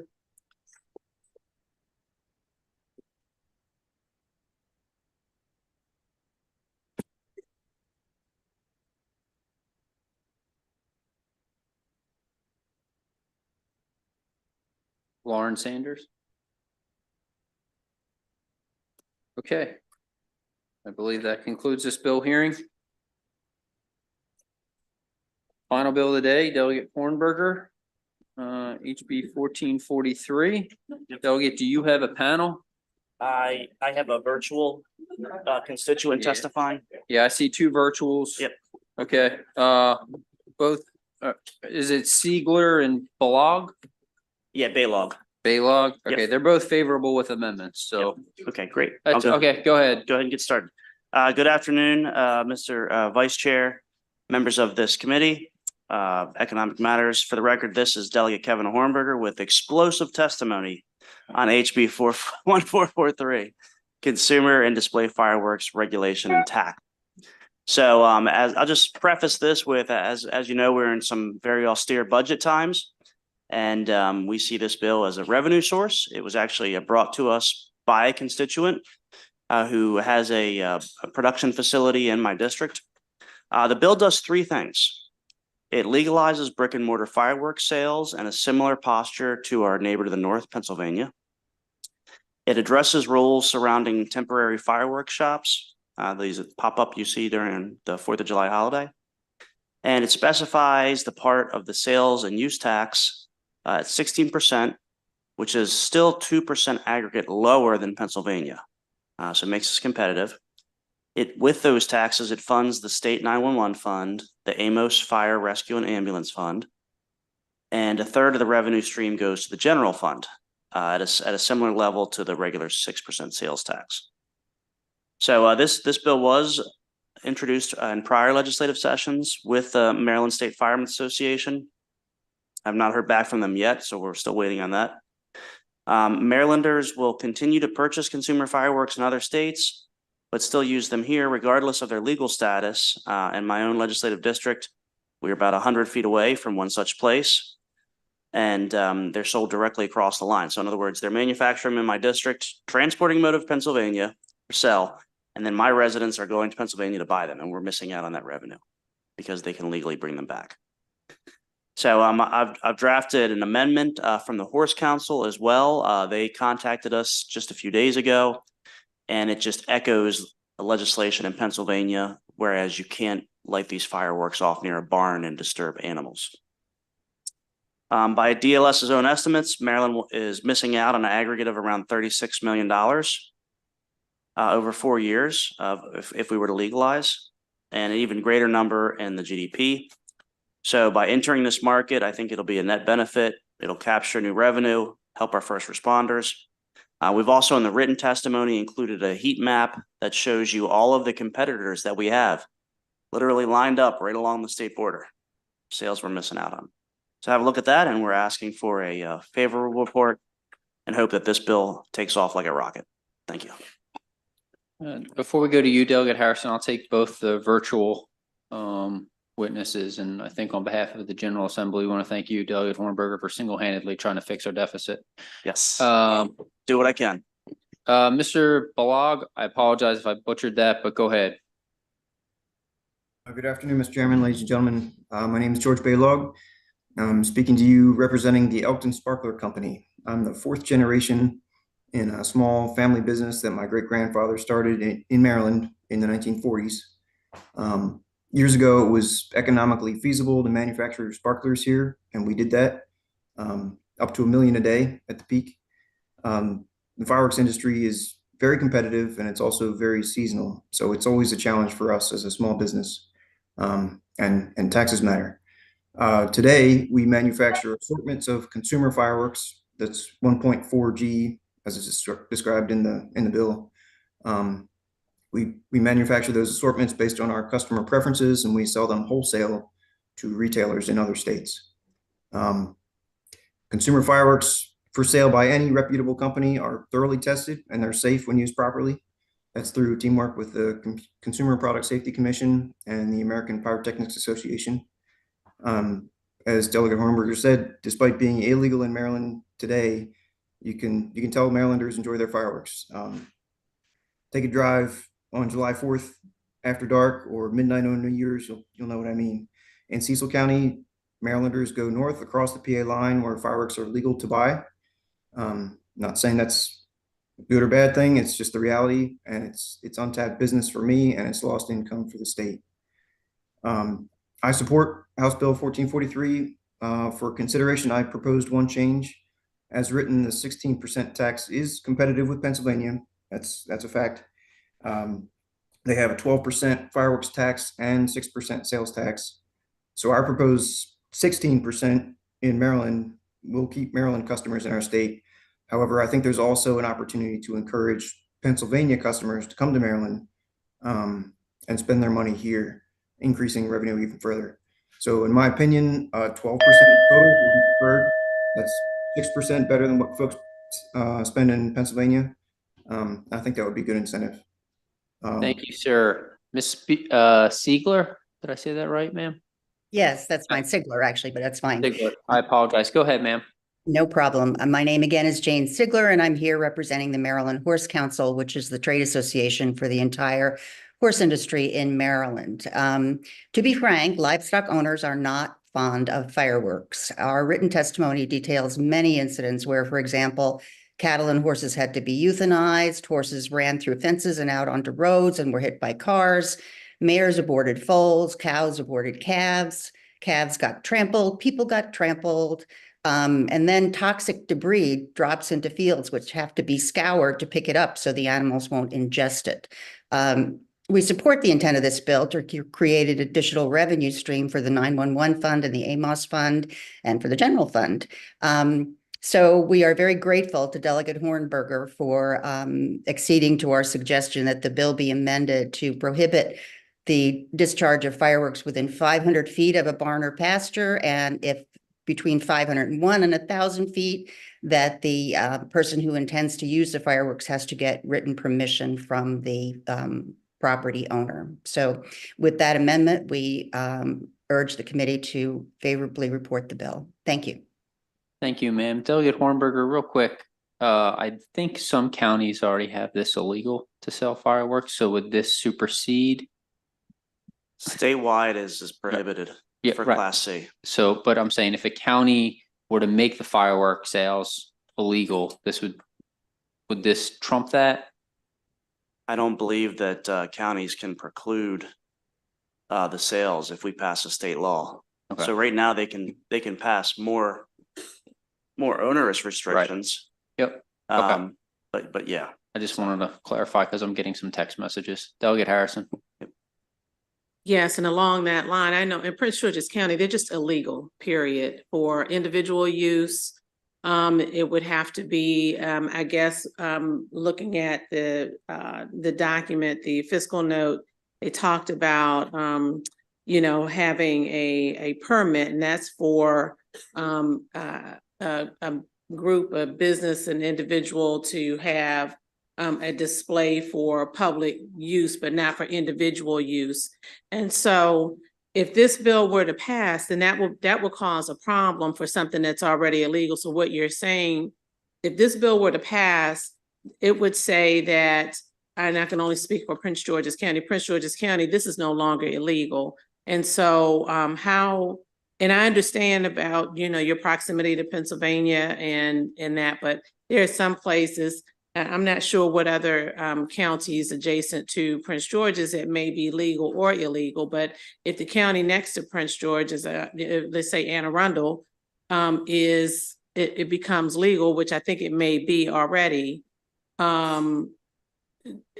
This just becomes a bigger problem for those counties who have chosen to make this illegal in the past, and that is the use and sale. Yeah, so to respond to that, my understanding is that those counties would preserve the same schism that they have now. And the counties that don't have limitations would be allowed to make those sales. Now, would probably have to, and this might be a question for council, would we have the ability to prescribe that if you are an Anne Arundel County resident, that you can't come to Cecil County and purchase those fireworks where they are illegal? Because right now, if I leave Maryland and I go to Pennsylvania, I can show that I'm a Maryland resident and be able to purchase those fireworks. However, If I'm a Pennsylvania resident, I can't go to that store. That's why all of these stores are located along the state line. So in terms of being able to purchase, I think that's a question for council. But in terms of use, there would be no change because you already have a local law prohibiting that use in your county. And you already have a local law prohibiting sale in that county. It would be no different if we all load up in the station wagon and head down to South Carolina and buy a bunch of fireworks and bring them back. But that's illegal. Correct. And I'm saying the same thing would continue with passage of this bill, whereas you wouldn't be able to utilize them in your jurisdiction. Okay, thanks. Delegate Harrison, if I understand correctly, if this bill passes, it trumps Prince George's. That's how I read it. So. Yes. Yeah, I don't have to get in a caravan and drive to South Carolina. I got you. All right. But wouldn't they be able to pass a bill opting out sales? Not But they from my continue to utilize their existing. It's committee product. We'll take it under consideration. Okay, seeing no further questions, that concludes the bill hearings for today. Appreciate everybody. All right, thanks, y'all.